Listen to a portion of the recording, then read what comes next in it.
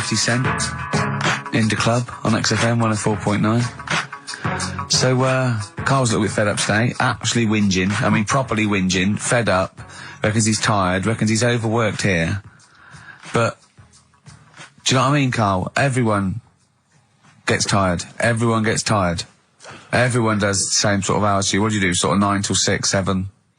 About 9 till 7, 8. Well, no, because a couple of times this week I've sort of met you for a drink about 6. So, it's funny, isn't it? That's weird. Some of the times I've come back after it, just for another 40 minutes or something whilst no one's around, try and get stuff done without phones going, without emails coming in. Yeah, we got to do it. Can I tell you what I think's a disappointment? You're in the department. You got to do it. I just think it's a disappointment that Karl hasn't been able to put that aside and rise to the occasion. He's only got to do this show once a week. I know. We're tired. We've got you've got one job. We've got about 6. And we're still doing it. Do you know what I mean? We still do it. We still. Well, you're a professional, Rick. I mean, that's why you've won multiple awards. Is because you're willing to get up there, even if you're feeling a little bit under the weather, even if you hurt yourself, you've got an injury of some kind. You're out there. You're doing it. Yeah. You're entertaining. You're providing a service. Yeah. So it's disappointment. Yeah, but I've pressed all the right buttons at the right time. Indeed. Right. That's what I get paid for. Yeah. Done that. The adverts have gone out. Sure. You know what I mean? I've made you cups of tea. It's the negativity which is the problem. It's the vibe. You're bringing us down. Bringing us down. And therefore the listeners. Therefore the listeners bringing us down. If you don't like London, you know what to do. Well, I'm trying to get out of here, aren't I? We just bought a new flat. That's not the best way. Buy a flat in Manchester, live there. Doesn't matter. I can always rent it out and make a little bit of money. Why don't you sell the flat in London and buy a street in Manchester? Pilkington Avenue. You could literally have the Lord, the King of that street. People could come to you like Solomon with their problems. Yeah. Well, he's come up from London.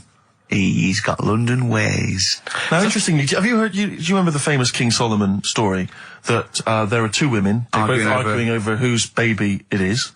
And they present this to, they say, this is my baby. And the other one goes, no, this is my baby. So he knows one of them's lying, but he doesn't know which one. And so what does he do? How does King Solomon solve that? How does he figure out whose baby is his? What would you do? They're both white fellas, yeah?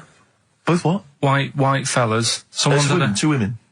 Right. It's 2 white women. To be probably, they probably weren't, completely white.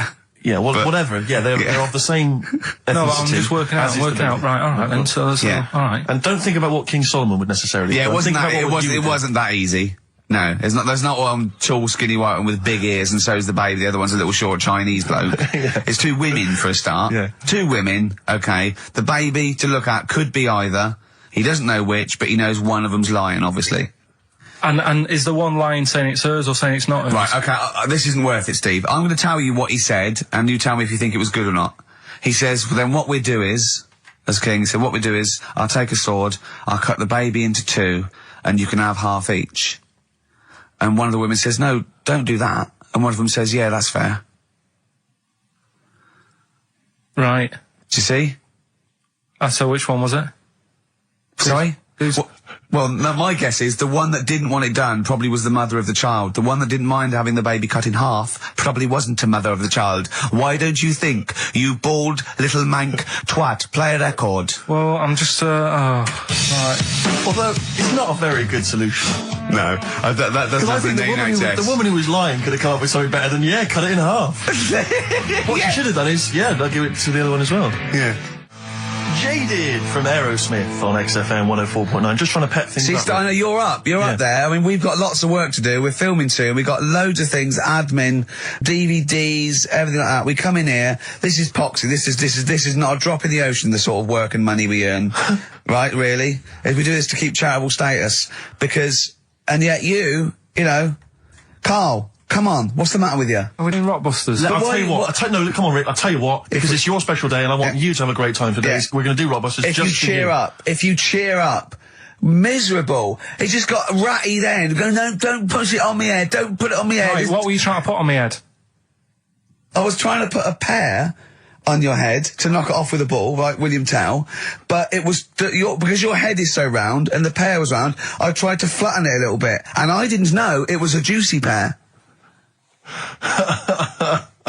So I thought it'd be like just to crush it a little bit, and then he went mental because he had juice running down his face. Oh. Why is it my fault? The pear's a faulty pear. Exactly. Get proper fruit in here.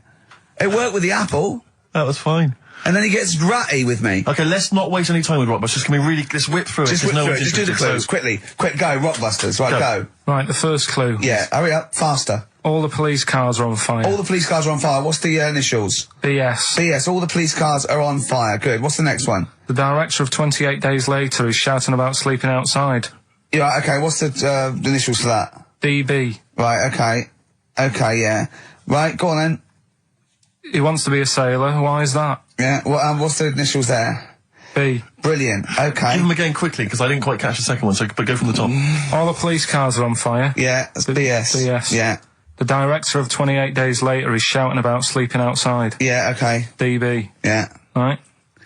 He wants to be a sailor. Why is that? Yeah. B. B. Okay. Then brilliant.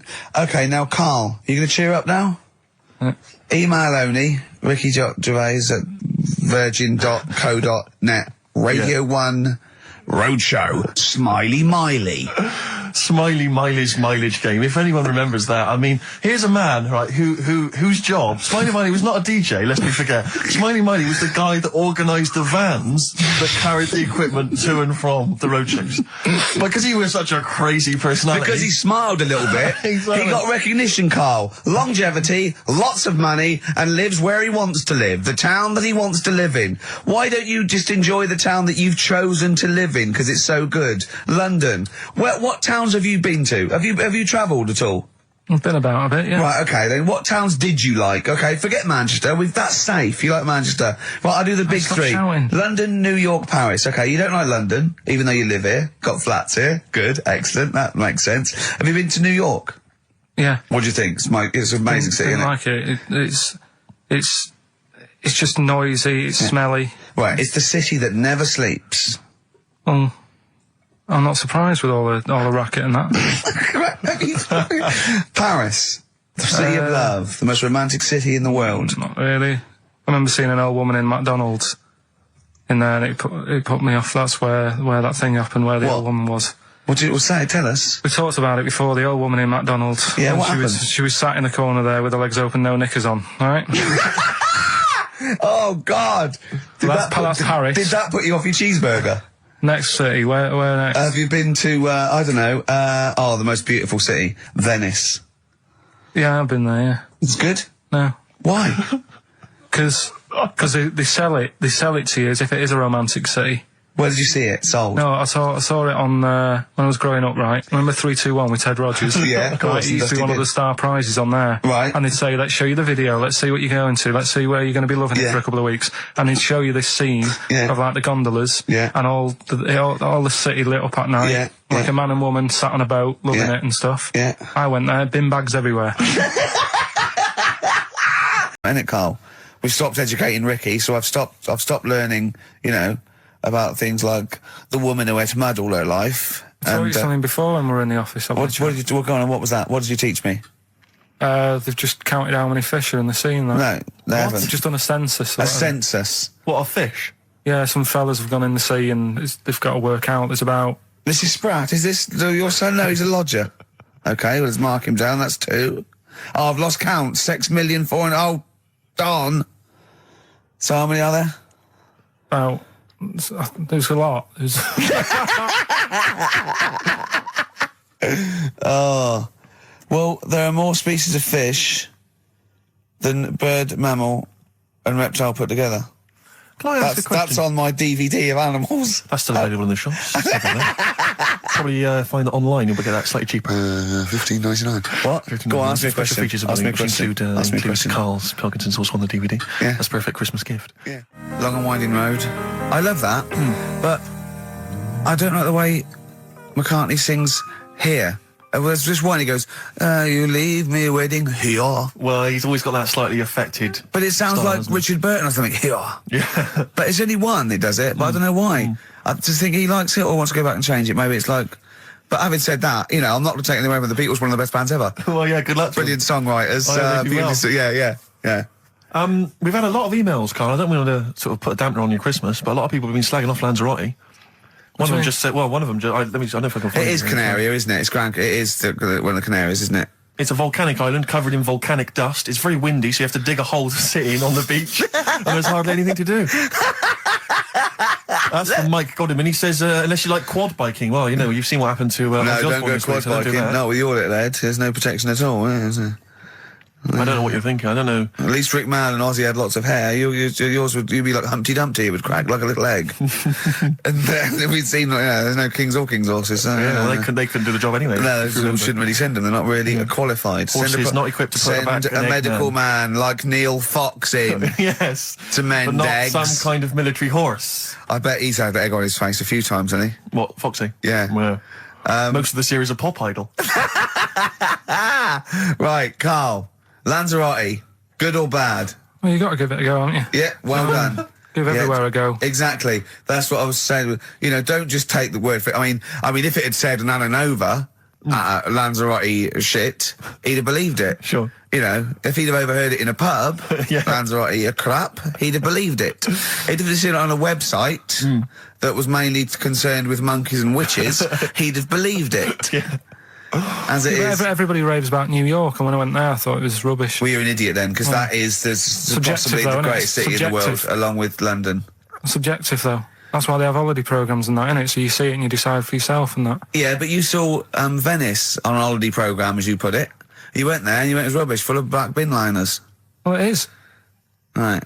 Didn't they show that? It stunk. Didn't Judith Chalmers say that? It stinks here and there's loads of rubbish everywhere. No, she didn't. Did she mention that? Oh, that's what I mean. So it depends what you want from holiday, doesn't it? Well, yeah. But you're an idiot if you don't like New York, so next. Anyway, come on, break up, guys. Kiss and make up. Right back, just for Christmas. Brilliant. I've only got two, really. What? Because I was trying to work one out before, right, in my little room. Yeah. I was looking at different band names, thinking, what can I do? Yeah. Couldn't concentrate, because Ricky was in there, trying to spray deodorant all over the place. Right? Well, you should have done them yesterday. You should have shut me out. Right. So there's just two. Brilliant. Well, I've kind of got an idea for the third one. Fine, I'll have a go. Yeah. Right, so anyway, the first one... Should we play a record and come back to this? We'll do it quickly, we'll do it quickly. No, play a record. This is then. rubbish. Yeah. Rubbish. Libertines. Useless. Give me the gifts. Let me have a look what prizes you got. Libertines, Don't Look Back Into the Sun on XFM. Well, the general public are getting involved with Carl's holiday, and, I mean, this has been a damning report on Lanzarote. There's not been a positive word written about Lanzarote so far. Wow. It's volcanic, there's no natural water supply. Sorry, there's no natural water supply. It's you all have to sit in a hole. What do you think of this, Carl? What do you think of the people that want you to know that you're going to a rubbish place when you can't change it? What do you think of that? Rubbish though, will it? What do you mean? All right. What do you mean it'll be right? Because I'm going to go there thinking, oh, there's no water and that, and there will be water. No, they didn't say there's no water. What did they say then? There's no natural water supply. Whatever. I'm not bothered. It doesn't bother me. All right. I'm going to have a good time and that. What are you going to do? What's your plan to do? Got a book. What book you got? Rich Hall book. I'm just going to read that. So, Brilliant. And the weather's better than here, isn't it? Yeah. So... Someone emailed just now. They said they're listening online and there's a problem with their computer and everything's sped up. The music's sped up. Our voices, Rick, are sped up. Except Carl's. That's how slow he speaks. So when everything's sped up, he sounds a normal. Right, we're doing Rockbusters. Yeah, come on. What rubbish. I wonder why we stopped this game. Well, I think it's probably exhausted him. He needs to go to some kind of volcanic dust island for a holiday. With no water, Yeah, exactly. just to dry out and get some new ideas. Oh, I'd love to see you sitting there on these black ash sands, just sitting there going, I'm thirsty, Suzanne. There's no natural water. I've finished my Rich Old book. I can't focus. I'm going blind. I need some water. Oh, brilliant. Oh, bless him. Anyway, happy Christmas. We said we weren't getting out, didn't we? Right, go on then. It was the premiere. Did you see the coverage? It was a premiere of Lord of the Rings Part 3. I can't be bothered. I mean, man alive, I'm sick of Lord of the Rings. I watched the first one and I was actually I've never been into all that sort of stuff. Never liked it. Gollum and Dungeons and Dragons and gatekeepers and weird magic, and Harry Potter I want to punch his face in. I know what you mean. But I mean, it's sort of like, Well, Lord of the Rings, when I was at school, if you were into that sort of thing, you were a nerdlinger. They would beat you up, they'd shout heckle abuse, all that sort of thing, you know. I wasn't a fan. I actually don't know anyone who admitted they were into that nonsense. It was shameful. It was embarrassing. Now, the whole world's gone crazy for it. Even the tough guys, the hard nuts, the streetwise kids, they're loving it. Can't wait for the third one. I see people raving about it. It's Jonathan Ross, all these people going, it's the best thing I've ever seen. It's 3 hours and 10 minutes of trolls and goblins and magic spells and large feet and magic rings. I'm loving all that crap. What's wrong with you people? I will smite you with my sword. It's just interminable. The orcs and the Norks. I saw some people playing this game. They had a big manual and a dice, and they're in a pub, and they're all fat with beards, right? And he threw a dice, and he looked down, he went, and he said something like, outside them, 3 miles to Mumra. And they went, oh, well done. I know. I want to go and say, what is this game? Yeah. What? It's absolutely extraordinary. Well, they showed some coverage of the Lord of the Rings premiere on TV, and there were people dressed up as some of the characters. Yeah. There was a girl chatting saying, well, I just think Gollum's hilarious. What? People talking about telling me Gollum's hilarious in this new film. How is he funny, my precious? Oh, my precious. What's funny about this? I'm losing it. I'm genuinely... Is he like Yoda? I don't know what the joke is. I'm missing it all. And when the walking trees started talking... Oh, man, I love it. Gollum's the little one that looks a bit like Gandhi. Yeah, exactly. The computer-animated Gandhi. Yeah. Yeah. Is that all right? Yeah. I think that's how he's described in the book. But this is the other thing. I said, then they go, Tolkien, J.R.R. Tolkien, he's a genius. You know he created his own language? Whoopee! Carl comes up with a new word every week that he's made up. He's not a genius. Yeah, well, the bloke, a look of frighteningness came across his face. Frighteningness. Yeah, Carl's new word. No Blue Sky, The Thorns. That's beautiful, isn't it? On XFM 104.9. Carl, you're losing your rag a little bit. What's the matter? Nothing, go on. See? What's the matter? What's the matter with Carl? I've got something to cheer him up. Someone's emailed in, Emma's emailed in, she said that, for those that know, those in the know, they referred to Lanzarote as Lanzagrotte. Brilliant. He's a bit fed up. He's got 2 CDs for Christmas from a company that's been with for 6 years. He's a little bit grumpy about having to answer the phones. He wouldn't go and make Steve another cup of tea immediately. Selfish. Yeah. Carl, what are you thinking? Nothing. Go on, what were you doing? Come on, Carl, you're getting paid for this. Project. Out. We'll take one of those CDs away. All right. Right, okay. Are you in a film this week, Carl? We're doing that now? Yeah, go on. Get it over with. Hang on a minute, then. Get it over with. Let's get this show over with. We can go home. You can go off to Lanzarote and sit on some ash. Some charcoal. He's not happy about that. That's annoyed him. The listeners have all ganged up on him. Yeah. XFM giving him 2 CDs. We've had more calls for his resignation this week than ever before. What do you think of that, Carl? What do you mean? There's another reason. Do you know what I mean, though? Because he's grumpy. He's not just giving it. He goes, well, I can't help it, can I? I don't want it. You're being paid well to do a job. People have tuned in to be entertained. Too much hassle. Yeah. Yeah. That is my job. Friends that is the point of life to me. I can't wait to see them. I squeeze their head. I welcome them in. Oh, they're annoying. They annoy me. Annoying me. I love it. Friends are annoying. He's even scared of doing something with a friend or getting a gift because he goes after buying one back now. Yeah. It's sort of like life's a bit of a chore for Carl, isn't it? Well, anyway, all right, let's leave that aside. Obviously, you're never going to be entirely happy, although apparently you are already on the brink of happiness. All you had to say was your hair looked nice. That's all you had to say. Yeah, it looks good, yeah. And that's it, end of story. What's the point in that? What is the point in that? Because she doesn't really care what you think, but she doesn't want to hear that she looks like Dave Hill from Slade. Yeah. She's not having her haircut just to please you, Carl. Despite what you might think. Yeah. He's taken aback by that. Yeah. Sorry, happiness then, yeah. All right, I was happy the other week, right, when I was going up to Manchester on the train, nice quiet carriage, I'm sat there reading about sharks and that, right? Nice and quiet. And I got annoyed, I texted you, didn't I? Yeah. When 2 fellas got on. Can we talk about it? Well, yeah, you've started it. 2 gay men got on. Go on. 2 gay fellas got on. Yeah. And it wasn't the fact they were gay that bothered me. It was like, each to their own. Let them get, you know what I mean? Let them do what they do. Yeah. And, behind closed doors. But they started talking really loud, right? And they were going on about, that's annoying anyway. That's annoying whether you're straight or gay. Talking to you. But do you know that theory I have about they go out late?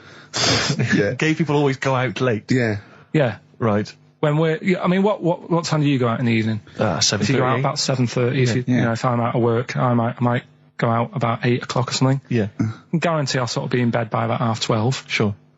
At that time, they're still sort of ironing the jeans, right? And the funny thing was, I've always said this, right? Dalton on to ABBA. You sort of said that's rubbish. I'm sat on the train reading about sharks. These two are talking, and they're going, "Oh, we can't wait to get there." And his phone goes, and he goes, "Hello," and on the end he goes, "Anyway, I'll see you at 1 then," right? Right. So I thought, well, maybe that's tomorrow. Could be 1 in the afternoon. That's when most people would meet. Yeah. And then he carried on talking. Most people would meet. Carried on talking, and he goes, "Yeah." So anyway, like I say, see you tonight. 1 o'clock is meeting someone. Yeah. I don't know why you go out that late. Do you remember when his favourite record of all time is The Killing of Georgie? Sure. He said, would he have been killed if he'd have been back at a decent time? Yes. There's no mention of the time in this song. And then the funny bit was, actually, that did make me laugh, right? When he'd finished talking on the phone, he said to his partner, right, "Oh, there you go, let's have a little chat." And the fella said, "Who was that?" And he said, "Oh, it's Dave." He said, "Which one's Dave?" He said, "You know, the one with the shaved head." I thought, in the gay community, that isn't a good description. No. Do you know what I mean? Yeah, I know. They've all got little shaved heads. Before we move on, was the Sharks article interesting? Did you learn anything? It's pretty good. Was it? I'll teach you something about that later. Oh, okay. Is this educating Ricky? Wasn't, but I can teach you a bit. Yeah. All right. That's good. Play some ads and that. Play some ads and a tune, and then have we got maybe a competition? Yeah. What have we got? We're all looking forward to that. All right. Fortune Faded, Red Hot Chili Peppers on XFM 104.9. I'm Ricky Gervais, with me Steve Merchant and Karl Pilkington. Back for 2 hours a day, then a Monday off. Conning the management, baby, and sending this station spiraling down into the depths for his greed and selfishness. Yes. Okay. We were talking earlier about things that have happened when we were away. Quite a lot, but there's one thing I heard. It might be a rumour. I hope it's a rumour. I kept it from you, Steve, because I want you to sort of have spirits out, because we've been at it in the office, and we've got to be... Okay, I'm just going to say it. I think Shed 7 have split up. Sorry, I didn't... Shed 7 have split up. I think I got something in my eye. It's just a bit dusty, you know, I think. So, okay, if it's true, it's true. If not, at least we got their music. Their music didn't... The music lives on. So we're going to dedicate this show to Shed 7 and all the bands. Talking about ghosts and that, do you know how I'm into them? Yeah. Right? How weird do you think this is, right? Well, it's not true. Before you say it, play a record. No, go on. Go on. Right, it's this woman. I don't even know if it's ghost, really. It's just a bit weird. Sure. Yeah, sure. There's this woman, and she's not a woman, she's a kid. Sure. Okay. Sure. She's walking down like a street in her area. It's a nice day and everything. Everything's normal. She's walking down, and a woman comes up, cycling past, right? The woman on the bike looks at the kid, absolutely terrified, right? Got a really scary face on her. Yeah. The kid's thinking, why is she doing that? Yeah. Right? So anyway, she thinks nothing of it, goes, you know, I think she was playing in the park or whatever, goes and has a nice day. About 15 years later... Oh, right, yeah. She's, I don't know, I think she was going to work, right, on a bike. She was riding her own bike. Riding her own bike, cycling down the road. Oh, yeah. Looks at the kid. That's the thing that happened, like, 15, 20 years ago. Right. It's her on the bike looking at her as a kid. Right. Not another child. No. So it's her. She's seen herself. What, Carl? I mean, I don't know where to start. Firstly, where's this information come from? But I mean, why do you ever... I mean, I don't know what part of that you think can be true. I'm honest, I'm speechless. I don't know what to say. What are you talking about? Bit weird, though, isn't it? But it's not true. It didn't happen. Nothing happened like that. She said it did. Well, Who? then she's wrong. Who? She said she saw herself. she saw herself as a kid, didn't she? Did she carry on riding and as an past? adult when she was a kid. Did she stop and talk to herself, or did she ride on by and think, that's a bit weird, there's me as an 8-year-old. I won't stop, I'll be late for work. Yeah, if I'm late again, the boss said he'd be in trouble. Yeah. Oh. Well, And where is this information? Did it happen to someone you know? No. You overheard it on the bus? No, it was in the 14 Times. Ah, right. Well, Okay. that's the answer. Good. We've Okay. got to the bottom of that. Right, good. Well, Carl, what are your thoughts? Why have you stuck it out here? Nothing better coming in, I thought. Well, I'll tell you why, because you're always on holiday. You don't do a lot. You get paid, well, doesn't he, really? He's a moany. He doesn't try and get on at all. He doesn't deal with people. He moans about everything. And, so he's... I'm alright, I've got my own little room and that. Yeah. Like a cage. It is like a cage, isn't it? And he can shut the door. If people walk past, he goes, shut the door. He doesn't want them looking in. He's like a miserable old chimp.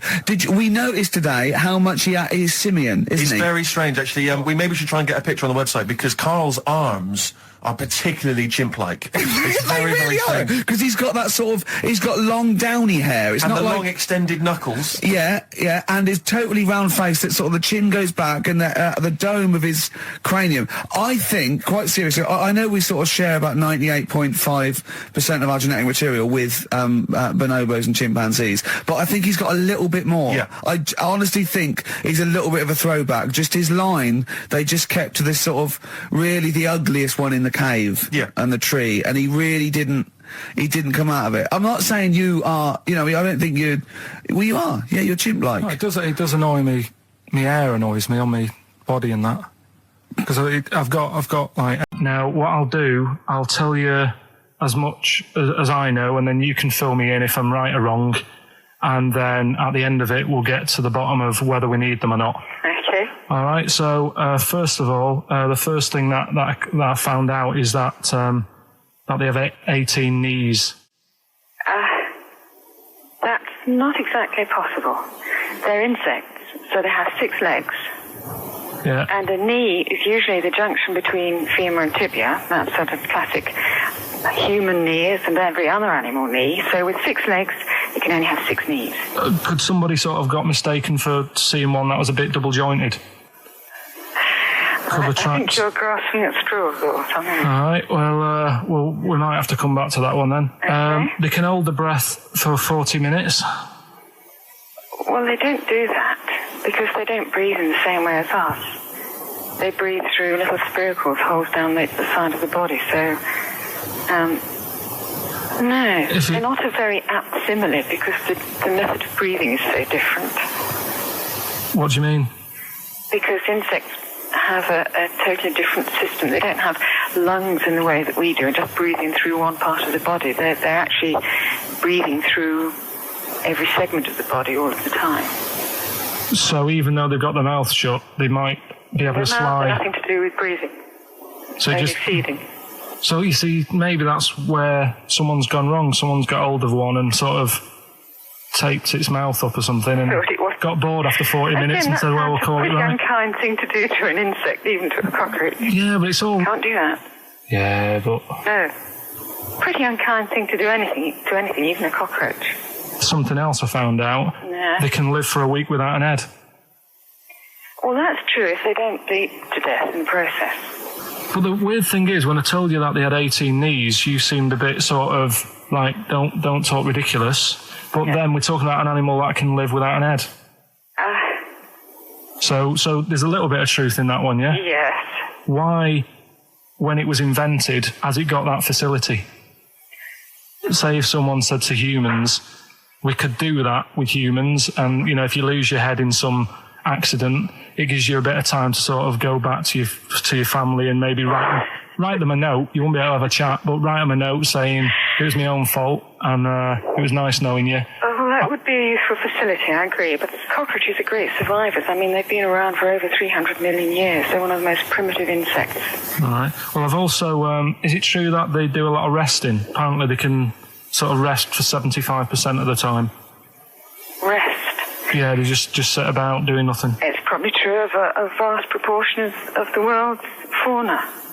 I mean, maybe the 25% that they are working, they're really giving it some, so it might make up. They're probably searching out food and, they can slow down considerably. You can chill insects in the fridge and they'll become very, very quiet. You might think they're dead. Yeah, but I'm sure, if we were sat in a fridge, we'd go a bit quiet, wouldn't we, Well, you might not know much about it, of course.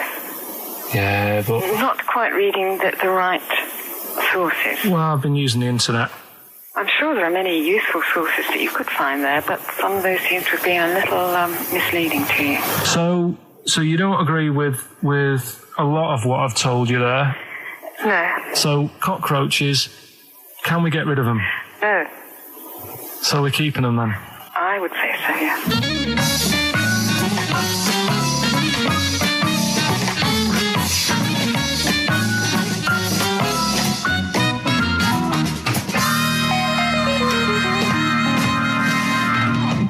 I think we should get her on more often because she sounds like she'd be a bit of an ally, really. Because she knew immediately that you were talking nonsense. She even said, I think you should be more concerned about your sources, which I've been trying to tell you for a year, right? The fact, I mean 18 knees, where did you get that from? It was on the internet. They can hold their breath for 40 minutes.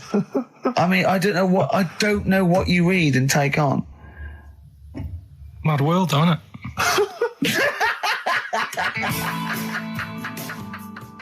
And there was also a fella in the week who said that women shouldn't be wearing trousers. Why?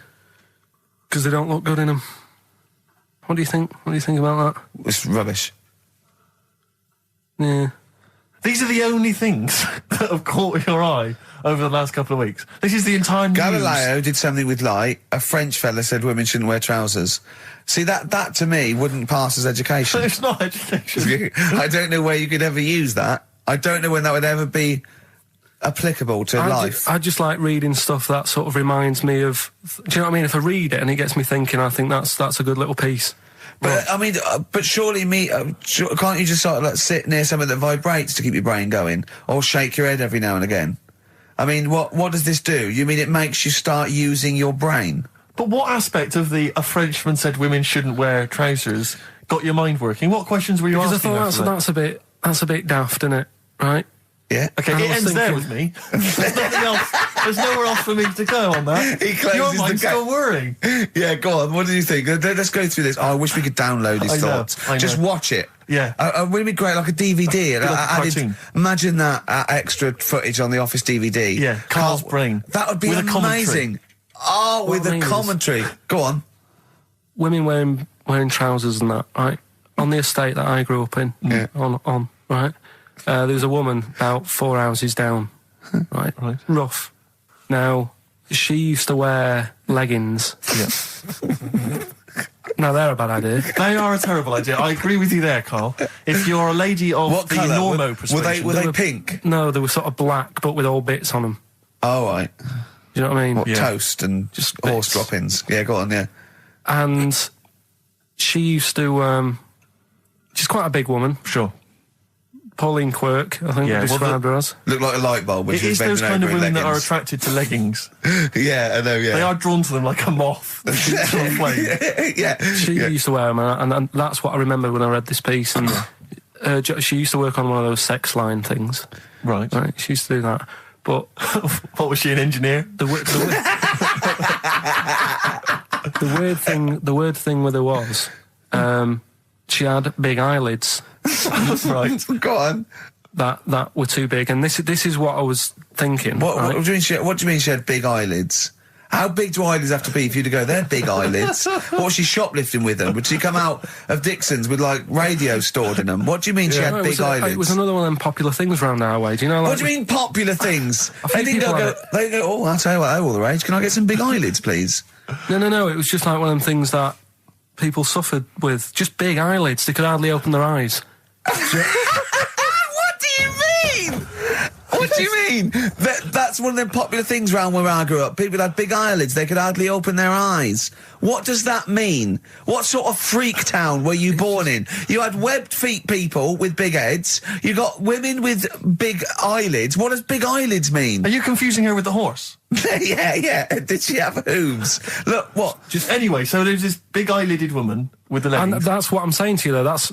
When I read that story with people with trousers, I went from that to a woman who used to have big eyelids. I still know the point. But then, and also the other bloke who had the eyelid problem was a mate of mine. Right. His dad had it, and same problem, massive eyelids. I don't know what that means. I don't know what that means.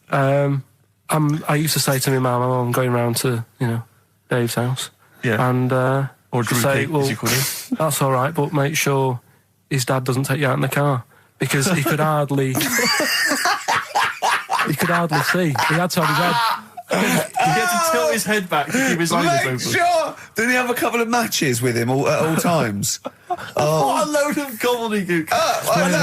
This began as educating Ricky. I know, so it's like he was people with eyelids. But it's like you're supposed to make that leap as well. Yeah. If I mentioned the trousers, Ricky will probably be thinking about people with big eyelids and women wearing leggings. Play a record, Carl. White Van Man, Carl. Brilliant. Recorded at great expense, that. Yeah, this is where we just hijack an idea from The Sun, which is White Van Man, where The Sun asks, in this instance, a cabbie by the look of it. Oh no, a fruit and veg shop owner.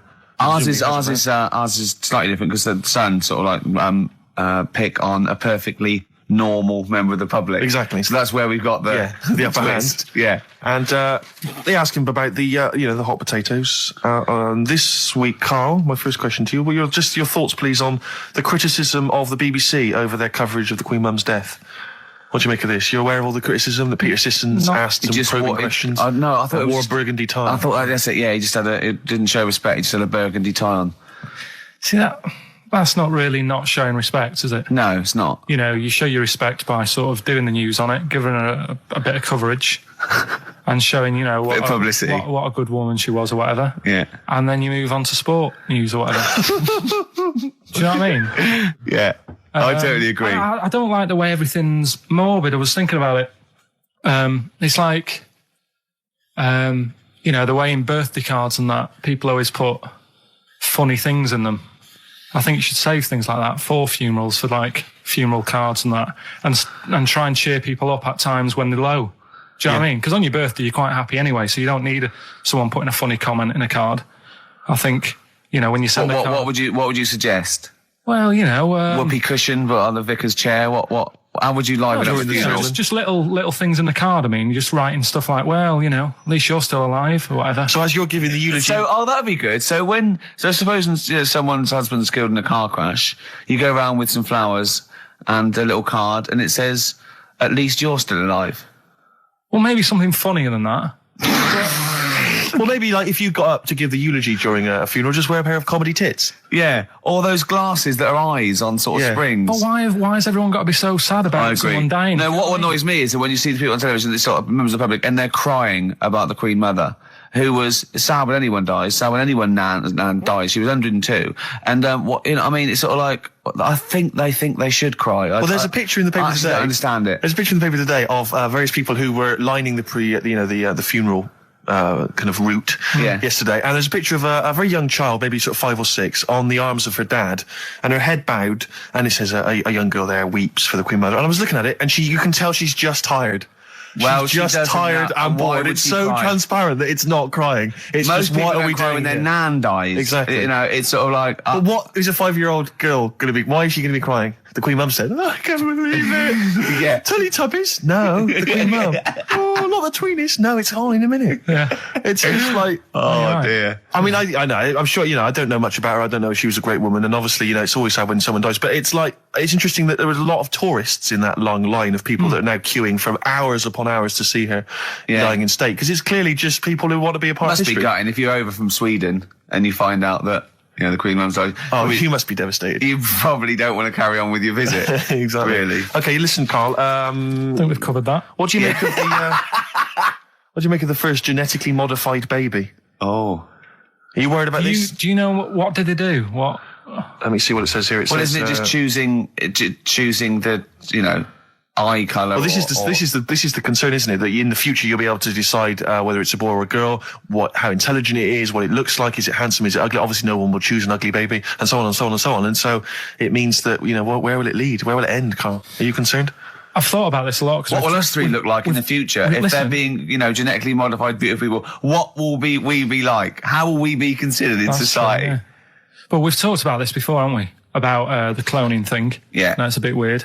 Yeah. But I don't think it matters, because at the end of the day, right, you might look like some other kid, but it's the way you're brought up that will change your features and the way you are, your personality. If you lie, you get a long nose, don't you? Well, no, but listen, right, because I remember when we, I was growing up on this estate. This is going to be good. Go on. No, it's not. It's just an example of how this doesn't work. Go on. So we don't need to worry, sort of thing. Sure. Right? Okay. So I'm growing up on this estate, and there was this woman about 4 houses down, right, who's a bit rough. All right. Didn't fancy her. Oh, God, no. Right, but she had a baby. Well, tell me about her first. I'm interested in this woman. Why was she? It was a very... Was it like being a man in a dress? I mean, I didn't grow up in a posh house or anything. I'm not saying that if you live in a bit of a rough house, you're a bad person. What did she look like? But anyone can Tattoos? clean up. Looked like Tony Green with a fag on. They didn't clean up much, right? Oh. Which, even if you've not got a lot of money, you can still try and make the place look nice. Yeah. Right? But she didn't. And a kid used to take a horse into the house.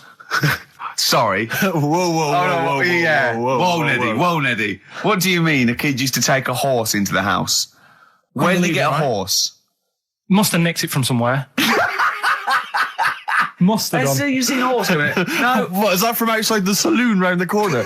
Yeah, was it just tied up with a bit of leather? Right? Oh, that's great. Big Jake coming looking for it. I'd been out. Oh. Sorry, let me get this. This was before the lynching stopped or after. Where did he get a horse from? What do you mean he must have nicked it? His mum said, where'd you get that from? I bought it. All right then. But keep it out of the kitchen. I don't want you going Catlin rustling. Where did he get a horse from, Carl? And how long did he have it for? Was he leading it or riding it? Mum, open the door, I can't stop. I can't stop it. Open the patio door as well. Looks like we got us a runaway. What do you mean? I don't know, but the thing is they couldn't afford to buy one because they're not cheap. So I'm just guessing. Maybe that's wrong of me. But I think... He had a horse? Yeah, right. So that's why the family didn't have any money. They'd spend it on the horse. No, I don't think, that's what I'm saying. I don't think they would have bought it. So anyway... Yeah, it's wise to whisper, Carl, in case they're listening. Yeah. And they could be in the room next door. It's not buying it, it's keeping it as well. Oh, so I was like in the car with my dad coming into the avenue, and you used to have to drive down it to turn round and, and sort of go back to our house. You had the traditional method of transport. Yeah. And the horse was in the lounge. Reading a paper. Just like walking around. What? And when I was doing, I tried to earn myself some money once by flogging little flowers in plastic cups. What? This is genius. It just keeps coming. What do you mean you're trying to flog little flowers? What do you mean? Wait. Let's play a record. Let's play a record and come back to this, because this story's going to just unravel and unravel. It's going to go for hours. Let's play a track, deeper Carl. and deeper. It's like an onion, isn't it? We've created a whole world here where there's a man living with a horse. Just walking around the lounge. I come from the West Country. I've never heard anything like that. I just think of a big sort of like orange carpet, and it's got a rediffusion telly, and this horse going, I'm fed up in here. Exactly. This is really... I am not taking the rubbish out again. Yeah. Right, play a record. Let's have Velvet Underground. We've got that lined up. Oh, yeah, the classic from the first album. I'm waiting for the man. Let's come back to the horse in a second. Little flowers in pots. What do you mean? Well, that bootleg's going under the name of Nothing, Miss Jackson, I think, by Meats and Poultry. So there you go. I do love these bootleg things because they're so pointless, but they're so enjoyable. Yeah, it's great. It's fun to do. Yeah, exactly. They're really good fun. They're great. But not as much fun as White Van Carl. White Van Carl, absolutely. Do you want to explain the premise? Well, we take the Sun, ask someone else, and ask Carl. It's simple as that. The Sun have just taken a normal person. We flipped it. We're going to ask Carl the same questions about the week's news. Yeah, just basically your opinions, Carl, as ever. What do you make of, well, obviously the big news, David Beckham's broken foot? Is this a big concern for you? No, I mean, it's sad. You know, it's sadder for him more than anyone because, you know, to like be in the World Cup is like the main thing for him, isn't it? Yeah. But he's still a young lad, and I don't think he'll give up. I reckon he'll still turn up. He'll be all right. And, yeah, good luck to the lad. You know I like David. I'm not going to slag him off. Wise words. He says that like he knows him. Like he's popping round for drinks later. Yeah, like we tried to stitch you up. Go on. But obviously yesterday, was it yesterday? I think maybe Thursday. The Sun printed a big picture of David's foot and encouraged everyone to touch it at midday, because hoping that this would somehow, if we all thought and prayed together, somehow that would help his foot heal. Do you believe in that? No. Any belief in that? No, you're going down the old like Yoragella route, aren't you? Sure. I know it's stupid. Yeah. I'm sure. I mean, it's nice effort and everything. It sort of cheers everyone up. Hold on, you believe in ghosts and warlocks and licking toads? Why is that any more stupid than all those things? It's not going to work, is it? No, all right, fine. It's rubbish. Okay. What about this then? There's apparently now available £1.5 million apartments available on an exclusive ship which sails around the world. Yeah, it's like what do you make of that? It's a huge thing, and you live on it, and it's. I mean, in theory, how big is it? It's mental. Do you know it's like huge a town centre. Do you know how like people said that the Titanic was the biggest ship? Was that only then? They've got bigger ones now, haven't they? Yeah, a lot bigger. Oil tankers are much bigger, and. Yeah. No, but actual liners are big. Yeah. It was the biggest then. Yeah. Because my mum told me that there was one that was that big that it had like rough areas on it.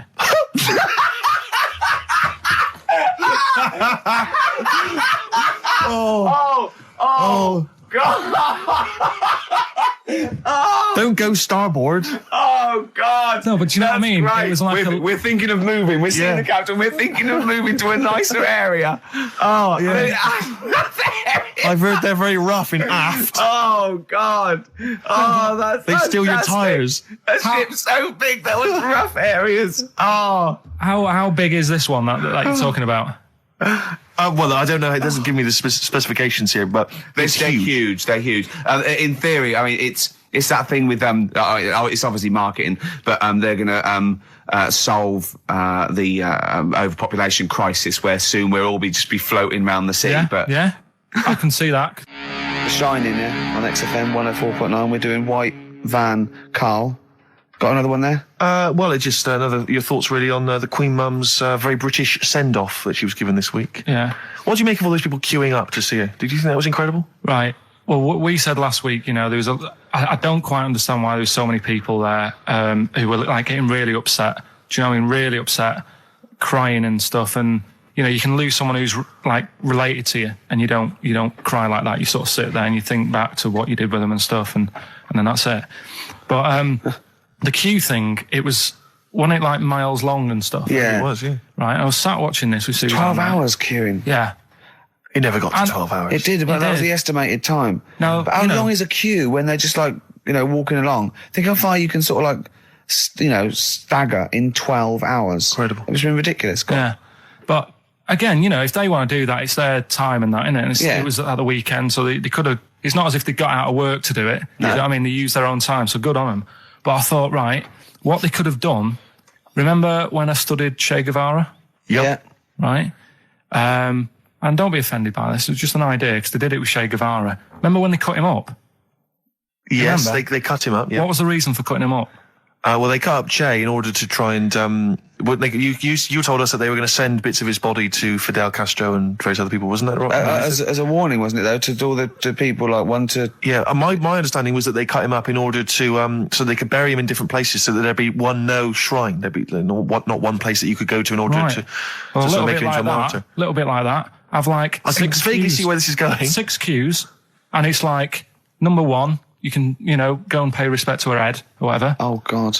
No, but I just was thinking the way of speeding it up. I'm not having a go. I'm not, because they haven't done it, so it doesn't matter. God. But they did it with Che Guevara. Yeah.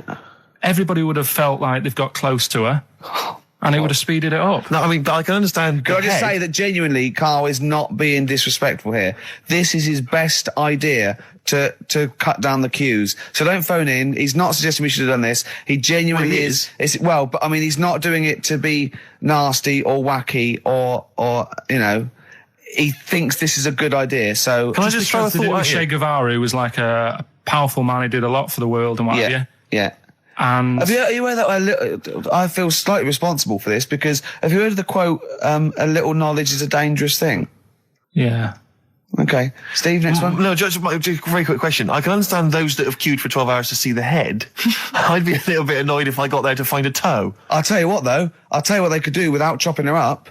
They could put about 9 queues. Each could see each hip she had. That's true enough. Because she's had about 9 of them. Yeah. So it'd just be, if you want to see the whole body, it's a 12-hour queue. If you just want to see a couple of the hips. Here's another suggestion for you, I just thought, right? What? Instead of everyone queuing to see her, why not put her on a trolley and wheel her past everyone else? Running. So yeah, you could have some students on Rag Week. They can combine it, like when they're always pushing a bed. You know, they could just run it along the queue. No, that'd be fantastic. That'd be disrespectful. Right, as opposed to the chopping up. So sure. No, Right. but just an idea. Just I apologise now. If anyone's offended. Anyone offended, I'm sorry. But Yeah. No, okay, we just do White Van Carl then. This is your opinions. You can't be wrong on this, can you? There's no right or wrong answer here. Okay. Right. But so this is where we ask Karl his views on the big news stories of the week. Basically, we've stolen an idea from the Sun newspaper, and So this isn't cruel, this programme, is it? I don't think so. picking on me. It's not, is it? It's weird because a few people have said, "Oh, you're picking on me." It depends how you look at things. Isn't Sure. Yeah. But you do like it? We could look at it like it's a laugh. So it's not a problem for us. You know we like you. You know you're our favourite. Yeah. I'm going to say thing in the world, but I don't mean that, in a derogatory way. it? No, I'm cool with it. Yeah? Yeah. Right. Okay. So your views, please, on the fact that attitudes are changing to the possible marriage of Charles and Camilla. Oh, what do you think of that? The roars at the moment, because the recent tragedies are apparently high in the polls, and people are coming around to the idea of Charles and Camilla getting hitched. What's your thought? Whatever, really. I mean, if they're happy with it. The thing that comes out of it most is it just goes to show, right, that there is someone for everyone. Just because, I mean, no disrespect to Camilla, I'm not a good-looking person either, but she isn't a stunner, and yet she's gone and picked up a royal. Right? Yeah. So I think it's good for things like that to happen, because it cheers you up. Do you know what I mean? Gives you a bit of hope. Thanks, Karl. So yeah, it's good. You know, if they're happy, if anyone's happy, it's a good story, isn't it? Yeah. You know what I mean? Yeah. You know, he's had a bit of bad luck, and now he's got someone else in his life. So. While he's doing this, I'm just doing a list of questions to ask him what he thinks of things in the world. Okay. Is that all right? Yeah, no problem. No problem. Okay, what about this then? Are you disappointed by the nation that a third of us are apparently unaware of St. George's Day? 23rd. Is St. George's Day the one with the snakes that we've talked about? No, that's... Are you one of that third, do you think? St. George is the patron saint of England who killed the dragon. Yeah, I mean, there's too many of these days, isn't there? That's the problem. If you make it a bit more special, like Christmas, so you buy presents and that for each other, then people will remember it. But there's so many of these days with Easter and Pancake Tuesday and all that. So it's not surprising. I think as time goes on, we'll find that a lot of these days will just disappear because, you know, people are busy. There'll be new ones, won't there? Right. Same way every day on XFM 104.9. I'm Ricky Gervais. With him, Steve Merchant. Sure. Rick, I only had one thing I had to do all week. Okay? What was that? I was all week, I was so excited about getting up Friday morning, phoning, getting Bruce Springsteen tickets. Yeah. The Boss is playing in October. And basically got up too late. Well, not sold out already. You just Sold out. It had sold out, but I started calling about 12:30. It sold out. I trawled the net. I trawled all the phone lines. Some of those buys are bulk buys for selling on, aren't they? They're not all individuals. This is the problem. I mean, I don't know how many people they can fit in Wembley Arena, but sold out by 12:30, and that's popular. Wembley Arena? Yeah. It's about 12,000, isn't it? I was so gutted. It was all I had to do. I was so looking forward to it. I phoned up one of those quite dodgy ticket agencies. Do you know how much he was offering to, they're 45 quid to buy. He said the starting price is 225 quid. I mean, that to me is like a ticket tout, like a legal ticket tout. Are they allowed to do that? I don't know. It's crazy. I was so angry. They'd have to say their booking fee was £150. Yeah, exactly. So but now I'm like desperate. I don't know what to do. I'm just wondering if I can abuse our position on the radio and just try and scrounge them from anyone who's listening. No, I mean anyone who's listening who's got the power to get them, or... This is begging, isn't it? It's exactly what it is, Rick, yeah. Yeah, I was going to try and dress it up. Yeah. But it's just begging. That ticket touts after you as well, for dissing him. Ricky.Gervais... Don't bring me into it. Shut up. Ricky.Gervais@xfm.co.uk. If there's anything you can do to get me a ticket, I'm willing to pay for it. Up to the price of 45 quid. Yeah, wow. No, second hand. Yeah, it's 30. Yeah. You don't want to throw your money around, I'll give Steve. 25 quid, come on. Don't you know who I am? Yeah. But that, I mean, do you know what I mean? Because I'm just, like, I asked Karl if he could sort it out. He's done nothing. He's achieved nothing. I know. So I'm just desperate. I'm in a desperate situation and I don't quite know what to do. I'll tell you this though, Karl, don't bother doing favours for him because he's not grateful. You give him something and he goes, right, does this mean I have to give you something back? And I go, well no. He goes, good. Well, I got your Cure tickets and you did nothing but it was whinge about rubbish, it. that gig. There you go. It was rubbish. I went along to that gig. It was a balmy summer's night. The Cure, as far as I'm concerned, owe me a balmy summer's night because I wasted it. Hour and a half they played for. They played 4 hits. I don't want to hear their dirge from like some dodgy album and from like 1984. I'm not interested. Play the hits. Boys Don't Cry, Love Cats, blah, blah, blah, blah, blah. Instead I got nothing. I was so angry. I was just, oh man, I was You were probably angry at Karl, weren't you? I was angry at Karl for wasting my time getting me the tickets for free. Do you know what I mean, if I paid for it, Are you getting to see what sort of a bloke Steve Merchant is? Doves, Caught by the River on XFM 104.9. I'm Ricky Gervais, Steve Merchant, hello, Karl Pilkington and everything. No, I'm going to be honest with you. Go on. A little bit hungover, don't feel very well. Yeah. I don't know if I'm hungover or still a bit drunk, but I don't feel... You sound like you're still a bit drunk. Yeah, so what I'm worried about... You do every week, so... But what I'm worried about is that the standard will slip. Sure. If I'm not right on the ball. And the other thing is I haven't had a lot of time to prepare the show today. Okay. So I don't feel, 100%. Yeah. I haven't done the Karl. Right. Look. Have you finished that sentence? I don't make me laugh because it hurts as well. And there's another side effect to me being a little bit hungover or drunk or whatever, right, is that I can be annoying. Right, yes. Because just to amuse myself, I sort of like turn my body off a little bit and just poke and like that and annoy people and that. I want to sort of like... Well, you do the physical equivalent of freewheeling. Don't you? You just I sort of want to climb on Karl and go to sleep on him. Yes. Do you know what I mean? Yes. They both annoy him and it'd be comfortable. Yes. Which is... can be annoying. Just a little thing just to make this show a bit easier. If you'd put your hand up when you want one of us to speak, because I'm not quite sure when the sentences are finished. The hands are up. Okay, good. So, the hands are up. Okay. Okay. Good, alright. Okay. Are you gonna just keep them up the rest of the show, or? No, Karl, do what you, huh? Good, alright. Do you want to, is there an excuse as to why you're a bit hungover? Too much wine. Okay. Last night, yeah. Yeah. Good. Thanks for that. Because this is the only work you've got to do all week, isn't it? Like, unless I'm very much mistaken. You don't have to do anything. You just sit at home eating cheese. Yeah. Then occasionally you do a bit of sort of shadow boxing. And that's exercise. And then you sit and watch TV. Yeah. Is that roughly what you did this week? Yeah. Uh-huh. So this is the only 2 hours you had to do anything for all week. This is you had to prepare for this. Yeah, but who can plan a hangover? Right. You'd think, Karl, you said you had some stuff. Yeah. What have you got? I love the fact that, whereas I was a little bit slow, Karl there leapt into action to keep this show afloat, keep the pace up. Go on.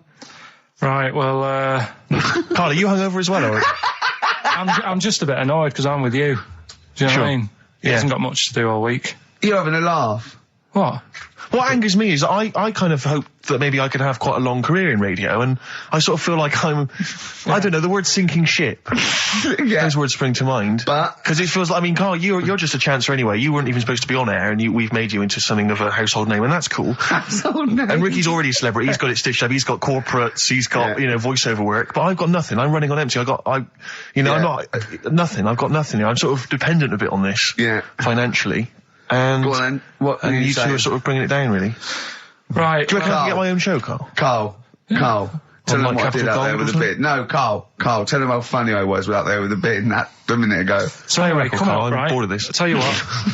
will we tease them with what we've got coming up next? Yeah, Karl, tease us after the next record. I think we've already got them for 2 hours. Yeah, we've hooked them, Karl. Don't worry, this is textbook radio. What's this? Bad on board. Yeah. Rick, can I just... Sorry, I don't mean to abuse our position again, but... Bruce Springsteen's performing in London tomorrow night, and you remember I made an appeal to try and get a free ticket. Yeah. Well, I don't even mind paying. I tried to pay, but that's good of you. No, I'm a generous kind of guy. And I thought you were mean. No, go on. What are you going to say? You were all I'm saying is, you know, face value. I mean, you don't want to be ripped off, do you? No, don't be crazy. You know, ideally half price. Yeah. And I've been chasing kind of my tail, really. I'm not going at the moment. I'm not going, and I'm desperate to see him, man. I mean, he's going to do a great concert. It's his only one in London. I can't believe that being on the radio, being on XFM, you know, the listenership's going up apparently. I can't believe I can't get a ticket. I've asked Carl. He's done nothing. Hang on a minute. No, Carl had a very good point. Nothing. Carl, say what you said when he was whinging in but first of all, whilst you're moaning, you also asked in the week for a Badly Drawn Boy album. Yeah. You got in today. Yeah. There's one there for you. Well, but it's yin and yang. And it's Carl. like, but I do, you know. Carl, what's Steve ever done for you? That's what you got to ask yourself. What has Steve ever done for you? Well, he took me to the BAFTAs. Yeah, but only because no one else would probably want to go with you. I can't believe that. What is this? I do not believe that. Oh, Steve, I'm going to stitch you up now, Carl. And it's in a nice way, and don't worry, it won't be too bad. He won't take it too bad. Carl sent me a little text message today. Right. No, Oh, what is this? Right, okay. Okay. You know, I'm in a very frail mood at the moment. No, you're like this one. This is funny, because me and him have been, like, sending trivia back and forth to each other. Which is another point, right? I sent him... Oh, well, I'll get to that in a minute. I thought he'd really be amazed with, Well, while you're fiddling, if you can make my dream come true, to go and see Bruce Springsteen tomorrow, then give us a call on the usual number. Well, like I said, Steve... What? Right? It wouldn't be... Right, you just said when the song was on, can't believe it, right? We work at XFM and I can't get tickets for Springsteen, right? Yeah. We work in radio, we should get tickets. Right, now think which of I'm the willing amount to pay for. Yeah, but think of the... Yeah, but if it's sold out, it's sold out. Yeah. Yeah, right? but that's just something they say. Right, that's just what they say, is it? Right, so everybody on local radio stations say, do you know, I like that Bruce Springsteen, I want a free ticket, right? So another say... I tried to phone, I phoned for an hour and a half, I couldn't get through. Not long enough. I've put the hours in. Not long enough. Not long enough. What are you talking about? I've put the hours in. No. Right? So another 400 people turn up at the gig. They cram them all in. There's people being crushed. You know, they've paid the money early. They were up early that day when the phone lines were open, whilst you were probably sleeping and that. So they're dedicated, and they're the ones at the front getting crushed. What? Would your mum and getting dad be crushed? happy if you were there getting crushed? I don't mind. I'll sit at the side of the stage and watch him. Yeah, but I don't mind. But everyone will say that then. And then before you know it, no one can see anything because you're all on the stage. On this one. Right, I'm going to give you this. I'm handing over my mobile phone to Steve to read the... You can see it's from Carl at the top, but just read it out as you scroll down. Just read it out loud. Is this a text message from... Yeah, this is a text message to me from Carl. Read it out. To see at night as well as an owl, you would need eyes the size of grapefruits. If only Stephen could turn his head right round as well. Carl, I can't believe it. What upsets me most, Carl, right, is not the fact that you've been slagging me off behind my back. It's the fact that you've got the cheek to come on here and moralise because you failed to get me tickets and make a dream come true. You've come on here trying to pass the buck and say that it's a health and safety problem, when in actual fact it's a Carl Pilkington problem. Do that, I've got it in a bin. I'm devastated, you know. Let's play a record. I'm upset. I should have eaten this banana off air. What's the number? It's 08700 800 1234. But if it's sold out, Steve, it's sold out. A bit of a classic here. R.E.M. I bet if Ricky wanted to go, it'd be fine. I'm sure someone could sort it out then. Who? Oh, if Ricky Gervais wants to go, then I'm going. Are you? No. You want some tickets, then? I had a bit of good news this morning. Go on. I was on the tube coming down, and I don't want to sound arrogant, I don't want to sound pushy, but I was at Green Park, and I'm fairly certain, Rick, it's not 100% corroborated, I'm fairly certain that a woman pinched my arse.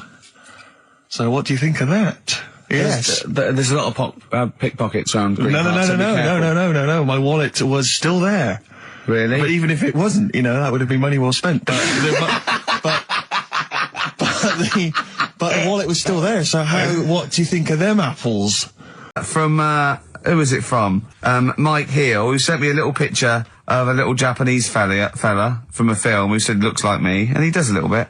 But he says, please can you make Carl laugh? I've never heard him utter as much as a snigger, and I'm worried he may have a genetic disorder. Well, I mean, he has got a genetic disorder, obviously, but, he was giggling then. I hope, people heard you then. Look at his little face. It was a joy. I love the things that make him happy. But I love the fact just before the microphone came up and just before the record finished, he had his headphones on, the music was too loud and he was just shouting, Bauhaus is not working! Bauhaus is not working! Play something else! I went and found Ziggy Stardust by Bauhaus and he said, why isn't it working? Look at him giggling, look, he's lost it. Is he going away? Are you on drugs, Carl? What have you done? He's tickled. Look at his little, he looks like one of those shaved monkeys. Look at his little, oh my God, I've never seen a forehead glow. I know, it's extraordinary. Oh. And he's got that red shirt on as well, so the whole of him is just a big glowing... Carl, what are you trying? What are you putting in? I'm going to see if I can get this to work. Go on then. Hang on. Brilliant radio. I hope Dr. Fox is listening because I think he's eating his words right now, Steve. Right, I think I've done it. Well done. That's excellent. Right, what let's play Bauhaus now and let's try and compose ourselves. This is Ziggy Stardust by Bauhaus. Yeah. Actually, a bit of extra monkey news if you want it. Okay, always. Do you know the Monkey News Extra? Go on. Do you know the Halfords ads? Halfords ads? I don't think so, no. What happens? Halfords, they've you know, they sell nuts and bolts and stuff. Right. They were using monkeys in the ads. Okay. Yeah. And what happened? Don't they sell bikes, Halfords? Well, mainly. Bicycles and motorbike stuff in that. Okay, so they're using monkeys in the ad, but what happened? I can't handle it. What? I can't do this. Look at him. Look at him. I don't care what he's doing. Well, basically, right, there was a load of hassle because they were using these monkeys in this Halfords advert. Yes. Right. And what happened? Get to the point. It turned out it wasn't a problem because they were mechanics in the first place. Well, they were monkey mechanics? Yeah. What are you talking about? Mental. What are you talking about? That's not a story. Right, anyway, listen, let's get back onto They were mechanics in the first place. Right, listen. Right, so they're making this documentary. Right? And stumble across a little gang of... Come on! Get on with it, please. Little gang of monkeys. That's Yes. the first time I've ever laughed. I'll hear that. I know. Well, brilliant. What do you want, a cake? Come on. Can we play a song? Oh, I don't understand what is wrong with you, you freak. It's making me laugh. Just tell us the story. All right, then. All right. So anyway, right, so there's this documentary being made. They found a little gang of monkeys. Right, play a song. I don't know what's going on here. I apologise. It's just if you were looking forward to monkey. Got to hide your love away. According to the Beatles on XFM 104.9. I'm Ricky Gervais with me, Steve Merchant. Right, Carl, come on. Monkey News. Everyone's composed. The jingle, please. Oh, chimpanzee that monkey news. Excellent. Okay. Right, where were we? We would just start again. There's some people making a documentary. For what? Okay. Making a documentary in a jungle and that. Right. Stumble across a little gang. Okay, come on. All right. A little gang of monkeys. Yeah. Oh, come on. So the camera crew are there filming it. Yes. Everything's going normal. It's all fine. Nothing odd about it. Okay. They're not running a restaurant. They've not got any barber shops. Nothing. No. Just regular monkeys going about their business. Yeah. So anyway, what normally happens is the monkeys sleep with the partner. They already do what? They don't sort of sleep around and that. Once they find a girlfriend or the boyfriend or whatever, yeah. they stick with them, right? Okay. But anyway, they were watching this one, right? And it's going around a bit, sleeping around. Oily. And it was getting fatter. They thought, this is a bit odd. Yeah. Right? So followed it round and see it having it away. Turns out, little prostitute.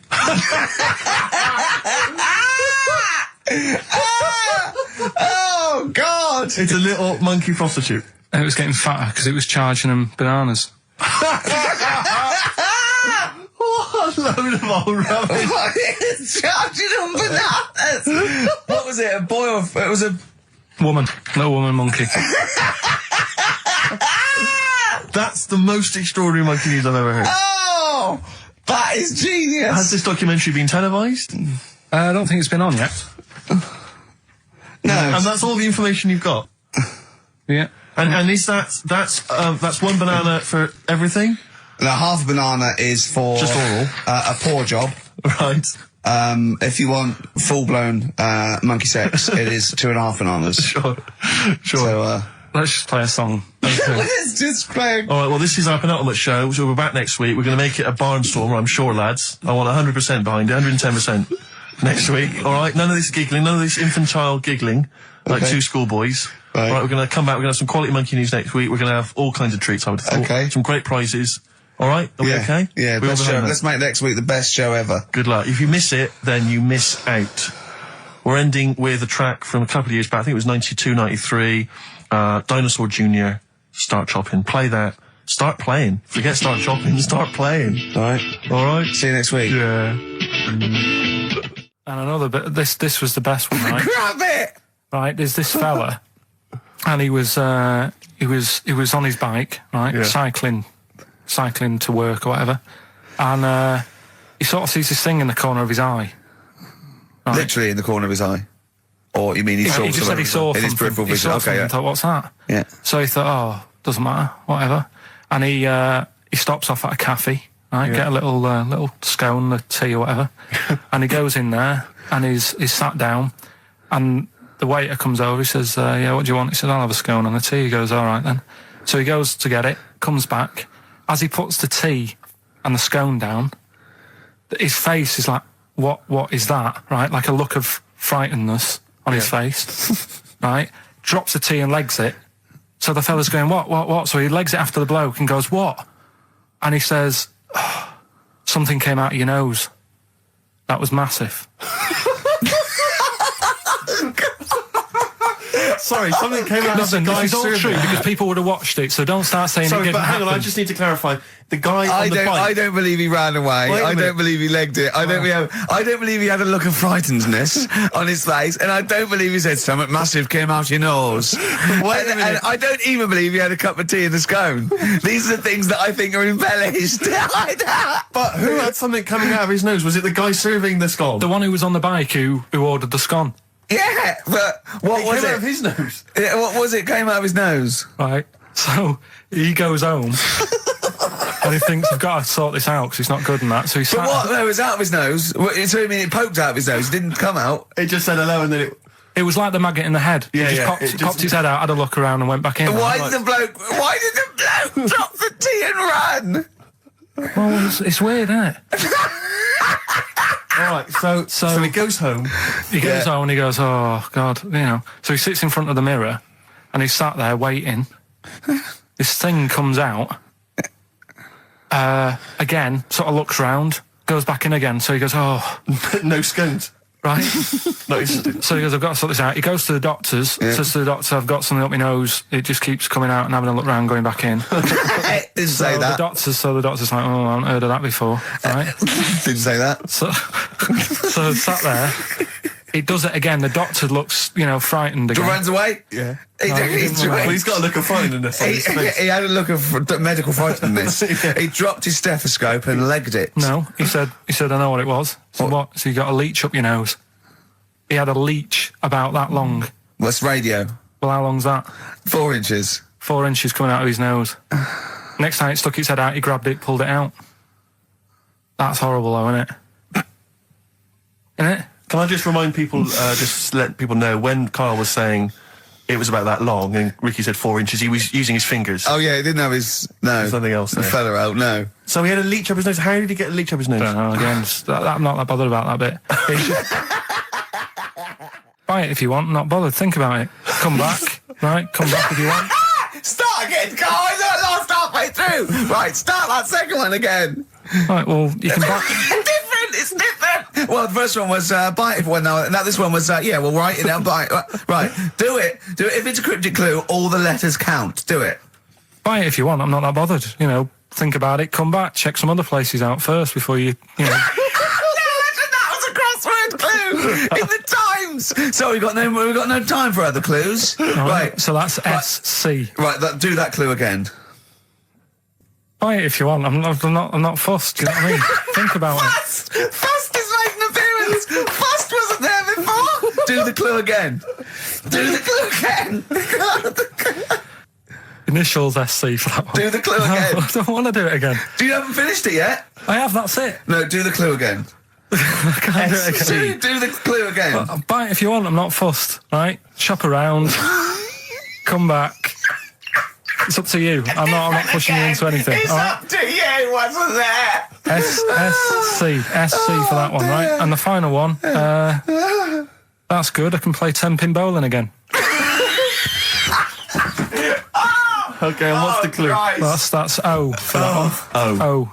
All right, so they're the three Now I things. assume that I'm not going to bother to look, but I assume there's a jiffy bag of tax which people can win. All right, well, great, good luck. Ricky.gervais@xfm.co.uk is the email Play a address. record. Thorns. No, buy it if you want. I'm not fussing. Come back, have a look round. I'm open Wednesdays, by the way. Shut up, for. See you later. I sort of feel like, one thing we've never done, Rick, is we've never pandered to people, but as it's the last show, we've got to give the audience what they want. Blockbusters? Well, yeah, and I was going to say things they don't want as well. And, well, just basically to keep a smile on Carl's face. Yeah. I say a smile, a sort of not quite a scowl. Yeah, he never really smiles. So, it's just really as a chance for him to have a go. It's like, you indulge an annoying child. The only time Carl laughs is for no apparent reason. Yeah. What do you think, like... What do you mean? Well, it's just... Do you know what I mean? Keep it. It should go to the winner. Yeah, exactly. That is a very good point. So... Be warned. Don't open things that weren't addressed to you. Yeah. I did that Pandora's time, though, didn't I? box. There's some sort of lesson there. Yeah. What happened? All the evils of the world, wasn't it? Pretty much. What? Yeah. Oh, don't try to explain brilliant. it to Carl. No, Pandora's box. Go on. Well, told not to open it, opened it, released all the evils that are in the world now. But did the person say if you open it, loads of evil will come out? It's not true. It's not true. It didn't really happen. It's not like evolution. It's not the truth. But you remember that? Yeah, you won't listen to some of my stuff. Like goldfish and stuff. No, it's not that we don't listen to it. It's that you would pass off how all the evils in the world got here. Because on Ananova it would be, Pandora opens box. Outcast. Hey Ya on XFM 104.9. I'm Ricky Gervais. With me, Steve Merchant. And over there, Karl Pilkington. Now we've got a new feature. Well, I don't know if it should become a feature every week, Rick. I'm not sure it's got legs for that. But maybe in the absence of Rockbusters. Basically, I was looking through the pigeonhole, and we got a lot of stuff sent to us, a lot of junk, stuff we don't really want. Yeah. And a lot of people, for some reason, they send Begging letters. Begging letters, a lot of that. We get sent a lot of CDs by people, bands, artists, who have not yet been signed. Maybe they've knocked something together in their bedroom, they got a band, and they just, for some reason, they want our feedback. They want us to sort of give them some thoughts on what they think, where they're going wrong, stuff like that. And I just thought, I was having a clear out, and I thought, why not just give them a little chance, Yeah. Just throw them a bone, Rick. Honest critique? Honest critique of some of the artists that sent us stuff. Okay, go on These are then. bands that have not been, they've not got a record contract. This is exciting. Okay, name the 3 bands Well, first. I'll tell you, we'll go through them individually, and I'll hear a little snatch, and then I'll get your opinions, both from you, Rick. I know you've been in the music business, you've got a good general knowledge of music, you've got good taste. Big time, and big also time. Karl Pilkington's views as well. Yeah. We know what to think of them. So this first band is called Kellerton Road. I'm sure they're very excited. As I said their name then, they probably can't believe it. They're phoning each other now, they're getting so excited. All friends are phoning them now. Yeah, Turn your exactly. phone off. They for can't people in believe this that. band. You don't want to... Yeah. Well, okay, then Kellerton Road. Kellerton Road, play a track from them. So that's Kellerton Road. I think that's a track called Secretly. And looking on the back here, there's 6 of them in the band. They all pretty much look the same. They got the long hair, the usual sort of look. What do you make of them, Rick? All right. Yeah? Quite like Yeah, that? good, yeah. I mean, bit generic. The chorus is a little bit simplistic, but I like good production, good Yeah. good Reminds you of musicianship. something maybe like the Thrills, that sort of thing. Yeah. I mean, yeah, good. Jukebox or junk box? What's a junk box? It's just, I'm just trying to make it sound snappy. Jukebox or junk box? Don't, because you haven't got it. Don't ever stick to what you're good at. Okay. What, being sexy? Just sort of watching Doctor Who and stuff. You like that, don't you? Yeah, I love it. Okay, then right. What's the next one? So, well, let's just ask Karl Pilkington's opinion. Karl, what were your thoughts? Yeah, it's all right. Yeah? Yeah. That's it, is it? Yep. Is that why you're no longer right for the enemy? Go on. So what's this next one you've got for us? This is the first time I've managed to sort of... Well, let's go through them then. What have they got wrong? The first one. The first one. What was The first one, yeah, the first one. Well, hang on. Let's do them in reverse order for a second. So what's the last one? The last one, the clue was that bloke does sport on the telly and he's got a little kid. What's that? That's Destiny's Child. Des, who does ITV Sport, that's has got terrible, a tiniest man. child, right? No, that's fine, they got that. Okay, Destiny's Child. What's the Tiniest the Child. middle one? Well, the middle one, right? Child. The second one was, he doesn't like women, yet he's got a couple of kids, that's a bit weird. Yeah. Right? That was PD, that was Puff Daddy. That is offensive. Go on. But it's not Puff Daddy. It's Puff Daddy. And he's not even called that anymore, he's called P. Diddy. Well... Okay, fair enough. But they got that one. Yeah. And if I'm being tight, these lot are as well. Yeah. Yeah. Tight means something in Manchester. Go on. Right. And the first one that they're having problems with, I don't think them birds should be allowed in this area. Got it. Boyzone. It's not Boyzone. What's the clue again? I don't think them birds should be allowed in this area. That is perfect. A boy zone. No birds. No women. No women, yeah, birds, right? A boy zone. Sorry, Carl. If that isn't the answer, their clue is better than yours. That is brilliant. What was yours? Boy zone, it works perfectly. What's your answer then? Bangles. What? I have no idea what that means. Like seagulls. So you don't want them in this area, so you're banning them. Bangles.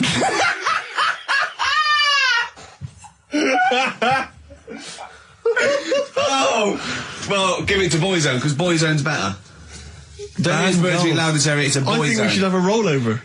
Can't beat them. Can't beat them. You have to use his logic, surely. But theirs works. You can't do what am I thinking. No, that's not what I'm thinking. It perfectly. It works perfectly. I think you've got to give it to the ones that got the Boyzone. Well, how about, right, because they didn't actually get into my head and my way of thinking, heaven right? forbid. How about we just keep back the David Attenborough, and they can have, I'll chuck in the Hellraiser, right? Okay. And Blondie album and the Madness one. Yeah, okay, pick a winner at random. Pick a winner, Steve. I'm going to give it to Paul Sloman, who got those answers, and he also says, P.S. Carl, you're a moron. So, I'm giving that to Paul, and good luck to him. Right, well. He's got a crazy night tonight. If we can rush these over to him, he's got a cracking Saturday night. Well, if I'm a moron, I might get your address wrong when I send them to you. Ooh. Oh, coming right back at you, Paul. Yes. Right. Well, do you know what happened to me on the way in? Go on. A homeless person called me a dickhead. How did he know? Do you know him? Is that what? He's like the local big issue fella. Oh, yeah. Yeah. And he knows me, he sees me walking up and down the street. Oh, that's how he knew you. Right. So normally I have a bit of a chat with him and that. And I walk past him. And, you know, I can be a little bit cheeky with him, because I've been cheeky with him in the past with stuff. You pinched his arse. No, just, you know, saying stuff like, God, you're always there, I mean, you got home to go to, and stuff like that. Yeah, no, just breaking the ice, No, but he knows, and he'd laughed at that, right, last time, so I thought I can be a bit cheeky, right? So he goes, do you want a big issue? I said, nah. He said, come on, I've got loads of them, right? So I sort of said, when I was a kid, and I used to do a free paper around the free papers one, I said, just put them in the bin and go home, right? And he went, yeah, but how am I going to get any money doing that, you dickhead? You see, I can see his point. He is homeless and having to sell newspapers to get 50p or a quid or whatever. Yeah, and sometimes I treat him, right? And today I didn't have any money. I had a takeaway last night, and I normally give them a quid, and I felt bad not being able to do that because I didn't have any money on me last night. Right. I couldn't look him in the eye. Did you explain this to the homeless person, the traumas of the takeaway without the tip? Did you explain that, you know, you've had it hard as well? I go, look, you don't. I had food delivered to my warm flat. Yeah, it was a nightmare. You don't know what that's like. You don't know what the trauma is because you can't have food delivered to your flat because you haven't got one. So please don't look at me like that. You should have said. But most people ignore him. At least I gave him a bit of acknowledgement and sort of... took the mic. Yeah. I didn't think I was just was being friendly. Yeah. No, I know. You got to be careful with the homeless, because this is true, and this is, you know, when the clocks went back recently, so you got an extra hour in bed? Yeah. And, I was at Cash Point with a friend of mine, and there was a homeless person sat by the Cash Point, and, you know, we were getting some money out, and she said, spare some change, and my friend thought, he's a bit awkward, he's just trying to make conversation with her, he went, clocks go back? Extra hour in bed? Oh, no. I gave her £2. I felt so bad. He didn't do it intentionally. He didn't realise what he'd said. Just making conversation. It's tricky making conversation with the homeless, because there's so many areas you've got to avoid. You know, what was on the telly. Yeah. You know. Although I get recognised by homeless people, and they are they? I don't know where. But you got to remember, that's very much your demographic, Rick. Yeah. You know, people who watch TV through the window of Dixon's. In Dixon's. Yeah, there was a Ricky Gervais as well. Yeah. They can smell the alcohol on you. They think you're one of them. Have you actually punched anyone yet? Have you actually? No, I haven't punched. I've punched pads, and I've punched the bag, and I've sort of sparred and that. I know you're going to get a chance to punch someone. As I suspected, my punching power's alright, but my fitness is, I mean, it felt like I was smoking. Yeah. You know, but there's bits of lung that haven't had oxygen in them for 20 years. Yeah. And it's ridiculous. And also because it's not only is being filmed, but there's other fighters there that are ridiculous. They're like machines, right? And it's that thing. I can go, right, I can come out on top, but die now of a heart attack, but never give up. Or I can sit down and go, I'm sorry, I feel ill. And I chose that one, and of course they took the mick. Well, of course. But I mean, soon, as I said, I haven't got the respect yet of the boxing fraternity, but how long have you got then before? 4 weeks. Okay, so, and do they think that they can turn you around health-wise in that time? No, they're going to be coming out on a Zimmer frame? No, they're going to teach me the basics and see how it goes, Right. But I mean, and each round is 4 seconds, is that right? Yeah, 2 4-second rounds. With a 2-hour break in between each one. Sit down meal. So, give the number. I want serious suggestions of my fighting name. Nothing insulting, so we can actually use. Well, let's give out the email. That's always the easiest. Ricky.Gervais at xfm.co.uk. What's the number, Carl? 08700 800 1234. And it doesn't have to be in the middle. It could be at the beginning, like the Rage. Okay. Ricky the Rage. Ricky the Tits. Yeah, sure. Ricky the Man. Play a record. It was a good day, yeah. Ice Cube talks to me about my life. In the pub. A couple of emails are already coming in. They're flooding in, Rick, inevitably, as boxing name suggestions for you. This is one from Matt, I think. He's given a couple, actually. Ricky the Pudding Gervais. Ricky Big Mac Gervais. There's a theme here. Ricky Pasty Gervais. The pasty. I quite like the pasty. Here comes the pasty. As Carl said, he said the thing is, if you have a really good nickname, it's embarrassing when you lose. Whereas if you just call yourself, it's not so embarrassing when you lose. Carl, this is doing so good for my ego. Do you know what I mean? If you have like Killer Gervais. Yeah, and then you end up like vomiting, choking on your own vomit upside down, hanging out the ring. What happens if you win? Do you have to do something? Whereas there goes the pasty being stretchered off in the first 2 minutes. Yeah. Not such a problem. There he is, being lightly basted. And chucked down a mine. What do you mean, what do I have to do? Say if you beat Grant, say if that happened. Yeah, right. What happens next? What do you mean, what happens next? What? Do you think, this is a contention fight for the big one? But do they... Well, then we make Ricky 2. No, but, do you know if they're planning on making more money? Because it's for comic relief, isn't it? So what happens on the night? No, it's for a charity of our Comic choice. relief would make sense. Yeah. Well, whatever, right. Yeah, it was last time. I think that was last time. Is it sport relief? It's not sport relief. It was last time, but I think this is a programme where And how do you make money for charity from this? Do we pay to sort of, for how many punches to the head you're going to take? Or No, I just how long you're going to last? I assume the BBC donate money, or someone, or a sponsor or whatever, I don't know, just donate money. Because it's actually a programme. This is more about a programme with a charity angle. So, So as if you get, like, killed, there's more money and food to go around. Maybe. But no, I mean, the thing is, what's the next step? Because if they go like, right, yeah, well done, you've won, thank you very much. Well, Carl, what do you expect? That it's winner stays on?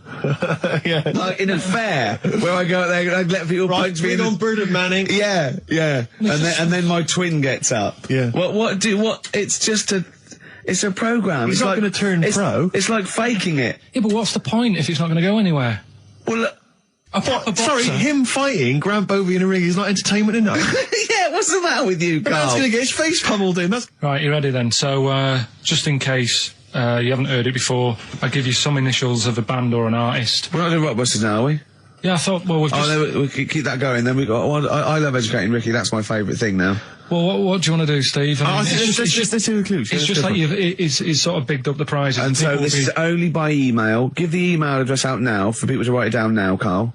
Right, it's ricky.gervais at xfm.co.uk. Ricky.gervais at xfm.co.uk. Only entries on email. Yeah. You're going to get 3 clues. You've got to get them all right. And you win all the You win all those prizes you said. Okay, Carl, go on then. Right, and just a quick example, one of the first ones we did, it was like AK, and the clue was exploding pet, and it was atomic kitten, right? Yeah. So you understand how it works now. These are your clues. The first one, That army has got some nice trenches. That army has got some nice trenches. Excellent. Yeah. And the initials there are DW. Do you write some of the questions for 15 to 1? Go on. So that army has got some similar phrasing. Nice trenches. Okay. Okay. The second one. What were the initials there, Carl, on that person? DW. DW. Yeah. Right. The second one. The top of them curtains are all wrecked. All the materials all worn. He acts it out, though. We've got to get him on telly. We have got to get him on telly, because his little face and his gestures. That's the second one, the initials being HV, okay? The top of those curtains are wrecked. All the materials all worn out, right? HV. And the final one, here's the final clue. I was in Texas the other week, right? I tripped and landed on my knees in a puddle. What's the initials? WH for that one. So I was in Texas, I tripped up, landed on my knees in a puddle. So that's WH. Incredible. You've got it! Is it great? It's fantastic! It's decimal, Okay, time during the record. Do you remember you're playing for these compilation albums? We got the Fatboy Slim DVD, Linda Green on VHS, and of course Executive Decision, starring Kurt Russell as well. Oh God! Okay, what's the next one? What's the educating Ricky? Can I just ask Carl how he got on over Christmas? Because the last time I spoke to him, you hadn't bought a present for your girlfriend. I had to say I was on tenterhooks all Christmas. Well, you changed it. After that show, I felt bad, even though I shouldn't have done, because... Because you hadn't bought your girlfriend a Christmas present? Yeah, but I said to you, I booked a table at a hotel in Covent Garden, had Christmas dinner there, which was nice, right? It's good food and everything. It didn't feel like enough to me. Well, then I went out and treated some stuff, and then... No. A couple of days before Christmas, he went, I took Suzanne to that hotel we're going to go to for Christmas dinner. We had tea and cakes. And I went, oh, you treated her? He went, no, she paid for it, but I was just showing her what it was going to be like. That was her extra treat. She paid for it. I love that. Brilliant. Yeah. Well, it was it was like 150 quid for a meal for two, which is pretty dear. So I'm not going to buy her cakes as well. I love that! All right, love, have anything you want. You pay for your own pudding, I'm not mental. Yeah. So you treated her to some other stuff? Some bits and bobs. What, so she chose them and you paid for them? What, the presents? Yeah. No, you chose them and she paid for them, but, you know, it's the thought that counts. I got them on the way home that Saturday. Well done. And what did you buy? Well, just some bits. Might be personal, Steve. Well, I don't care. Just some bits. Yeah, but bits and pieces. Leave out the personal bits. What bits? Just little things. And then yesterday, right? A monkey wrench and a new washer for the shower. Yeah. Some recordable CDs that you need for your job.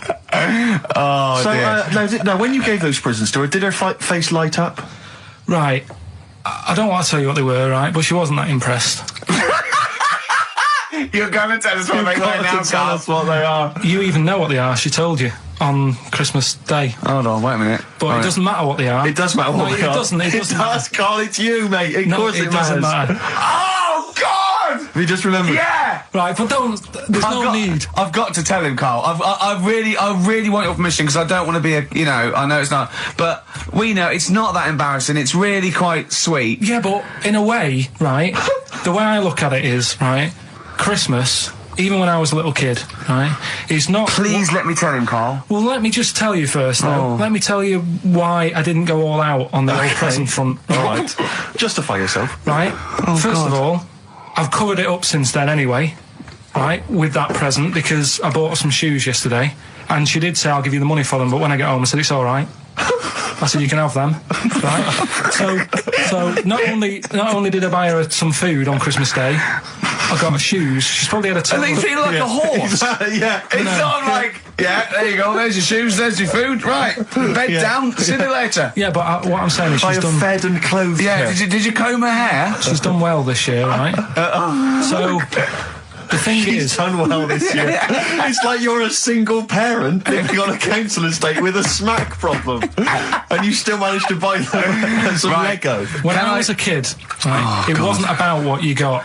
I remember one year when I was about 8. Right? This is going to make me cry, isn't it, this? No, it's not. I'm just saying the way it is, right? I woke up at about 4 in the morning, And I was like, oh, what have I got? And I couldn't sleep. I was that on edge. It's the excitement of Christmas, isn't it? It's like, oh, what's wrapped up? I need to know. Sure. And it's the fact that people are saying, no, you won't know until tomorrow. Yes. Sure. That annoys you and winds you up. Okay. So I got up at 4 a.m, opened my presents, and then went, right, I know now. I went back to bed, had a great sleep. Yes. Right? So it's nothing to do with the excitement of what you get. It's the excitement of not knowing what you've got. And then what happened when you got up to go down with the presents? What you're saying to me is that you could wrap up a brick because the thrill of Christmas is in hoping and being excited about what it is, not the actual gift itself. Yeah. Is that what you did? Did you get a brick? No, let me tell you now what he got. He got her a present, right? And she said, she came and I said, yeah, he got me. It was an industrial-sized packet of condoms. It was a joke gift. No, it wasn't a joke gift. It wasn't even a joke. I went home that Saturday after here, past Boots, thought, might have something in here. They were on, like, some value. Right, you passed the Were makeup. they used? The makeup, you passed all the other... Past the makeup, stuff. past the lovely vanity cases. Yeah. The foot spas. Exactly. Yeah. Oh, hold on. How much are these, love, for 100? Yeah. $4.99. Yeah. Do I get them reduced if I buy in bulk? So how many did you buy? What was it? I don't know, probably about 100. Right, okay. And is she allowed to use those with anyone? Did you wrap them? Can she just go out and have a wild Well, you don't need to wrap. They're already wrapped, aren't they? Oh. And then what did she say when she opened them? No, wait. Carl, what did she say? Right, play a record and we'll come back to this. Oh, you're worse than my father. That's genius. Made famous, of course, by Jimi Hendrix. Yeah. That's All Along the Watchtower, as originally done by Mr. Bob Dylan. On XFM 104.9. So, Carl, just take us through the moment where you gave this gift. Firstly, so you went into Boots, right? You thought, all right, 100 condoms, brilliant. Okay, did you wrap it up? I don't know if it was 100, probably 80. Right, okay, yeah. Right. You don't want to go mad, do you? Wrap them up. I'm just resting easy knowing that he's not trying to breed. Right. No. Yeah. So, I got her them. I got her Grease on DVD, because she's always watching that. Yeah. Right? Yeah. So just think of when her mum said, what did Carl get you? Some condoms and grease. I was going to say, I'm glad he said on DVD. And, she was surprised anyway, right? Because yeah, I bet she was. no, when she got she was thinking like jewellery. no, So right? that showed her. That surprised you, hasn't it? All right. So hang on, wait a minute. You thought it was a holiday, didn't you? Yeah, look at your face. You don't know me at all. So hang on. So did you give these on Christmas Day? Right. What happened is she got in from work that Saturday, right? And I said, look under the tree. Knackered. Oh, right? at least it's Christmas. Yeah. At least I'm going to get a little bit. I said, look, you got some stuff under the tree, right? So did you give her a sugar lump? Right, she was really chuffed with that. But she said she was a bit puzzled because I didn't know we had any wrapping paper, right? So I ended up using wallpaper. You didn't take it off the wall though. You had some. No, it was some left over, right? So she said, why have you used wallpaper? I said, well, I didn't have any paper and you were getting in a bit and I wanted you to have a surprise. So she said, can I have a feel of them? I said, no. Presents. You thought, right, I've got the right thing. Yeah. Right. And then Christmas Day, I said, no, don't get carried away. It's nothing really good. You know, we said we weren't going to buy each other much. So there you go, open them. Yeah, go on. And can I just ask, had you received your present from her yet? Yeah. So what had you received? What did he have? Had some shoes. Nice. Right. Getaway game for PlayStation. Nice. I'm just totting up the value of this. Those, Go on, yeah. And just also think about how much fun and pleasure you get from them. Yeah. Although, of course, condoms, I can see the the appeal. Well, okay. So I think but also add to that bit 150 quid for a meal. If you're going to start totting up, 150 quid for a meal. I bought her some shoes, 72 quid. Yeah, that was after the event, though. Doesn't matter. All right, so you received these, dare I say it, thoughtful and nice gifts. You handed over the box of condoms. They were wrapped up. She unwrapped them. Yeah. Go on, take us through it. Walk us through it. Well, it's not something you play with on Christmas morning. Oh God! Oh.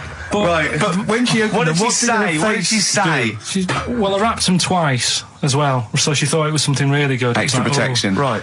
And, so she thought it was something really good. And then... So the disappointment would be doubled. Yeah, go on, yeah. Then she just opened it and went, oh, yeah, so what's on the telly? And that was that. Ungrateful. What an ungrateful woman that is. Well, she got stuff. Fancy not wanting I told her... a box of economy condoms from Boots. I said to her about the thing about, you know, it's all about the surprise and that, innit? Yeah. You explained that to her? Yeah. What, after she'd unwrapped it? Yeah. And she was all right about it. Yeah. She understood. Rick, you know I suggested to him that he buy his girlfriend a gift. I'm worried I've done more damage to the relationship by suggesting that than if he had just forgotten. Next time you've got to go shopping for her yourself, Steve. I think I might do. You've better go shopping for her yourself. I'm glad it's all over, though. It's mental. Yeah. It annoys me. The whole thing annoys me. And she knows that as well. Yeah.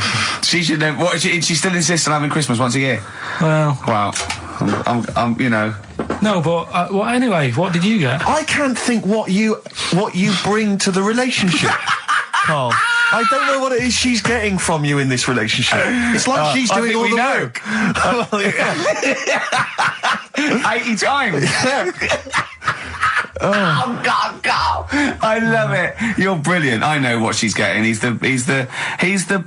What? No, he's not thoughtful. No, but he's thoughtful. He's the best he can do with the brain he's got. Do you know what I mean? Right. He's doing his best.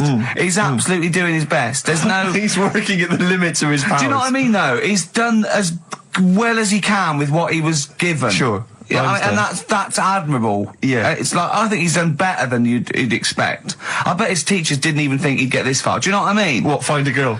No, well, yeah, a job, a girl. Yeah. Do you know what I mean? Clothe himself. He's done really well. What do you think, Karl? You think you've done well? I think I've done all right compared to some of my mates. What are they doing now? Probably not that much. Do you know what I mean? Mrs. Matthews said I wouldn't be an high flyer. I think I'm doing all right. Yeah. Do you know what I mean? I have a holiday every year.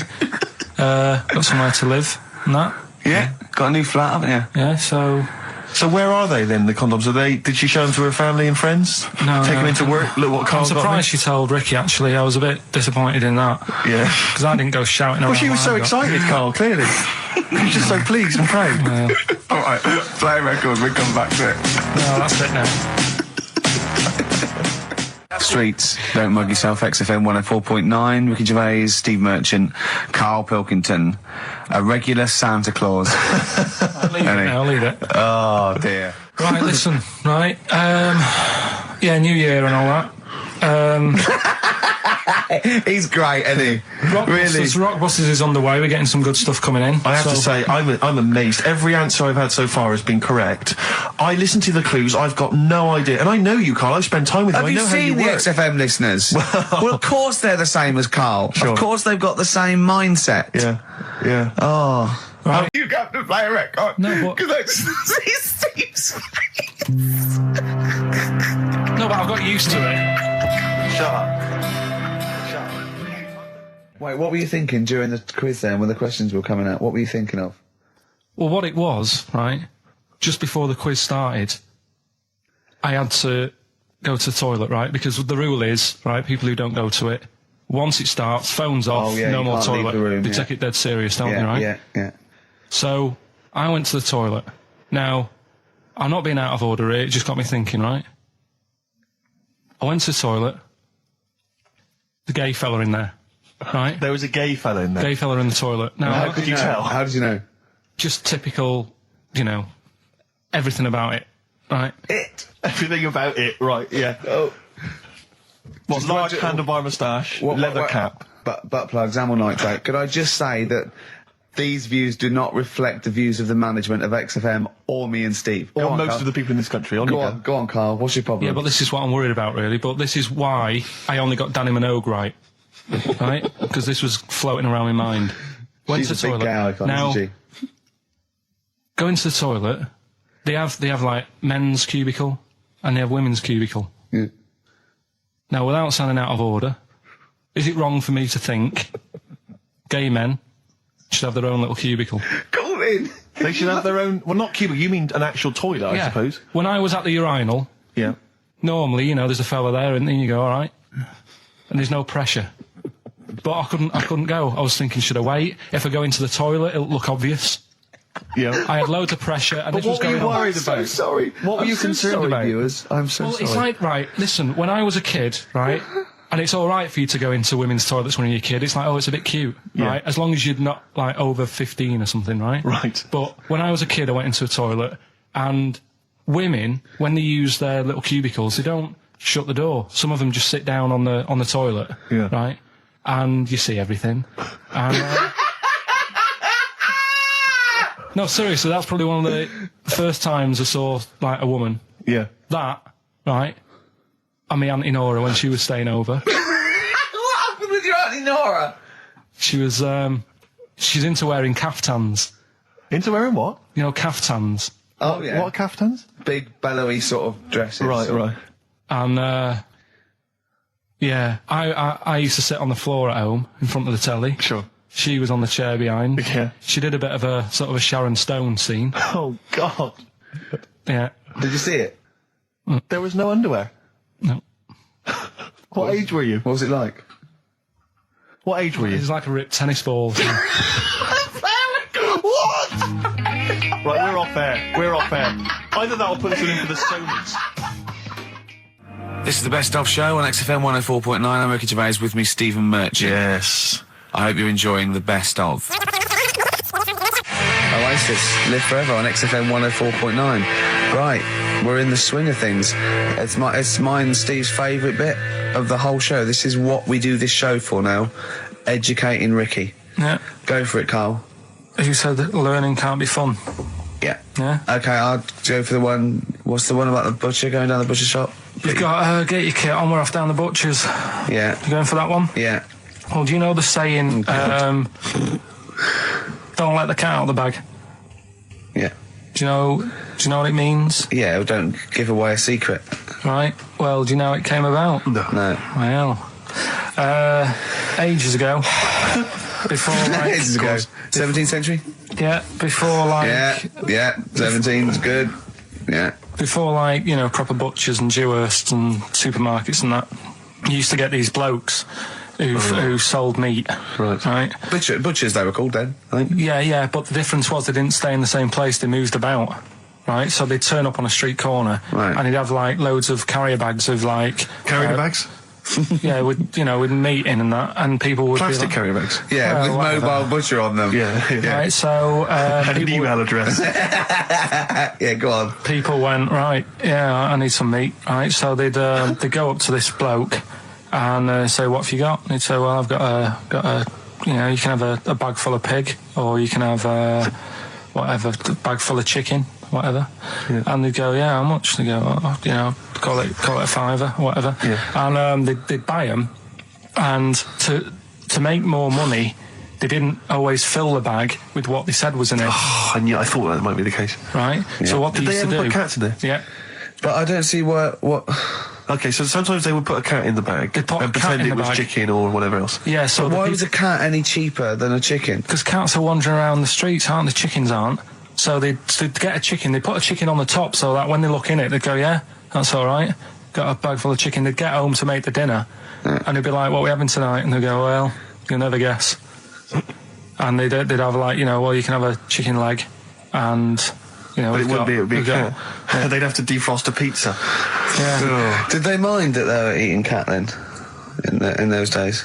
He didn't say. He just was saying about the saying, don't let the cat out of the bag. It's like, you know, if they see that, they're going to go mad. I'm mildly disappointed with this story. It's all right if it's true, but, you know, there's something about it, it's just... I want to know more. He always leaves it... Is it Carl doesn't quench your thirst for knowledge, he creates more. I don't know if that's a good thing or not. Well, yeah, he's like the pot noodle of information. Yeah, do you know, he never... I want to go... I'm not nourished by it. It's like if for every fact he tells me, there's 10 others that spring up that I have to get clear. Well, so it was the people that were doing this, it was the dodgy butchers that coined this phrase. Were they saying to each other, don't let the cat out of the bag? I.e., what I mean by that, Jack, is don't let them see the cat, what we've stuffed in there. Yeah. Dodgy butcher, that's another phrase, isn't it? So that's the first one. Is that a euphemism, or is it dodgy butcher? As his meat delivered around the back. Sure. So that's that one. So let's get your kit on. What does that mean? It's a euphemism for homosexuality. Okay.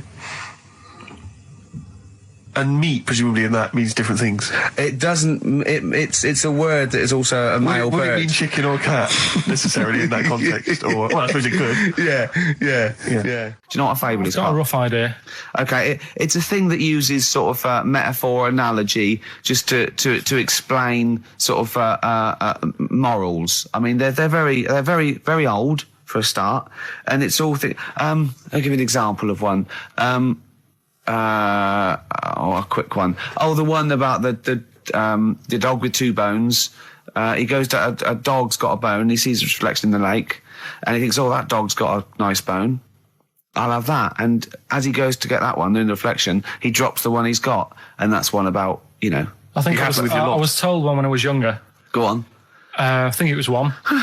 This young lad, he's got a dog, right, and he's about 8 years old. And this dog, he's had it since he was about 4, and it's a bit tired now, and he chucks sticks for it, and it doesn't go for it. And he's saying to his mum, "Oh, I want a new dog because this one's useless. It doesn't do it doesn't have any fun with me." So they say, "Oh no, but Rover's a good little dog. You should look after it." And he's like, "Oh, I don't like it. I want a new one." So they buy him a new puppy, and it's running around, yapping about, and he's loving it, and he's playing around with it in the grass. And then one day he goes to the park and he's messing about and rolling about with it, and he falls into the lake, right? And the little puppy's like yapping at him, and he's going, help me, the little dog's yapping. And then the old dog comes and gets his collar, and it pulls him out of the lake, and he goes, "Oh God, why did I forget about you? You're the better dog." And he loved that one again rather than the puppy. I got a feeling that was Lassie. Well, yeah, that was an episode of Lassie. What's the moral? What's the moral there, Carl? What's that telling? What's that explaining through analogy? Sort of, don't forget the old. Look after old people. I remember there was one I heard once about a young boy who got trapped in a lake inside a cage. But he loved his trainers so much. He wasn't going to get them wet. But even though he had to get out there, and even though he thought that was the important thing because it's material value, he actually drowned, and the trainers were no good to him then. I woke up this morning, feeling fine. It's not a blues song, and I turned my phone on, and it was from Carl, and it went, "Forget it, I've made my mind up." And I thought, wow, what is that? And I forget it, I've made my mind. I went, "Carl, what is it?" He went, "Oh no, it's about the text I sent you last night." I went, "Well, what was it? I just got this text." He went, I was just wondering, I was thinking last night. He said, "Supposing you had to have your hands removed." Sure. Right? And the doctor said, "Well, you can either have them stay like that with stumps, or I can sew feet there. What would you have?" And I was bleary-eyed, and I went, "The stumps." He went, "Yeah." I went, "All right." He went, "Yeah." And then what was his follow-up text to that? And then I got the text. It was obviously before it, and it went, and it was like quite serious. What would you do if surgeon not doing your hands? Would you have stumps or the feet? Right now, the way when I said he's made his mind up, and I went the stumps, he went, "Yeah." I think secretly he decided on the feet, but was too embarrassed to tell me. There's a little bit of what would you do? Because But why did you think of this? Why did you think of this? Girlfriend's away, right? Yeah, no, that's not why you start thinking bizarre surgery devices. Right? I'll let you into my little mind, right? Last night, I had some beans on toast, right? She was away. It's good already. She was away, so you had some beans on toast. She went wild. Yeah. Right? Now, I was stood up. I live on on a high street, right? So I'm washing up. I'm looking out the window. First thing that had my attention is I can look into other people's flats, right? Yeah. And it was weird how all these different lives were going on. I was watching them, and everybody had the telly on and was watching Volcano, right? Which was on last night. Right. And I thought, oh, that's weird, right? I can see them all watching it. And it was like a little Chinese lad who was dancing around in some underpants. Yeah. And then there's a little old woman who lives downstairs who was reading a book, and she's always reading a book every night. And it's like, I have a better life than her. And then there's like some sort of bouncer who's always getting ready to go out late at night with all the black on. He looks like a bouncer. So I was watching all this life going on. I thought, did you witness a murder while you were doing this? Yeah. It was like that sort of Sliver film where that bloke had loads of tellies watching people's lives. So that was going on in my mind. And then I was washing up, And I picked up the plate and I thought, oh, it's amazing, isn't it? The human body, the way you can just sort of, you know, I want to pick that up, and you do. Yeah. And the way your hands work, right? You've got 5 little digits, but it's just the right amount to do to do what you've got to do, right? So I'm cleaning the plate. Sorry, Carl, stop. It's just the right amount. Might be one of the most genius things I've ever heard said. I would love David Attenborough to phone you up and say, Carl, how do I word this about the evolution of the mammalian front limb? Just go, we'll just say it's the right amount. But it is. One extra would get in the way. Yeah. And one less would just make it that little bit more tricky when picking up a bit of a slippery dish. Or buying gloves. Yeah. A slippery dish.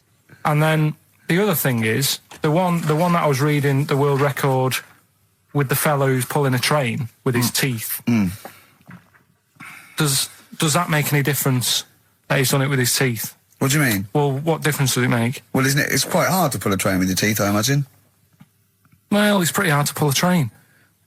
All I'm saying is it because he couldn't beat the fella who's pulling it with his hands? Well, this is my point. I think there was one bloke with the record for the running backwards 100 metres was sort of like 11.5 seconds. And I was thinking, turn around, you'd probably have a really good go at that. Do you know what I mean? Yeah. It's sort of like doing a marathon with a milk bottle on your head. Take the milk bottle off and see how fast you can go, you twat. But you can just tweak it, like the fella who has done the pegs on the face, right? Yeah. His name's Gary Stretch Turner, right? Right. So you're sort of cheating already if he's got a stretchy head, right? But you are, right, you are one of the most stupid humans I've ever met. Well, get me in the book. Yeah. Right? Well, listen. So Gary Stretch Turner, right, his record is 153 pegs. Yeah. He did it again, and he only got 150 on. So he hasn't broke his own record. Right. But what I'm saying is, if he tweaked it a bit more, would that make a new record? What? Well, if he said, I've got 150 pegs on, but at the same time as eating a burger. I see what you mean, yeah. He'd be the world record breaker for pegs and eating burgers at the same time. Yeah, just change it a bit. If you know that you're not going to make it, just do something else. I'm assuming the rules are set at the beginning, Carl. That's it. That's where they say, right, you're just going to do the pegs thing. You're not going to introduce burgers halfway through, are you? Definitely not. And then they have a go. I was on one leg, not interested. How many pegs? 150. Can I just ask very briefly, I was quite interested by the family had to move because they lived on Butthole Road. Yeah, I quite like that one. I don't know if I've told you before, Rick, where I used to live. I'm not going to tell you the name of the street that I used to live on, not on air, because my parents still live there and I don't want, you know. But I'm going to write it for you now. This is the genuine name of the street I used to live on. Just imagine when you're at school. Yeah. And like in class, for instance, in French, you've got to say, you've got to answer where you live. Yeah. J'habite, wherever. Yeah. That's the name. This is actually the name of the street we lived on. No, it's not. I swear to God. That is... Absolute right. I could phone my father now and he could confirm that for you. No, I swear because he doesn't want to God. And I tell you that... But listen, do you know what worries me? It's the apostrophe S. I know. Because that's blatant. Yes. Amazing, isn't it? That is incredible. Imagine how embarrassing that was. So if I look that up in the Bristol... You'll find that in the Bristol A to Z. I swear to God. That is really... Why have you never told me that before? I can't believe I haven't. That's I'm incredible. still embarrassed now. Do you know, whenever I have to phone up, if I have to give that address, I always spell it instantly. Really? Like, somehow that'll hide it, that'll disguise the name. But I can't get over that. Anyway, if you perhaps live in Tits Avenue, you know, or... Wankling Drive. Wankling Drive, just get in touch. Let us know, we're not really interested. You've been voting in all week, sending your emails, so here's the clips that you wanted. Carl, you're making noises while I'm talking. Yeah, but you do this all the time trying to wind me up. And I'm not saying Manchester's the best place in the world, but what I'm saying is there's bits of it that I really miss. Yeah. Like last Sunday, right? When I'd met up with Ricky, we had spaghetti bolognese, which was all right. And then I said to him, I need some soil. Damn, I wish you'd invited me. It sounds amazing. So I need some soil. What do you think? You need some what? Soil? Soil, yeah. I need to repot a plant, right? Yeah. So you need to repot a plant? Yeah. Oh, fair enough. So I'm like, where you can't see these shops in London. Do you know what I mean? There's nothing around. I took him straight to one in my street. Yeah, but near your street, and that's probably the only one in London. Well, you say that, Carl. No, it does annoy me. Round my way, it's like, you know... You can't move for soil shops. There's earth. You can just pick up handfuls walking down the street. Yeah, incredible. People just lean over into someone's front garden. No, you can take the plants as well. No, but what I'm saying is, Manchester, there's loads of decent hardware shops. Yeah. Here, you know, if you want a panini and a latte or whatever, you can't move from. But for soil, I had to go virtually how many miles away from me to carry that soil home and stuff. Yeah. It's not good. I mean, London's all right, but if cities were sort of it's neglecting the peat market, really. Well, there's barely any mulch available in central London. I'm sick and tired of not getting a good decent compost of a Sunday. Indeed. So you know, I'm thinking of moving to the north, where there is loads of soil and gravel. Indeed. And animal shite. Whatever. Yeah. So you were going to say, if you were marking cities out of 10, what would you give London? Well, if you were marking them on, like, you know, on what they have. Right. As opposed to what? Well, as opposed to... How do you spell it? Say, like, I think the greatest city in the world is Rome. Right? Okay. It's pretty amazing. Yeah. Have you been? What? Yeah. Why do you think that, though? Just because, like, you turn a corner and there's something there that's really old. Right. Like, you're going down a normal street. go and stay in a Derby and Joan club. Yeah. No, but it's like you're going down the road and then you turn a corner and like the Colosseum's in the middle of a busy road. It's like, what's that doing there? Yeah. And just when you think there's no more, you turn another corner. It's almost as if that was there first. Yeah. Well. Yeah. But do you know what I mean? London. Yeah. What have we got? You know, Trafalgar Square is world known. And you go there, what's there? Yeah. Do you know what I mean? So there's a lot of space there. Get one big B&Q. In Trafalgar Square. To cater for the whole of people who live sort of central Londonish. Yeah. And then I'd be happy, but what I'm saying with Nelson just popping up through the middle? Because you can still see it, couldn't you? Yeah. It's a great idea. So B&Q could be like the whole sort of flat thing and make it sort of grey so it looked like rock, and then Nelson popping up... Make it classy is what you're saying. Yeah. Stone clad it. Yeah. So it looks like you've made an effort. Exactly. And then you can pop in, and then you can go out and go, oh, look, Nelson's column. Oh, look at that. Isn't Nelson? Oh, look at that. The victory. Defeat. That's fantastic. One of the greatest living. Yeah. I need some nails. Yeah. Perfect. Killing two birds with one stone, you say? But why isn't there more than them shops? Because when I went into yours, every time I've been in there twice now. The first time was to get a shower head. Right. And I went in there, couldn't resist buying something else. I ended up getting some super glue as well. Blimey. Hey, big spender. And then, last Sunday we went in there, got 2 bags of soil, not one, I bought 2. Yeah. And I bought some scissors to cut plants with. Secateurs. Well, you never know when you want, you might need more soil, I suppose. Well, I've got You've stocked out now. Where'd you keep it under your bed? Sorry, this isn't going out, is it, this conversation? It's not going out on air. I got a feeling it might be. No, I stayed up and watched, there was a thing on about Dracula. Right. What, Dracula? And I found a flaw in it. Go on. Not the fact that he's the living dead and and drinks blood to stay alive and he doesn't reflect. And he can turn into a bat. Well, and you can go on. The mirror thing, he can't look in mirrors, can he? Well, he can look in mirrors, but he can't see himself in a mirror. Yeah. Well, it still doesn't work. Go on. It doesn't work at all, Carl. It doesn't work at all. Well, centre parting's always really neat. His centre parting's always really How does he do it if he can't look in the mirror? Blood on the floor or something it was called. Rubbish. I love the flaw in the Dracula film is that his centre parting's too neat. How did he do it without a mirror?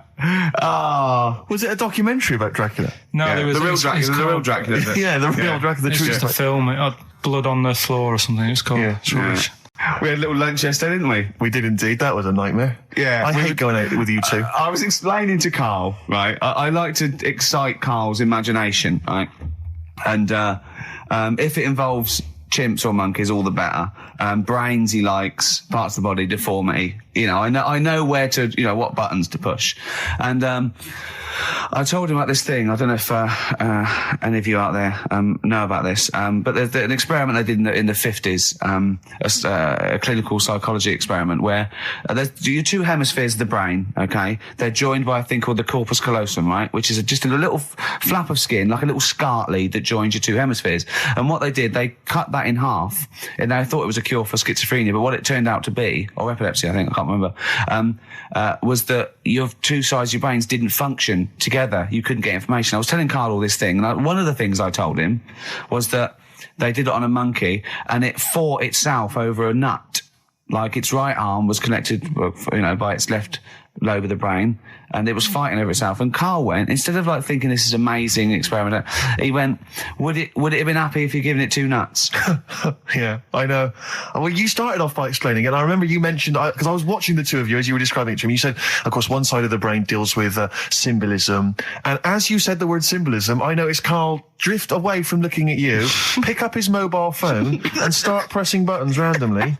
And I thought it was the word symbolism that got him. And I noticed it took you just a moment longer. And I think the first thing you said was, when did I lose you? Yeah, I knew I'd lost him. It's extraordinary. And he doesn't even try to disguise it. I said nomenclature at one point as well. Right, yeah. And I knew I was dicing with death there. Yeah.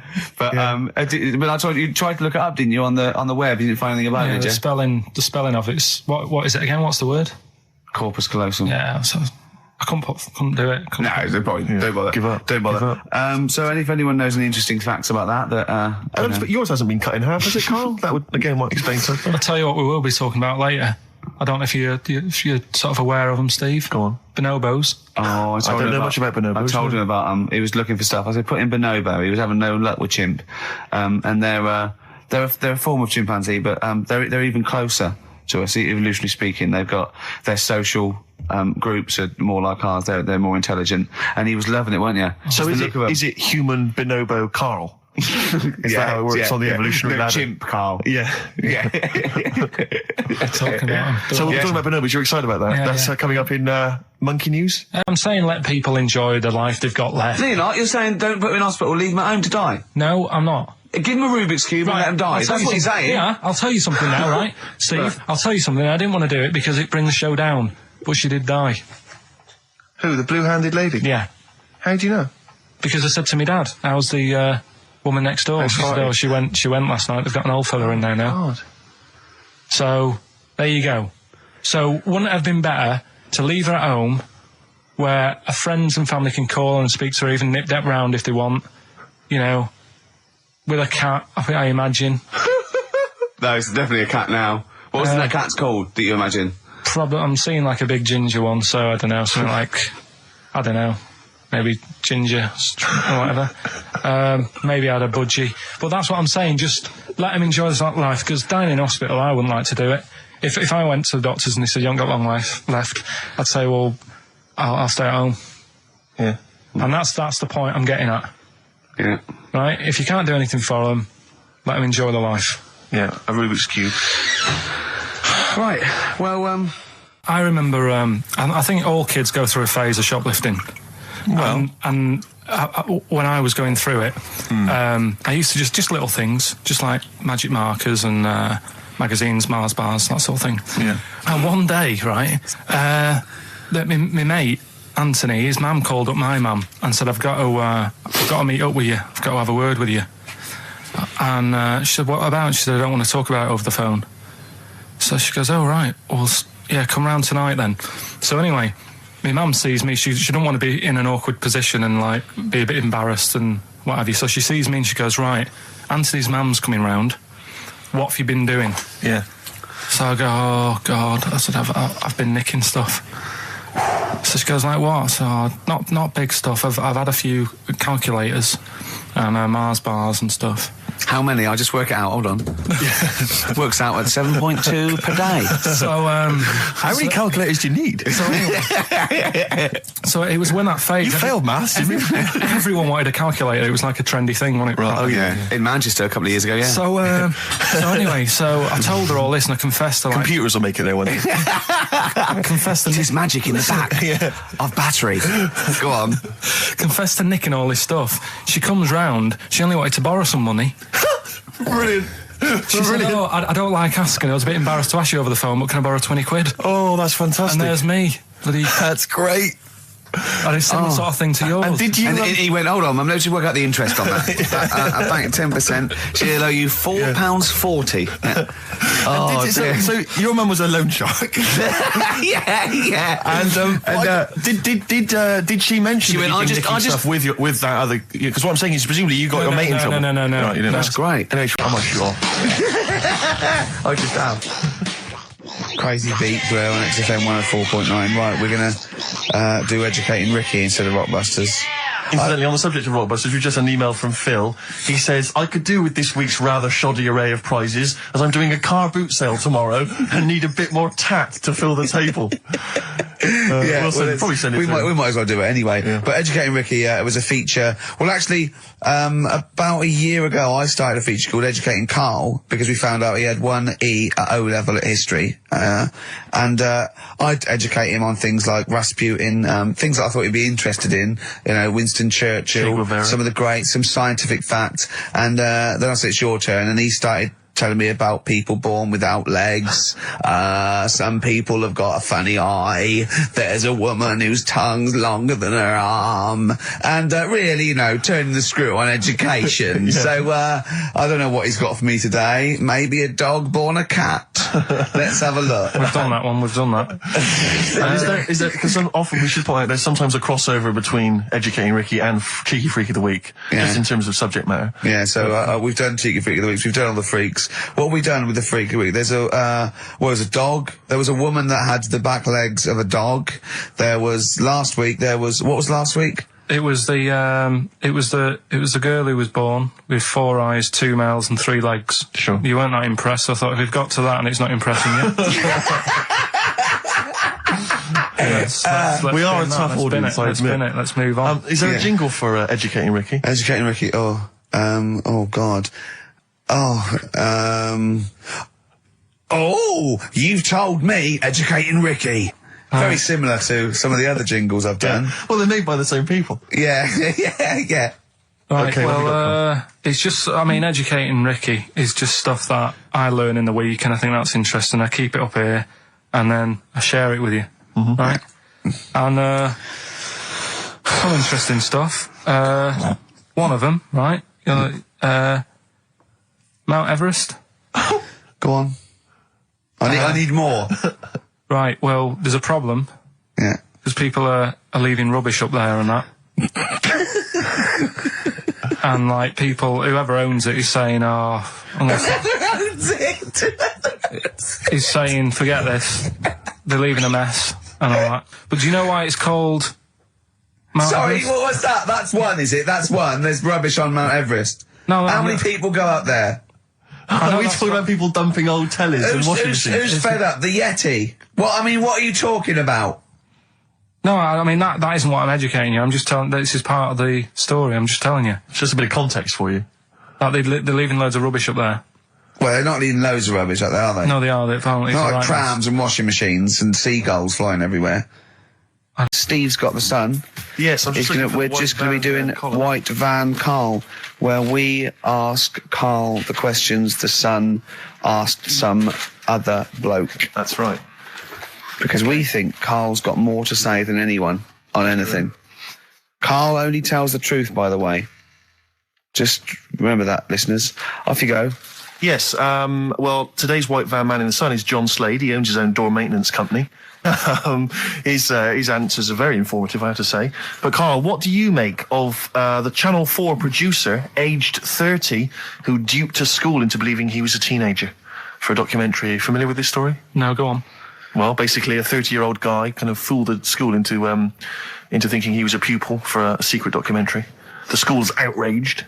Do you think that that's, for you, should anything go when it comes to making TV? I think I've said to you before, there's loads of kids at my school. I remember being in the first year, and kids who, what year do schools go up to? I was in the first year. What is it? 11. 5? Oh, sorry, first year of infants and juniors. No, secondary school. 11. Right, year 11. Kids have beards and stuff. No, not year 11.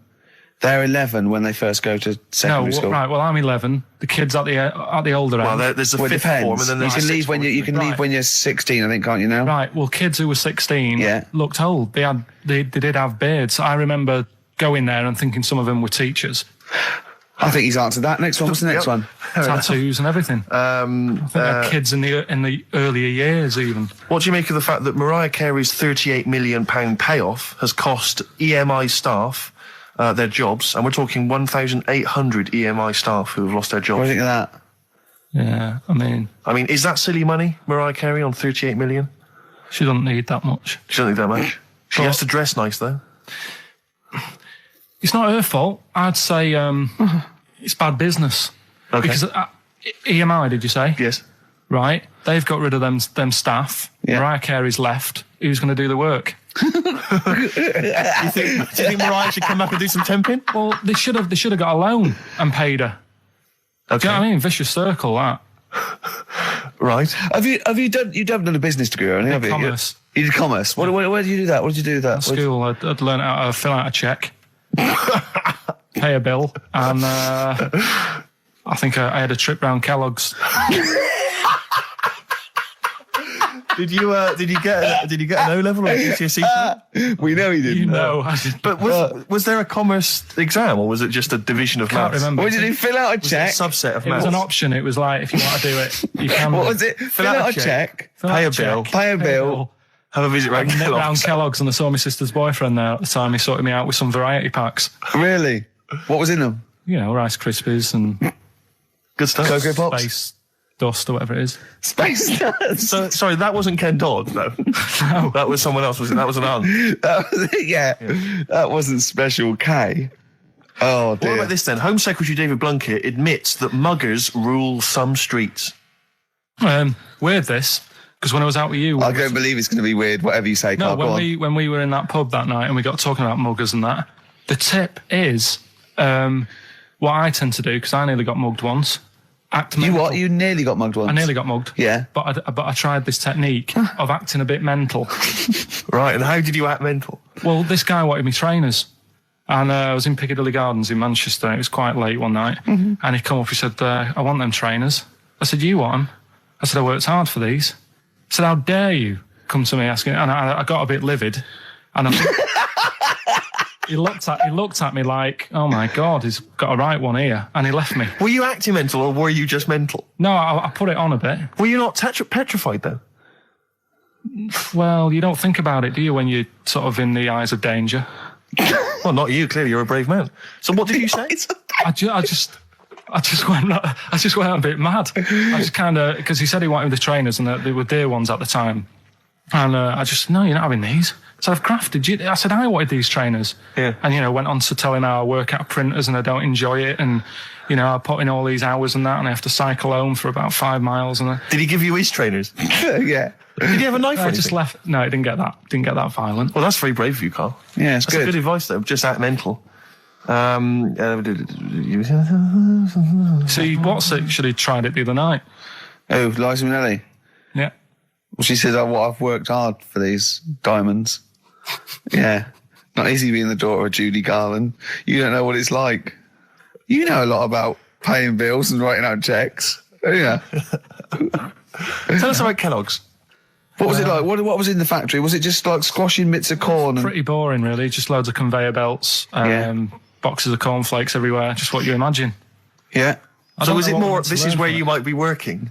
This is where you're likely to work? Possibly. There was 2 trips. There was that and the trip to Manchester Evening News. Okay. And I left that early because I had a job in Cordon Bleu. In Kellogg's? Cordon Bleu, what's that? It's like a supermarket. Yeah? And I had to leave the trip early, and the teacher went mad saying they'd thought I'd got lost on the, in the building and stuff. What, you didn't tell anyone? No, because it was like day 2 of working in this supermarket, and I couldn't be late. I thought by the time I explain where I've got to go and everything, I'll be even later. Sure. So I just left, and then apparently they were searching the building and everything for me. Oh, where? Stuck in a printer. Don't know. Stuck in a printer? I don't know. What was the printer's name? You worked at a supermarket called Cordon Bleu. Yeah. Cordon Bleu! Brilliant. That's great, isn't it? It's rubbish. Oh. Got sacked. You had What did you get sacked for? Messing about in a back in the car park round the back. Yeah. Right, there was a grid, and all the concrete had gone funny. So when it rains, you got like a big lake. Oh, yeah. Right, and I got in. Do you know those big metal trolleys you get to like put all the food in whilst? Oh, yeah. And I got in one of them and pushed myself out into this lake of cement. No, Of water. full Oh, it of was water water, because it'd been right, raining. right. And I got stuck in the middle, right? And the boss was like, where's Karl? He's meant to be doing, facing up the beans. And I was like, and you were stranded in a lake. So someone said, I saw him messing about out the back. He came out and saw me stuck in the middle of this lake in a trolley. And he said, get back in. I said, would you say, no, I'm filming sharks? I said, it's too deep. I can't get out. You'll have to pass me something. And he said, I'm not passing you nothing. He said, you can get out of there and walk through it. I said, I'm not. I've got my trainers on, probably the same ones. Yeah, you've risked your life for them. Yeah. I said, I'm not getting these wet. He said, what are you going to do? I said, I'm going to wait for the water to go down the grid. He said, the grid's blocked. Now get out or you're sacked. I said, well, I'm not getting out. He said, right, you're sacked. Right, well, it's time for White Van Man, which is where we ask Karl the questions that the Sun asks someone else. Exactly. It's an article in there where they ask them, typical man on the street, the big questions of the day, gives them their platform to the nation, and we think this is just too good to let out because we only care about one person's opinion in the country now. That's true enough. He's the K-Man, and there he is. There he is. Right. What do you make of New York's ex-police chief saying we need more bobbies on the beat? He's come over here. He's the guy that sorted out crime in New York City. He's come over. He said, "You're going all over the place here. You need more bobbies on the beat, more policemen, a visible police presence." There was something last week about some copper in London who was sat on a bench, and he was asleep or something. Oh, yeah. And people were like outraged because like he should be looking after England's people, not nodding off on a park bench. Which is a bit daft because they were shouting he should be looking after England's people. Was this the 16th century you went back to? What do you mean he should be looking after England's people? Wherever he was, if he was in like a park somewhere, they were like really annoyed because he was asleep. But sure. He was probably undercover. No, but the thing is, if there would have been any trouble, I'm sure he would have woke up. Yeah. If there was any if someone needed help and he screamed, he would have woke up. So I don't know why they were having a go at him. Yeah. And he might not have been there at all. So, it was, so he probably have his radio turned on, didn't he? Yeah. Listening to Heart. So you're not concerned then that there's not the crime's going up? I think there's enough. I see quite a lot of them whizzing around. Okay. You're happy then? Yeah. As long as you're happy, Karl. So you don't think it's too much crime? No. Just the right amount of crime? Yeah. What about the fact that new gambling laws give Blackpool the green light to become a British Las Vegas? What do you make of that? Are you a gambler?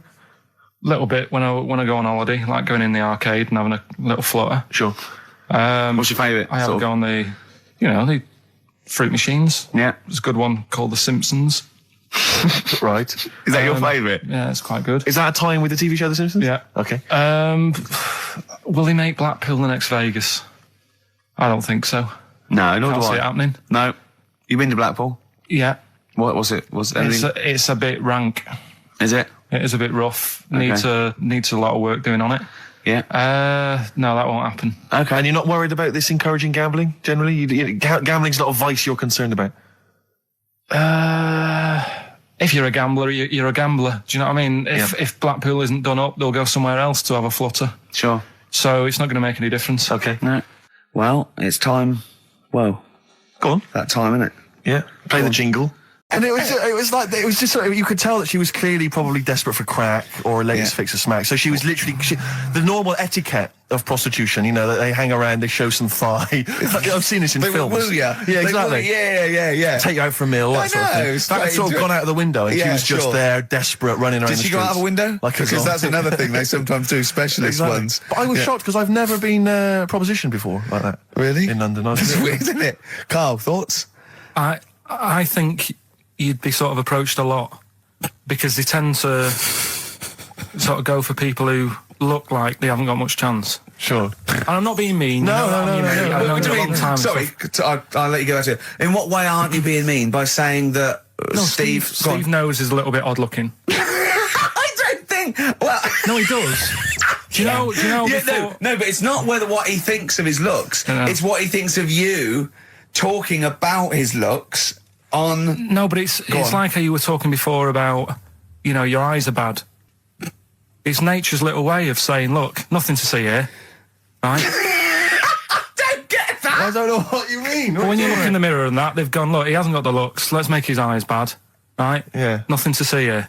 Yeah. That's what I'm saying, they're balancing it out, right? Yeah. And it's funny, right? Now we're on the topic. Sorry, Johnny Depp. Now listen, but...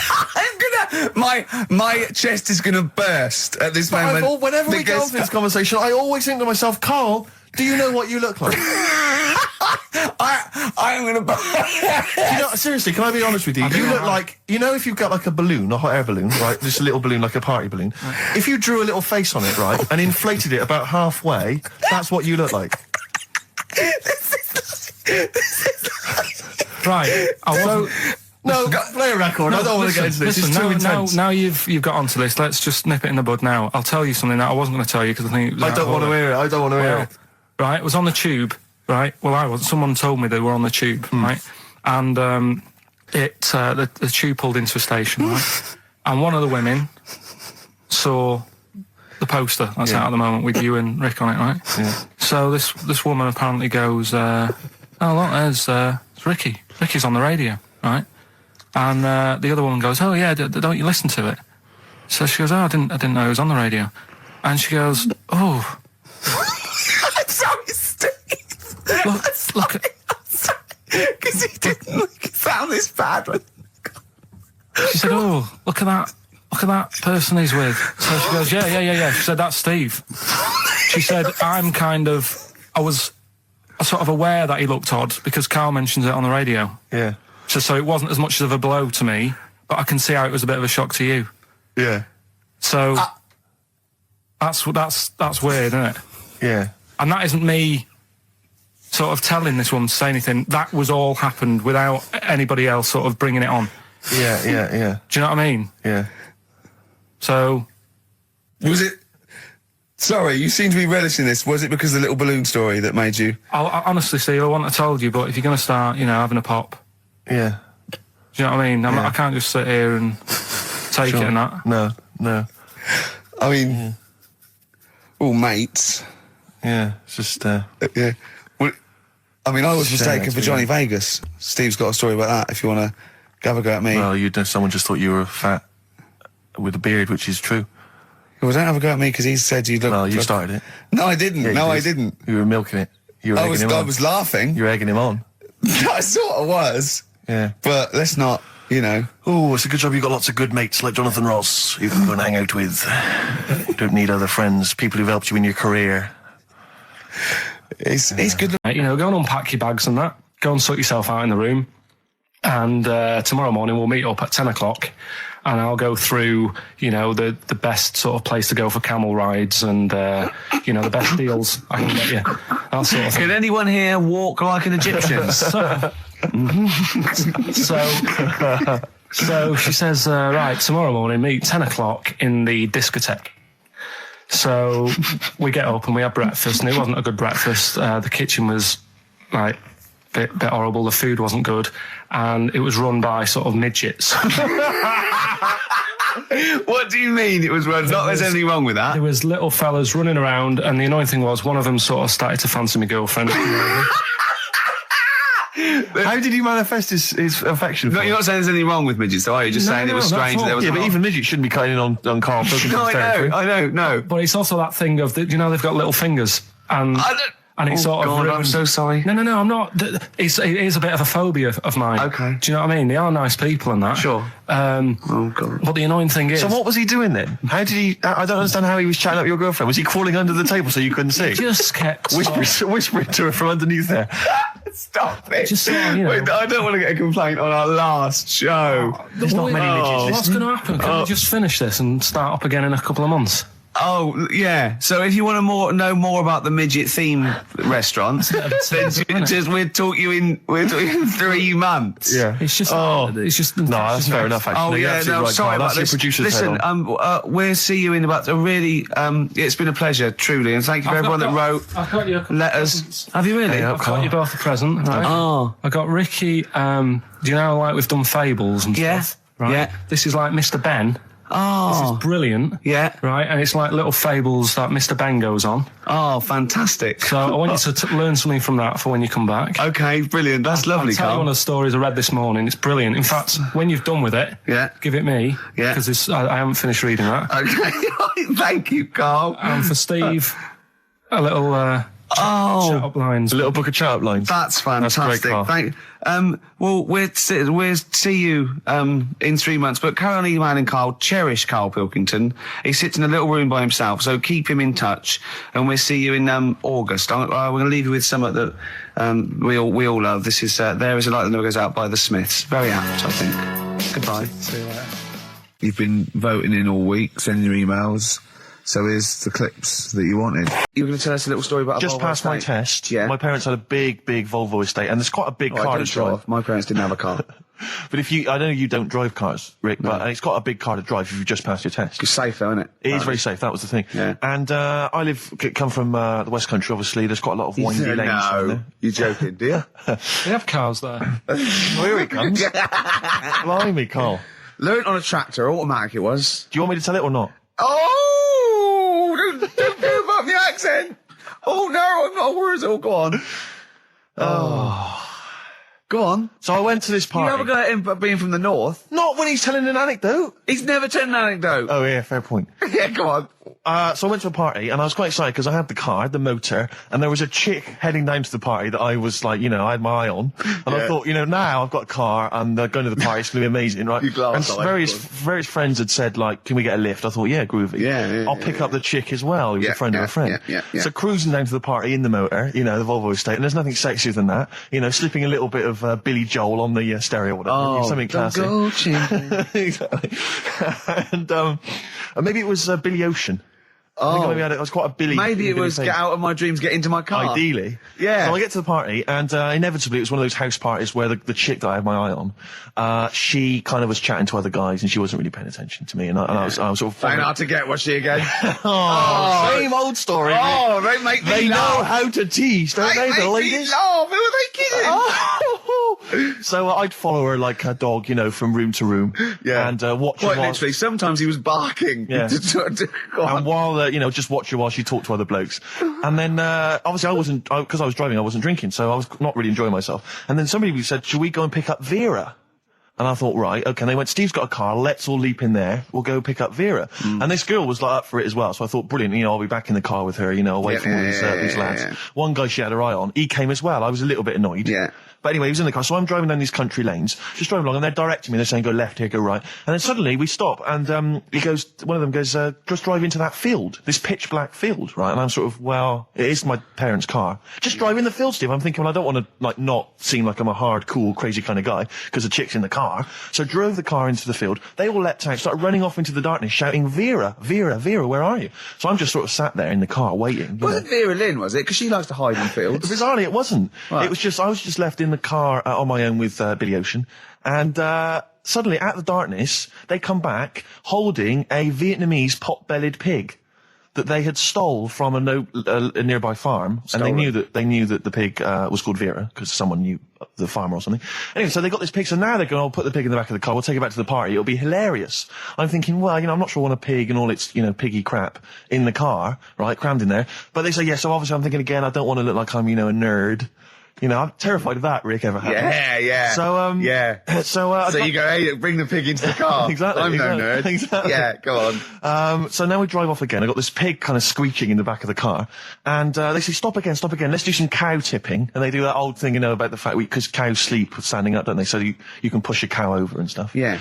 So they're having a wild time, hilarious. So this time, now we get to a sort of dead end in the road. And, they say, well, turn around, let's go back to the party. And I'm thinking, fine. Try and do a 3-point turn in this very narrow country lane, right? Get the Volvo estate wedged horizontally across the road. Can't get it out, just can't seem to sort it out. I don't know what, I'm panicking because there's a pig in the car, right? And, local disgruntled farmers, right? People drunk, partying, probably off their head on some kind of weed, Rick. Was it loads of blokes with, pitchforks and flaming torches Exactly. going, burn him. He's playing with our pig. Exactly that. And so that, do you know, I was so terrified that all I could think was they're going to have to send a helicopter to lower a magnet onto the top of the car to lift the car up and put it the right way round. You used to read a lot of comics, didn't you? Yeah. So, do you know what I started doing? What? Crying. Did you really? Yeah.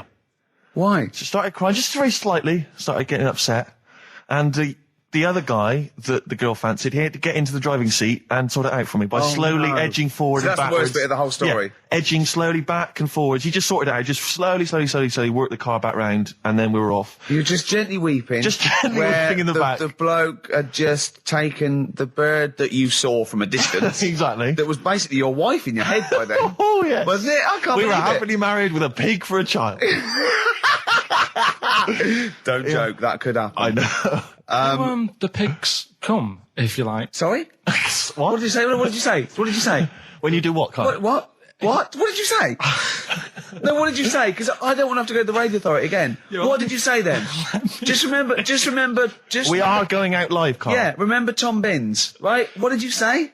Go on then, do a film review, quickly. Right, well, today on Film Review, we're doing classic films, and today we're looking at Elephant Man, John Merrick, one of his better pieces of work.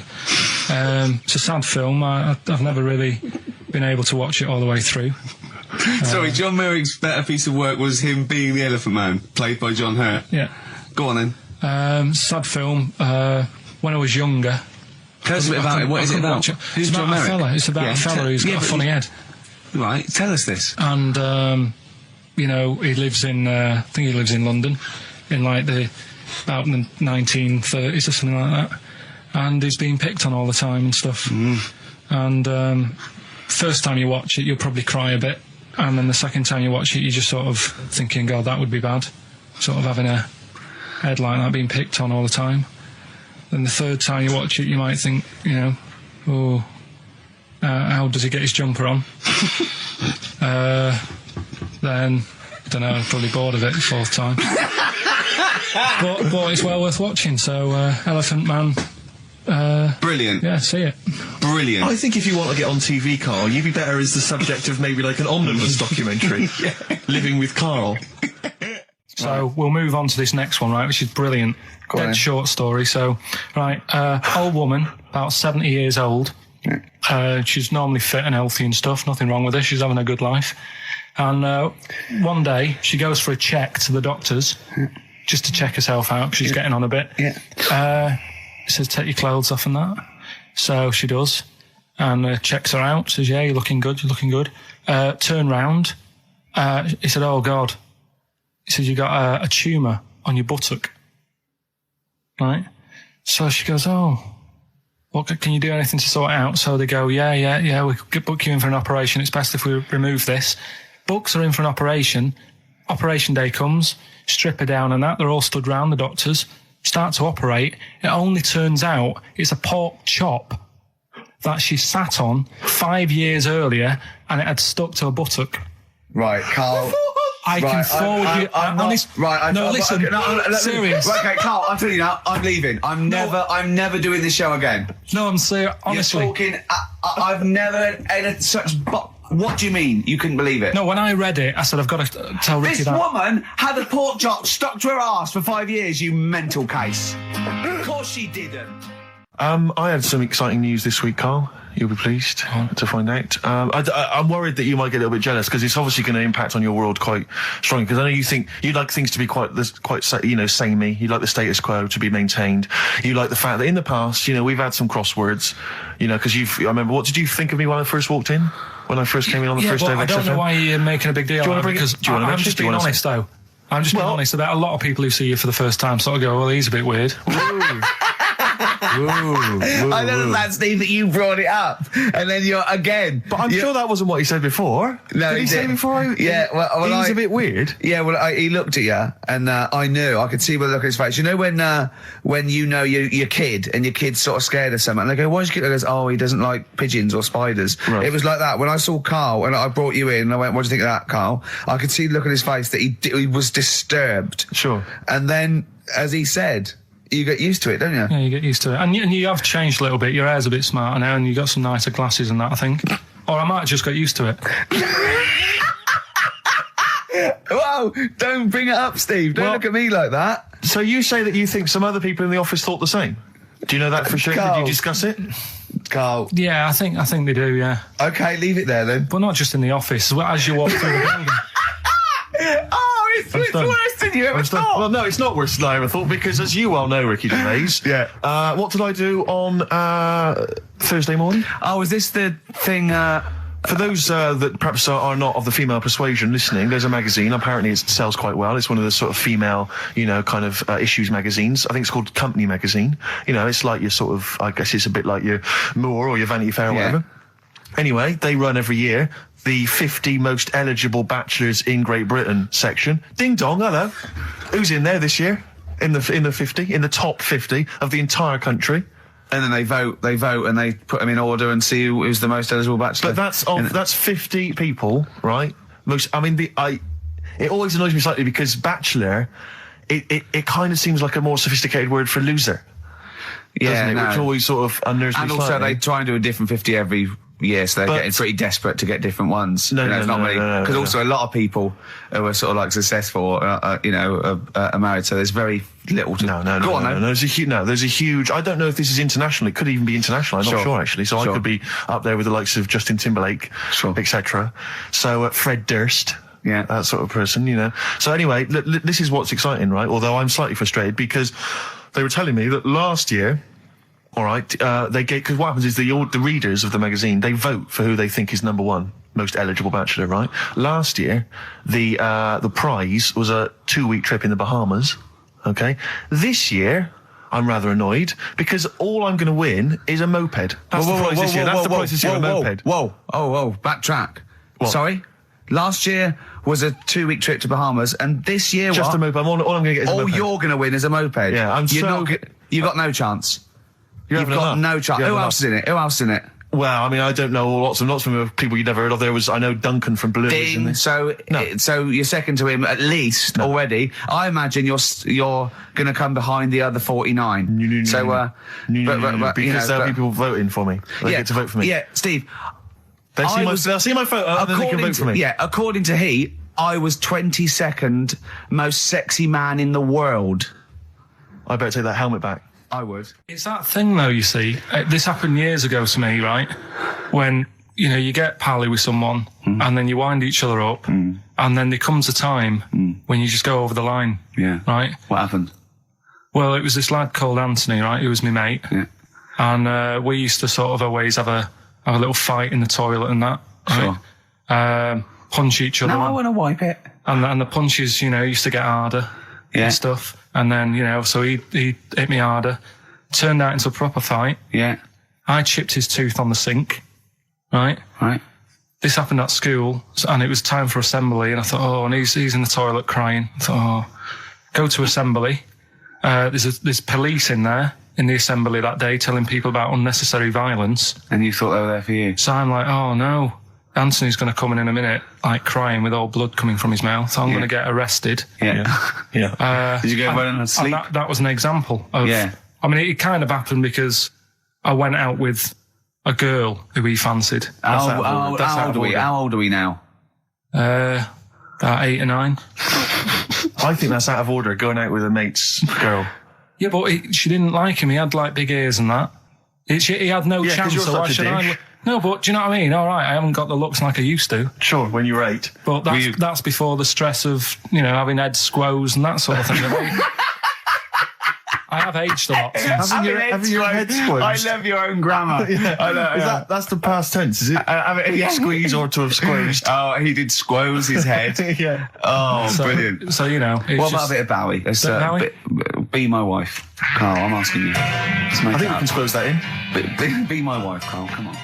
Used to work for a magazine when I lived in Bristol, and I remember the editor said to me once, he said, we got half a page to fill.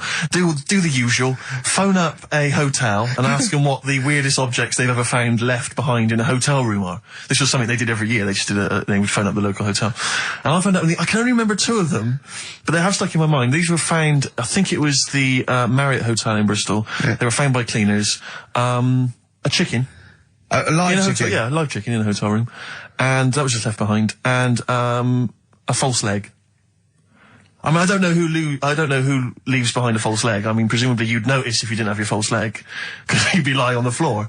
But But I just remember, well, yeah, I don't know where else you'd find those two objects, except perhaps Paul McCartney's farm. I've always thought to myself, who left behind a false leg? Maybe the chicken pecked it off. Yeah, well, possibly. The person with it just like went and goes, something's different, I keep falling over. Yeah. I don't know why, and where's my chicken? Yeah. She probably called later and said, did the cleaners find chicken and false leg? I'll check. Yeah. Remember this particular hot feature?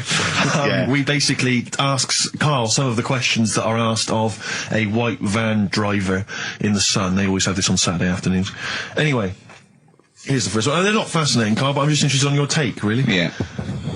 What do you make of Cilla Black quitting Blind Date after her husband sent a message from beyond the grave?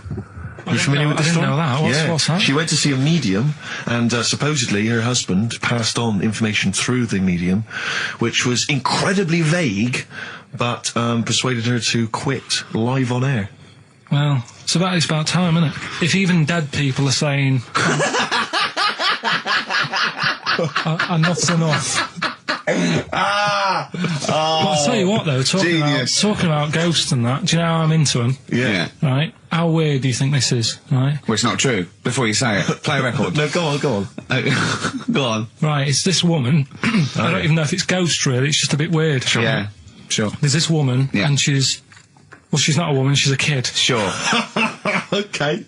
Sure. She's walking down, like, a street in her area. It's a nice day and everything. Everything's normal. She's walking down, and a woman comes up, cycling past, right? The woman on the bike looks at the kid, absolutely terrified, right? Got a really scary face on her. Yeah. The kid's thinking, why is she doing that? Yeah. Right? So anyway, she thinks nothing of it, goes, I think she was playing in the park or whatever, goes and has a nice day.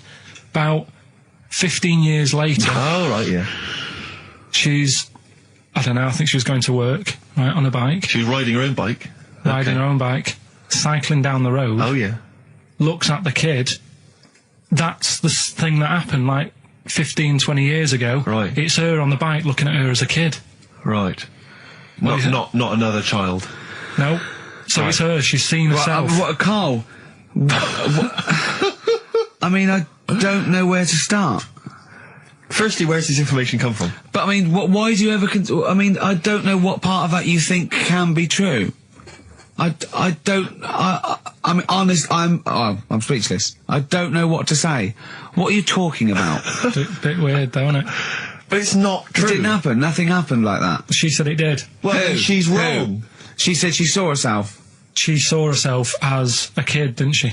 Did she carry on riding and as an adult when she was a kid. Did she stop and talk to herself, or did she ride on by and think, that's a bit weird, there's me as an 8-year-old. I won't stop, I'll be late for work. Yeah, if I'm late again, the boss said he'd be in trouble. Yeah. Well, and where is this information? Did it happen to someone you know?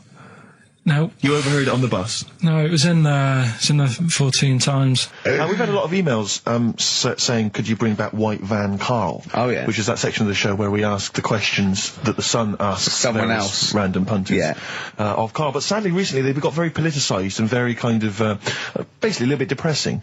So there's not really anything appropriate. But I have trawled the papers looking for other questions posed in other sections of the Sun. Good idea. I was just looking here at the Dear Deirdre section, which is the sort of problem page. I don't know what your views are on this. I'd love to see Karl. Oh, God, can we get him a job? Just ask... Oh, my God, that would be amazing. Right? Well, here's one. I'd like to see your view on this, Karl. I'm a happily married 42-year-old woman with 4 kids, yet I've developed a huge crush on pop star Darius Dinesh. Yeah. It sent my hormone levels through the roof, and last night I woke my husband up at 4 a.m. for sex. We've been married for 20 years and he can't believe his luck. Recently I've been having... I want to go to I'll stop you there. Why are you telling me? Right, carry on, sorry.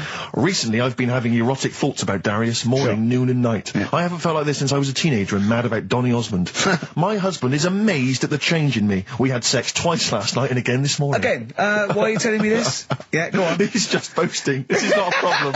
It's not a problem. What's the problem? No problem, just wanted to tell someone. Thanks very much. I watched Darius on TV last night, and when my husband came home, I dragged him into the kitchen and we made mad, passionate love. Right, they did it then, twice last night, once this morning. That's 4 times. 5 times she's mentioned it so far. Yeah. She's doing all right. My husband. This is a great bit. My husband thinks it might be his new moustache. Or that I'm going through the menopause, but I know You were thinking of growing a moustache? I was Do you thinking think of it would growing a change your moustache. luck with the ladies? I love the idea. That's what he thinks it is. He's telling his mates in the pub. You should grow one of these. Grow The one old of Tom these, right? Selleck. 5 times in the last 24 hours. Hooray for sexy Darius. So, what do you make of that then? What are your views on that? Hold on though, if that bloke is reading that paper, that narrows it down It's a gotta bit. be, yeah. Who else did he know? His wife likes Darius, he's had sex 5 times that night, and he grew a new moustache. He's thinking, I wonder if that's me. Maureen. Yeah, go on. But what's your concern? Because I'll tell you what her problem is. She's worried that, the reason that she's now kind of overly excited and she's having this great sex with her husband is because she's actually fantasizing about someone completely different, younger. She's having these wayward thoughts, isn't she? She's a bit concerned about that. What's your concern? What are your thoughts? I reckon she's going to start shoplifting soon and coming out in hot flushes. Go on. Just, they're both happy, aren't they? He's getting what he wants. She's happy. I'd say, yeah, whatever, get on with it. Do you think that she should confess? She wants to be honest with him. I wouldn't, because not that many fellas like Darius. Right. So, if you're sort of thinking, oh, she'd rather have him than me, I don't What do you think Darius would think of this? He'd probably be happy with that. I mean, What would you do if you got loads of phone calls, right, from women going, Karl, whenever you're on the radio, I just have to do it. I just have to do it. Your voice makes me... I'd say, all right, well, it's all right. I'd be happy with that. Would you? Yeah. I mean, just in case anyone is doing that. What would you do to sort of like egg them on a little bit, 12 man? What do you think? What sexy things would you say? What do you think is your quality? What do you think people would find, pretty horny about you? Is it your sort of mank wine, do you think, that? Good evening, Steve. I've got some here brought in. It's just a normal soup. It's Rooster's Pride. What flavour soup's that, Steve? Oh, I know you brought that. It's all it's a genuine article, and it's cock soup. Oh, please, can I have a close look at that? Maybe there's some more humour I can draw. What, you want a closer look at my cock soup? Just a cock soup. Let me just... It says here, delicious, appetising. 3 to 4 servings. You know what I'm thinking of when you're talking about the soup? I'm thinking of innuendo. I'm just thinking of a man's cock. Penises, yeah. Let me just... It's the darkness. Right. This is going to be so annoying. No, it's not, honestly. Well, it is, because you're going to think it's science and it's going to be trite. Alright, well... Go on. Right, little story first, right? There's this funeral, right? And this girl was at a funeral. Same funeral? Yeah. Right. It was a mother's funeral. Oh, yeah. Right? She met this fella who she didn't know, right? But she thought this fellow who she met was amazing. She didn't know him, right? But she thought he was brilliant, right? Like a dream fella. Right. And she fell in love with him, right? But never asked for his number, his phone number, right? And she couldn't find him. Now, a few days later, the girl killed her own sister, right? Yes. Question is, why did she do that? Okay, well, it's one of those stupid things then, isn't it? So it's not logic, it's what am I thinking? No, it's not. So it's a proper, it's a proper real mental logic. test. It's a proper mental test. A mental test. It is a bit mental. So you understand the story, yeah? Kind of. Let me just get it right. So there's a funeral. A girl goes to the funeral of her mother. Yeah. She meets the guy, or she meets the guy at the funeral. She meets the bloke. He looks alright. I fancy a bit of that. Right. Has a chat with him. Yeah. But doesn't get his name, doesn't get a phone number or anything. So to cut a long story short, the things are asked, right? So the reason she kills her own sister, is this something to do with finding out something about the man she met? Well, just answer the thing. Just, why do Oh, okay then. I'll answer it then. She went mental. He was a spy called Derek. What do you mean, just answer it? Anyway, I'm testing Steve. Right, well, she killed her own sister because her sister had stolen some money from her and was sleeping with her husband. Is that it? Well, I don't know, Karl. It's an answer. What's the answer on the paper? So... Well, come on, what is... Come on! Well, the answer is... No, an answer is... that she was hoping that the guy would appear at the funeral again. he'd go to the funeral. Right, that's not a proper psychological test. It's one of those stupid little shitty things. It's like a man goes into a field and dies. Why? His parachute didn't open. That's what I'm thinking. I'm surprised you learn anything. Oh, I love that. Romeo and Juliet. Oh, Juliet's a fish. It said she was hoping that the guy would appear again at the funeral. If you answered this correctly, you think like a psychopath. This was a test by a famous fella, right, who used it on killers, and most of the killers got the answer right. Did you also think that? Was that the answer you gave when you first read it? No, I didn't know. But I wondered what you would have got. Good, so that's proof I'm not a psychopath. Yeah, but that's the point, but it's a psychological test for looking at something very, very specific. What's up with that? Well, what was the best that could happen? That he'd got it right, so he is a psychopath. What annoys me is you're not happy with that test, but before you wasted 3 minutes trying to balance a pear on my head. What were you getting out of that? Let's play a song and have some monkey yourself again.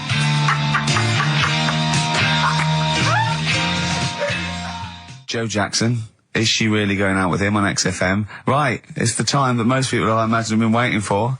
Monkey news. Play the jingle. Okay.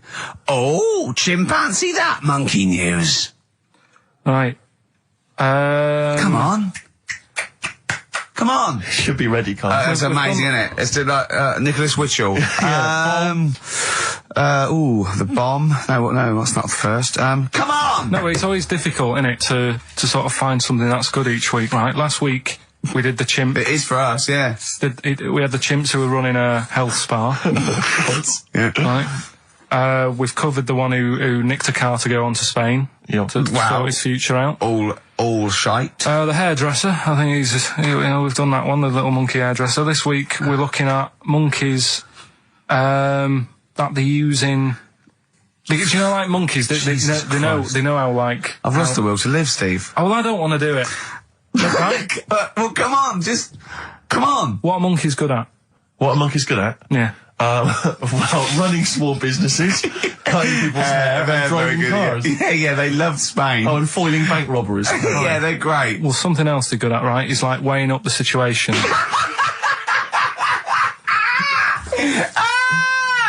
Oh, God! If you stick them in a field with loads of, like, obstacles on it, right, they're good at sort of, I can get over that, and I climb over that, I'll swing from there to there, that sort of thing, right? Okay. So the people in charge of somewhere, I've thought... somewhere! Come on. I've thought we can use that skill, right? What? And what they've done is they've got a load of little monkeys, right? They've given an IQ test. Yeah. And the ones that score above 80, right? Get to produce this show next week. Join the army. Right. How do they join the army and what do they do? They just, what they do is they set little obstacle courses up for them. They do that. They do a cross-country run. They do, the IQ cross-country test. run? Yeah. Okay. And then once they've done all that, they make them a little uniform. Made to measure little uniform. Slightly longer arms, shorter legs than usual, yeah. Yeah. And, basically then they taught how to use a gun and that sort of thing. Yeah, of course they are. You're talking rubbish again. This came through literally, pretty late on, so... So you've not had a chance to corroborate all the facts, as usual? Just have a look. Right, it's the bit I'm looking for is, well, A, why are they doing it? Why are they doing it? Yeah. Why do we need monkeys in the army? And secondly, why are we giving them guns? I'll just check to see if any of that... I love that we only let gays in recently. Yeah. Talk amongst yourselves. Yeah. Just have a look. I can't read it. There's too much pressure. It's rubbish. But it's rubbish. They don't get it. It's the way that there are things there are animal cores, right? There are horses, there are dolphins, sea lions. There are lots and lots of animals in the army, but they don't have to pass an obstacle test as such, and they're not taught to fire guns. We'll You've see. straight away assumed that there's going to be loads of squads of men and then just one little monkey in the middle. Like, he came second on the test. He's in, boys. What do you think, Steve? You've read it? Well, as ever, Carl, this is an arbitrary email sent by one of our listeners. You know what Ricky and I think of them.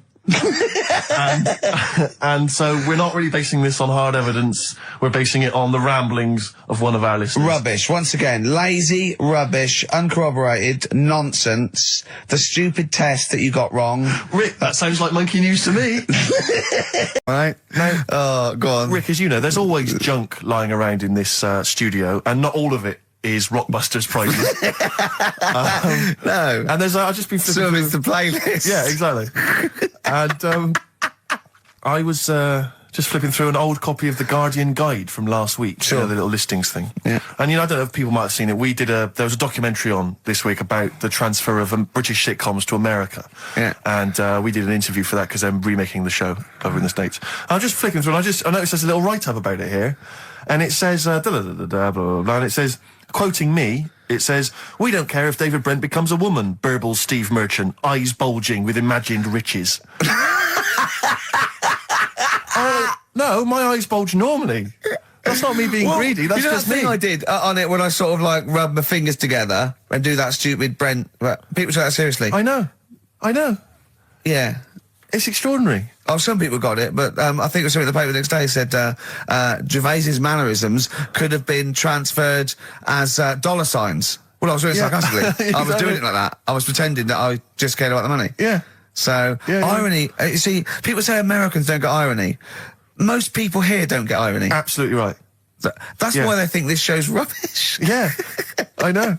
We fooled them. Yeah. We've had the last laugh. Exactly. We think it's really good. Exactly. Carl, come on. Let's have some news. Let's do some proper radio. Have you, all your news comes from Anna Nova, doesn't it? What will Dr. Fox do about now at 2 o'clock? He'd do some amusing news. It's coming up for 2, and here is the news with Karl Pilkington. Well, like I said, it's just headlines and that. I don't bother reading on if I like the headline. And it's all from Anna Nova, not from a newspaper or... It's not made up or anything. These are okay then. Well, let's see. Let's see. Okay, imagine Trevor McDonald doing this. These are real news headlines. Okay then. Wow, they're real to Karl. Okay, here we go. And here is the news with Karl Pilkington. Bong. Man hid in wardrobe to avoid work. Yeah, good. All right. Bong. Teenager gets stuck in washing machine. Bong. Dutchman has 2 right feet. Bong. Cow hit by train lands on farmer's wife.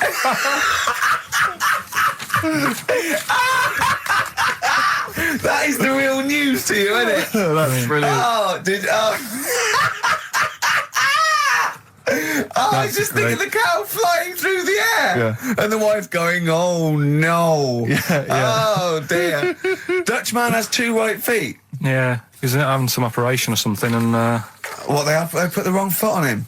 He's got 2 right feet or something. Well, maybe it was only a right foot that was available. Good dancer. Yeah. Oh dear. Well, in real news, I was I followed that thing with it was that fella that got into the palace when Bush was there. Right, an undercover journalist. Yeah. I mean, it would have been a problem if he was a terrorist, but it's sort of like, and as the palace said, you know, all our tests are to expose terrorists, not journalists. Yeah. I just think it was no big deal, really. Yeah. I think it was much more big a deal for the journalist than anyone else. It was like, all the journalists in the world can pop up as long as no terrorists get in. Yeah. We're all right. Exactly. Yeah. A bloke just got through a terrorist. No, an ice cream seller. Yeah. That's all right. It was like the waiting hand for thinking, I can't believe it. It's Baz Bammingboyne from the Daily Mail. Yeah. And I think that's Gary Bushell. That's fine. That's fine. Don't worry about it. Yeah. But it was just that all he did wrong though was just lied on his CV. Well, I think he did. But everyone lies on their CV. Of course. Everyone gives references. I don't think I've ever done a CV. I tried to lie. I did one once when I was at UDA and I was an events manager. I applied for a job at Radio 1 for events manager. Didn't even get an interview. Yeah. So I just stopped the CV lark. Sure. And I just, you know. The one knocked back and that was exactly. it. Exactly. No, yeah. So, you've lied on your CV, have you, Carl? Yeah, loads. Yeah. It's just, it's like someone from Little Britain. Yeah, no. Yeah, loads. Yeah, go on. Come on. There was one when, there was a job going at Granada. In fact, this isn't even lying, and I still didn't get the job. Go on. But, well, you don't get a job just because you don't lie. It's not, have you lied? No, you got the job. Yeah. No, but there was they ask you loads of stuff, don't they, that you think, well, that's got nothing to do with the job. I don't know why you're bothering me, asking me certain stuff, right? Qualifications, things like that, yeah. Yeah. But, well, it was languages. Yeah. Right? What did it say? It just said, you know, put your name, put your address, languages, right? And, What? Oh, yeah. What, you don't speak any other languages, do you? well, I just thought English, quite good. You didn't! No, I did. Honestly, ask Suzanne. I think you told me this before. Did you really put English quite good? Yeah, honest to God. Didn't hear back. Well, you know what they meant now. That you know what your error was, don't you? Are you fluent in French, German, Chinese? Yeah, but I didn't want them to think I've got loads of big words and that. Do you know what I mean? Well, I don't use loads of big words and stuff. No, they meant, no do point. you speak any other languages? It's any other languages, Carl, not the one. They assume that you can speak English because you're filling out a form. Yeah. Oh, well, it's like language is none. They assume you can speak something, and they'd probably think it was English. And to put quite good when you are English. Yeah. English is your first language, yeah, I'm quite good at it. I see your point, though. It's true, though, isn't it? Yeah. I'm not sure quite good is accurate. No, poor. English, weak. Poor. Weak. You didn't get the interview, no? What did Suzanne say when you told her you'd put that? She just laughed. It was Really? too late. It was too late to do anything. How's her hair? Do you want to talk about it? Right, she's off today, so It's alright, is it? Oh, she's listening, you mean? she's at home today. But it's probably alright now, isn't it? Because a bad hair day, it doesn't last. But it'll be nice. It'll be all nice, not today. You're scared of her, aren't you? No. I mean, I don't want to... You've learned your lesson that, you know, you can't talk about people like that because it upsets them. Well, plus I can't do it all now because we're doing Pulp Fiction later and it sort of involves her head. So... Brilliant. So let's... Excellent. There's me thinking that you're being considerate. Yeah. All worried about... Where's the one? Oh! What? Not like the Shadow that got fed up and started pushing kids off bikes? Rick, I think you're referring to stuff that no one made sense of last week. Yeah.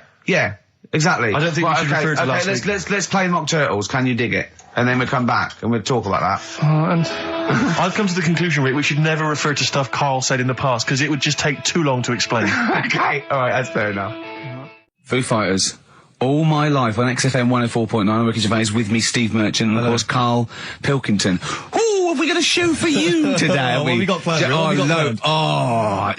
Loads of stuff and 2 hours of it. Right. And all the records. Specifically, what sort of stuff have you planned for us? Because I know you've been working hard. What have you done? Well, you know, I've been busy this week. I've been house hunting. I've various things. But I know you've had the whole week off. Right. So what have you been up to? Like, Go on, Karl. Karl, tell them what we've got. Tell them what we've planned. All the stuff you've done. what have you got? But Rick, specifically, what have you come up with? Quick, because people are getting bored. Tell us what you've... I've come up with the music. Right. Obviously, we've already planned that. We planned that last week, so that's all done. But what have you yourself contributed to today's show? I got a text message today from Ross Noble. You know Ross Noble, the comedian. It was on. Have I got news for you? Right. He says, ask Karl if he woke up with ladies' boobs, would he just put a dress on and live as a lady, or would he just be a man but with his boobs? Carl, it's a good question. I know that happened to Ross, so he's throwing that one out at you. It did in a way, because he ate pizzas for a year, didn't he? He did, yeah. And he got a lovely pair of breasts. Yeah. Go on. Probably just find a loose-fitting jumper, go to the doctor's. What would you say to the doctor? How would you explain this phenomenon to the doctor? So you'd be happy with this because you believe in shite, like No. happening. Go on. But it can happen because I told you a couple of weeks ago how that can happen. How you can wake up with breasts if you're a fella. I told you. Go on. Haven't you remembered? No, it's funny that, isn't it? Go on. Have you, Steve? No, I don't remember this. Did you tell us on air? Yeah. It can happen if you go to Argentina and have a steak. You can wake up with breasts. Because I'm sure I'd have remembered that. Pull the other one. Look, he likes that. Is that what you've come up with this week? That joke? Yeah. Brilliant. Play a record. It's going to be a dynamite show. Listen, look, I'm going to play some classic tunes today. I'm going to educate the youngsters, Steve. Right, now, you've all heard of Lou Reed, you've all heard of Velvet Underground, but, you know, have you heard of Venus in Furs, Karl? Shiny, shiny, shiny boots of leather. Oh, and the very hot chilies there. Oh, yeah, indeed. The Zephyr song, Red Hot Chili Peppers on XFM 104.9. I'm Ricky Gervais with me, Stephen Merchant. And over there, little Karl Pilkington. Indeed. See the write-up in Heat this week? No, is it good stuff? Basically Carl's show. Yes. Which is fair enough. No, I mean, he's the only one doing any work. I know. He's the only one contributing. We thought no one had noticed, but Heat were on it straight away. Yeah. They picked out, I read it to him over the phone. It said, 2 hours of black music and everything like, Karl Pilkington, he does Educating Ricky, a strand where he educates Ricky, and Rockbusters, which is loosely based on Blockbusters. It says, you know, basically you'll be tuning in for that. And I read that to Karl and he went, oh. And I was going to drop it. You weren't, were you? So he believed the hype. Yeah, I think you've got to, I mean, it's like... You've got to mix it up is what you're saying, keep it fresh. A lot of people are saying to you at the moment, are you going to do another series of The Office? It's kind of like that. I've got to decide whether we try to move on with it or do something different. Is it dead in the water? Yeah. So what's your decision? I mean, maybe, are you... We'll probably keep it for this week. Sure. And see how it goes. Okay. You've got anything else on the back burner? Any other ideas? Nothing. You I'm still sort of. Do you know I came up with a load of game items? Well, I remember there was one that was based on fast food. There was, the Rice is Right. The Rice is Right. Now, just run the rules past me again. We had to identify whether it was a Chinese meal, rice or steamed rice. Well, either. Basically, it was a Chinese restaurant or an Indian restaurant. But is it true that you played this at home with your girlfriend and it was clear you could always tell which was which? Because one had an Indian sounding name and the other was Chinese sounding. No, it did work once. I managed to pick some sort of duck dish that sounded a bit Indian. Right. But then it wasn't Bombay duck, was it? Which is actually a piece of fish. You don't know. He wouldn't let me put, you know that whipped cream in the fridge? I saw that, I thought that's fun. Yeah, he wouldn't let me put it on him with shaving foam. Oh. Yeah, but every week we have this. Do you know the other week, Steve, I didn't tell you this, right? He comes in, straight away, you know, and trying to talk about sorting the show out, what we're going to do, how we're going to keep it good for 2 hours and that. Grabs a pen, he says, let me draw 666 on your head. Because you can see the scalp. Carl, seriously. I said, don't do that. He goes, all right, then how about we meet halfway, put 333. Every week it's the same thing. But I quite like the cream. Did you get any cream on him at all? No. Is it the spray cream in a chicken? Yeah, he said no. Carl, can I just make some, just spray on some glasses? Just some round glasses on your face. Father Christmas! Hello. It's nearly Christmas, hello! Come on, it is Ricky Gervais' show. Yeah, should we play a record and then come back to this mayhem? This crazy mayhem? Yeah. Foo Fighters.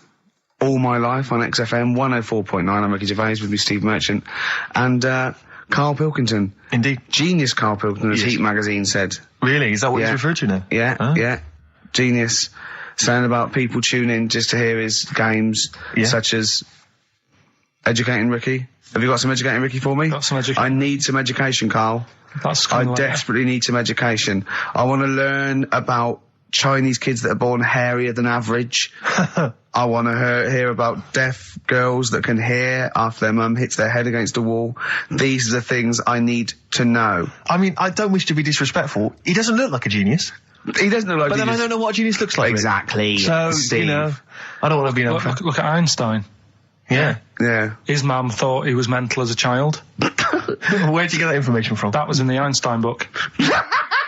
Well, it was in the Einstein book, then it's presumably true. Which Einstein book is that? Is Theory of Relativity? The big book of Einstein stuff. Oh, yeah. Yeah, the big bumper book of Einstein stuff. It's for a coach trip, and you have to fill in E equals MC1 squared, 2 fish, or 3 hello, and then it's multiple choice, and you fill it. It's great. Did his mum think, A, he was a genius, B, mental?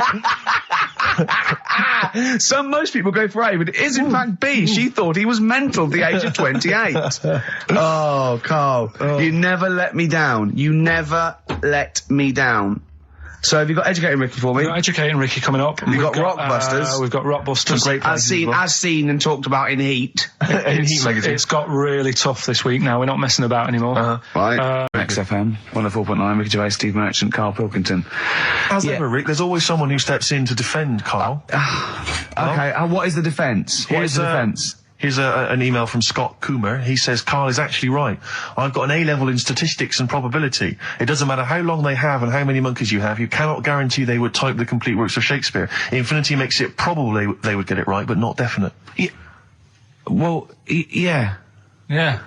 That's what I was saying. No, you weren't saying, Karl. You don't understand it. Infinity sort of sorts it out. That if they do anything, they nearly do everything, won't they? No, I mean, they'll give it a good shot. No, that's not the point. But the I'd point be is surprised if they did one page right. Right, listen, it's not to do with consciousness. It's not to do with them aiming. They are just bashing away at the keyboard. It's like they're used to show that there isn't consciousness. They chose the chimpanzee because it can type, presumably, hit the keyboard. It's because they hadn't come across you at the time. Yeah. It's to take out thought out of it. It's to take out reason and trying, right? It's just random. They're saying that if you typed enough things, if the computer was left typing everything, if you left it for an infinite amount of time, and they chose Shakespeare because there is meaning behind it, and it's difficult to get it exactly right, to show you that infinity would come up with it's not just Shakespeare, it's every novel.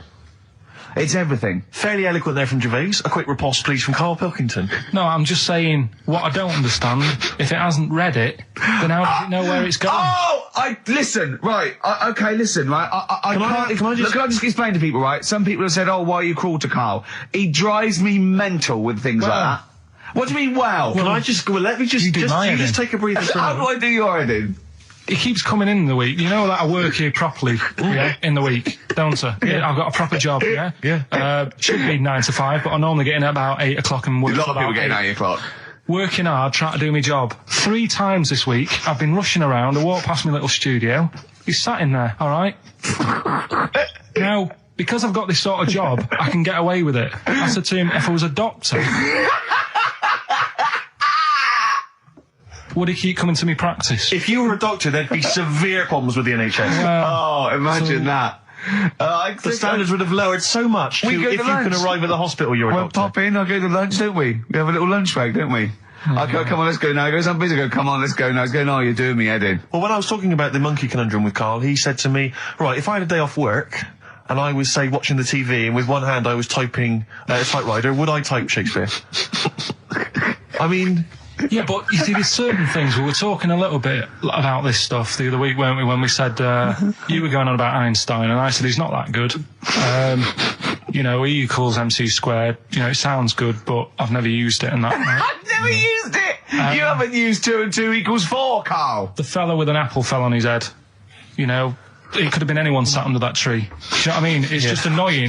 Lucky. And it just happens to be a genius. Newton gets all the credit for his laws of the universe. Well, other people were working whilst he was having a lunch break under the tree. So in a way, it's like he didn't deserve to have that success story. Again, forget the apple and the tree and whether he was sitting down having a lunch break. It's totally irrelevant. Yeah, but what I'm saying is there's certain things that will just happen.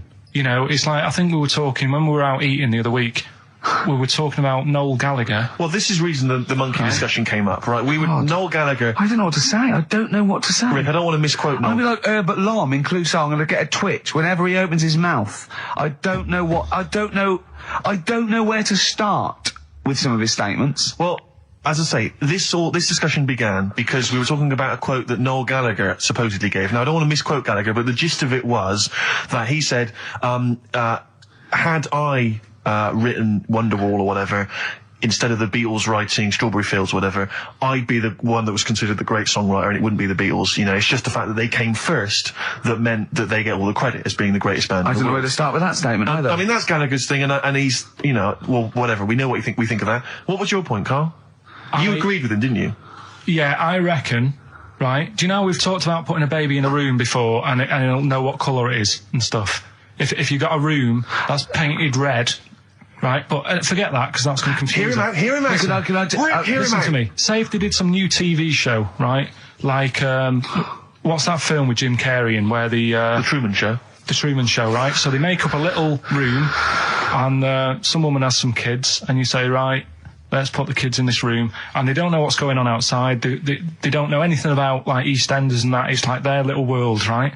They don't know anything that's gone on. How could a child survive without EastEnders? Right, listen. So, you sat in the room, right? And then, when they're all asleep... Right, wait for this bit. Someone... Have you heard this bit? Wait for this bit. They're all in a room. Yeah. They're asleep. Yeah. Someone pops in, puts a guitar next to the bed. Right? Nips off out again. They wake up in the morning... And one of them goes, what's this? They don't even know it's a guitar because they've never seen one, right? They're talking English, though. Yeah. We just left guitar out of the vocabulary. Right, so... There's plenty more to come. So, one of them will pick it up, and they'll go, I don't know what it is, and they'll start strumming, they'll go, that sounds good, doesn't it? Give them a few weeks, they could come up with Hey Jude. Whereas, type in Shakespeare, a monkey that can't even spell. I see that. Oh, wait. And I wasn't going to you wouldn't appreciate it, that's just sparkling wine. Oh, but I love that. Yeah, he doesn't know the difference. I'm seeing Carl on Christmas Day, because he's around Christmas Day in London, so I'll get a little gift then, Carl. Right. That'd be good, wouldn't it? It'd be a nice little... Okay, answers. We must give the answers. You would have to go to bed at 6, though, so we can play. Right, here's the last clues of the year. You had, there's a load of letters there asking for advice. Put them on Claire's desk. That was F. That was for foreigner. Foreigner. I don't know what you mean. Claire Rayner, she took advice, she gave people advice, so that's a foreigner. That is shit. Right. I'm sorry, that might be Christmas, that is absolute garbage. A lot of people got the right answer. I know, that annoys me even more. Number 2. The second one, ask your man. Foreigner. Yeah. Foreigner. Second one, ask your mam if you should. That was S. That was Shalimar. Shalimar. Right? No, bizarrely, what was the clue there? Ask your mam if you should. Now, we got a lot of people saying Smashing Pumpkins as the answer to that. I don't know who's saying that today, Mum. Smashing Pumpkins. Merry Christmas, Mum. Smashing Thanks Pumpkins. very much. Nice bollocks. Yeah, exactly. Oh, that's great. That's great. Right. Smashing Pumpkins. Your dad bought them for me for Christmas. Yeah. And the last one, Lovely plums. What, my Victorians? Oh, God. right, we've got to wrap it up. Come on, then. A couple of people were arguing in the supermarket at the fruit and veg counter. That was B, that was Banana Drama. They were, like, having an argument. What do you mean Banana Drama? What, no, wait. What group is Banana Drama? What group is Banana Drama? So, you're a fool. You're a twat. When you say that, but you accuse Carl of that, you're also accusing lots of the listeners, including the winner, Nicola Rogers, of London, and she wins those great prizes, and she got them bang on, so... Banana Drama. So, can we finish there now? Yeah. What do you mean? What do you mean, can we finish there now? Just play the ads and go. What? No, what are you talking about? We're going to play Jerry Nicholas all day. Play that then. Goodness me, Carl, look at you. We haven't got time. Merry Christmas, Carl. Merry Christmas, Carl. Enjoy the show. Let's give him a little kiss. Oh, a little kiss. Oh, no, with tongues, it's Christmas. No, don't. Stop messing about. Get up! The featured film's not bad, I have to say, actually. You've excelled yourself there. Again, it's just one of those things where I think, what kind of XFM listener would want this particular goodie bag? I know before Christmas, Carl, you explained that the reason we were Carl's giving away... face, he's disgusted, because he just said, I do a lot of work to get these prizes, and I went, no, you didn't. I saw you. He went over to a drawer and went, I'll give that one, and that one. That's what work you put in. You nicked some... There's about 12 Jerry Halliwell videos, one of which we're giving away. It's sort of like... you've given it away? Oh, no. Yeah, if you'd like Jerry Halliwell's Body Yoga DVD, then, you know, that's one of the treats you can win. But it does, like, if you remember before Christmas, he said that he was giving away a kind of bumper pack of gifts that you might want to wrap up and give to various people. Uncle, one for Uncle, one for Auntie. But obviously Christmas has passed, so I don't know really what your excuse is this time. You eat a lot over Christmas, don't you? Get a bit fat. Fair point. Yeah. So, Jerry Body Yoga is one of them. The recent, on DVD, the recent series of Wiedersehen Pet. Yeah, could you give me that reaction again? Well, Rick? no, just give me that reaction again. No, yeah, brilliant.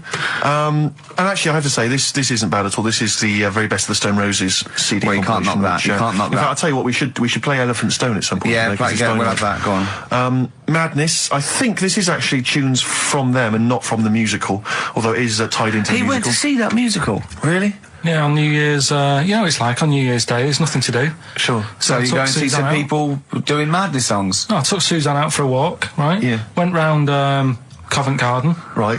Past the place where it was on. The stage door was open, you snuck in. Well, I said Madness are alright. And because when you think about it, Madness songs are quite sort of musical anyway, aren't they? So you can't... They're quite musical. Do you know what I mean? They sort he of... means they're like a musical, like a musical. Knees Up Mother Brown. I thought it was alright, enjoyed it. Blur the musical would be good, wouldn't it? Blur the musical would be excellent. Yeah, little Cockney Sparrow. So what, you bought tickets there and then and just went in? No. They're not selling, are they? It was fairly quiet, because we only paid the lower price and we got upgraded for free. Nice. So you enjoyed it, did you? I'd loved it. And would anyone like to come on stage with us? Yeah. The little bald fella. Yeah, go on, I'll give it a go. And what home are you from? Where are you? What are you doing tomorrow? Well, I'm going. No, you're coming here tomorrow. Come here tomorrow. Is he not doing well? That's a disappointment. I don't know. I mean, it was New Year's Day, so maybe that's why it was quiet. Okay, well, if anyone hasn't seen this or didn't receive it for As Christmas... As said, all is quiet on New Year's Day, Carl. Yeah.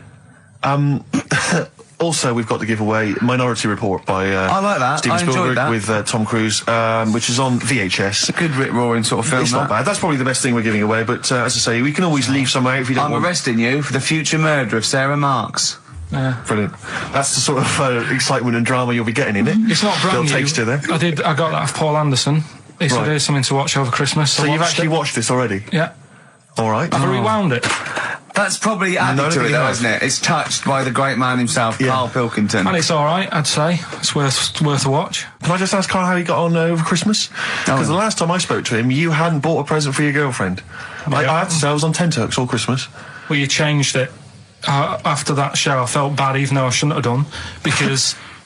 Because you hadn't bought your girlfriend a Christmas present? Yeah, but I said to you, I booked a table at a hotel in Covent Garden, had Christmas dinner there, which was nice, right? It's good food and everything.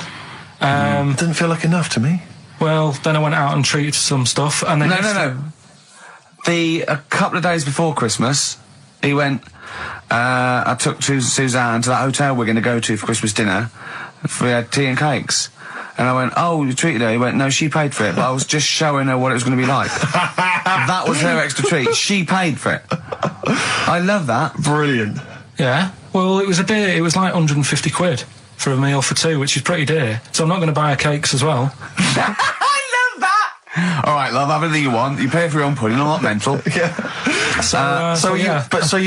You treated her to some other stuff? Some bits and bobs. What, so she chose them and you paid for them? What, the presents? Yeah. No, you chose them and she paid for them, but, you know, it's the thought that counts. I got them on the way home that Saturday. Well done. And what did you buy? Shops. Well, just some bits. It might be personal, Steve. Well, I don't care. Just some bits. Yeah, but bits and pieces. leave out the personal bits. What bits? Just little things. And then yesterday, right? A monkey wrench and a new washer for the shower. Yeah. Some recordable CDs that you need for your job. Oh, dear. No, when you gave those presents to her, did her face light up? Right. I don't want to tell you what they were, right? But she wasn't that impressed.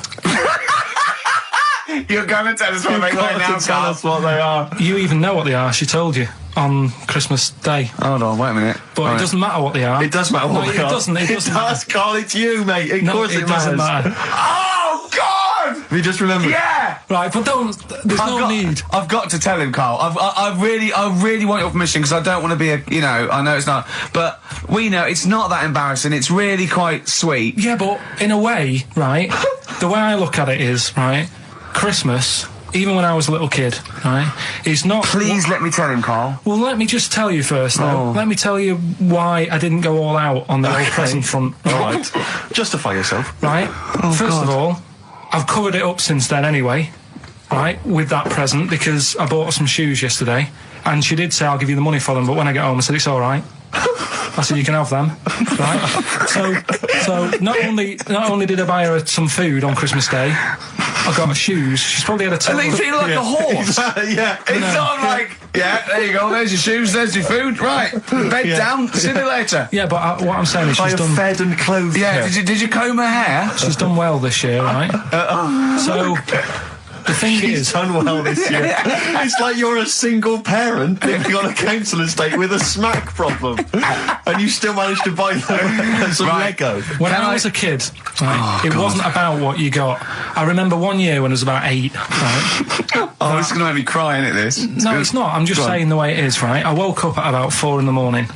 And I was like, oh, what forgot? And I couldn't sleep. I was that on edge. It's the excitement of Christmas, isn't it? It's like, oh, what's wrapped up? I need to know. Sure. And it's the fact that people are saying, no, you won't know until tomorrow. Yes, sure. That annoys you and winds you up. Okay. So I got up at 4 in the morning, opened my presents, and then went, right, I know now, went back to bed, had a great sleep. Yes. Right? So it's nothing to do with the excitement of what you get. It's the excitement of not knowing what you've got. And then what happened when you got up to go down with the presents? What you're saying to me is that you could wrap up a brick because the thrill of Christmas is in hoping and being excited about what it is, not the actual gift itself. Yeah. Is that what you did? Did you get a brick? No, let me tell you now what he got. He got her a present, right? And she said, she came, I said, yeah, he got me. It was an industrial-sized packet of condoms. It was a joke gift. No, it wasn't a joke gift. It wasn't even a joke. I went home that Saturday after the year, past boots, thought, might have something in here. They were on, like, value. Right, you passed the Were makeup. they used? Right, but anyway. The makeup, you passed all the other... Past the makeup, stuff. past the lovely vanity cases. Yeah. The foot spas. Exactly. Yeah, The yeah. bathroom Hold on. How much are these, love, for 100? Yeah. $4.99. Yeah. Do I get them reduced if I buy in bulk? So how many did you buy? What was it? I don't know, probably about 100. Right, okay. And is she allowed to use those with anyone? Did you wrap them? Can she just go out and have a wild Well, time you don't with need to them? wrap. They're already wrapped, aren't they? Oh. And then what did she say when she opened them? No, wait, Carl, what did she say? Right, play a record and we'll come back to this. Oh, you're worse than my father, that's genius. Made famous, of course, by Jimi Hendrix. Yeah. That's All Along the Watchtower, as originally done by Mr. Bob Dylan. On XFM 104.9. So, Carl, just take us through the moment where you gave this gift. Firstly, So you went into Boots, right? You thought, all right, 100 condoms. Brilliant. Okay. Did you wrap it I don't up? know if it was 100, probably 80. Right, okay. Yeah. Right? You don't want to go mad, do you? Wrap them up. I'm just resting easy knowing that he's not trying to breed. Right? No. Yeah. So, I got her them. I got her Grease on DVD, because she's always watching that. Yeah. Right? Yeah. So just think of when her mum said, what did Carl get you? Some condoms and grease. I was going to say, I'm glad he said on DVD. And, she was surprised anyway, right? Because Yeah, I bet she was. no, when she got she was thinking like jewellery. no, So right? that showed her. That surprised you, hasn't it? All right. So hang on, wait a You minute. thought it was a holiday, didn't you? Yeah, look at your face. You don't know me at all. So hang on. So did you give these on Christmas Day? Right, what happened is Have you ever read the? Carl, over to you. This is the time where we play, well, the world famous quiz, isn't it? Rockbusters, isn't it? Yeah. Which is Blockbusters, but with music. See you later. Cryptic clues and that. Do you want to say? Not really cryptic, but go on. We've got a number of DVDs to give away, including some teachers' DVDs. We've got a bunch of CDs here, and also Ricky Gervais's live stand-up DVD. Animals, brilliant. which Cool. is not good at all. I really would not encourage people to buy that. It is weak observations, poorly performed. I would recommend The Office Series 2 on DVD. Rubbish That's in still that. I'm available. awful in that. You can actually see me forgetting some of my lines. That's true. Go on. Right then, so cryptic clues. Just an example, might be new. I reckon people will be staying in today because it's raining and that, so might not have heard it before. So, like, Or they have and they're not listening.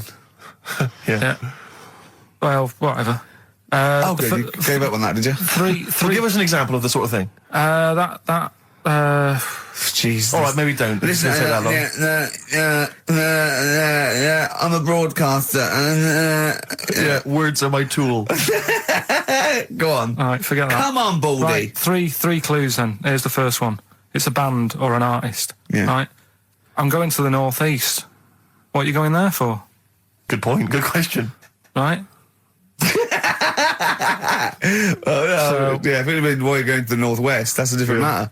Go Going on. to the northeast. What are you going there for? Right. Yeah. S is the initial, so it's a band or an artist who starts with. You and your father have probably come across this sort of dilemma in the past, and I'd be interested to know what your take is on it. Let me see, this is from Lee Matthews by the look of it. He says, he lives in a suburban area where the local teenagers also live on the same road, and they're running riot. They're smashing wing mirrors off the cars, they're crashing into parked cars on their skateboards, and they're just generally making mayhem, night and day. What can he do to stop this going on? The parents of the kids don't seem to give a damn. Anyone who complains to them, they just say, oh, piss off. The police are useless because they never catch him in the actual act of violence, which is what they got to do to apparently convict them. So they don't know who to turn to, really.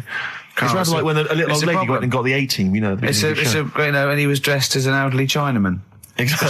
She knew who he was. Colonel Decker didn't have a clue. Yeah. You see, it's weird because now it has got out of hand. Sure. Do you know what I mean? Like years ago when I was growing up on the estate, you had problems, well, not like you have now. Do you know what I mean? Summers were nice as well, weren't they? Well, right. And Police are getting shorter and younger. But you yourself kind of admitted in the past that you were something of a tearaway. You didn't do anything like these kids here. The thing is, I was scared that if I got caught doing it, my dad would go mad. Yes. And I remember smashing a car window by accident and legging it in the lounge.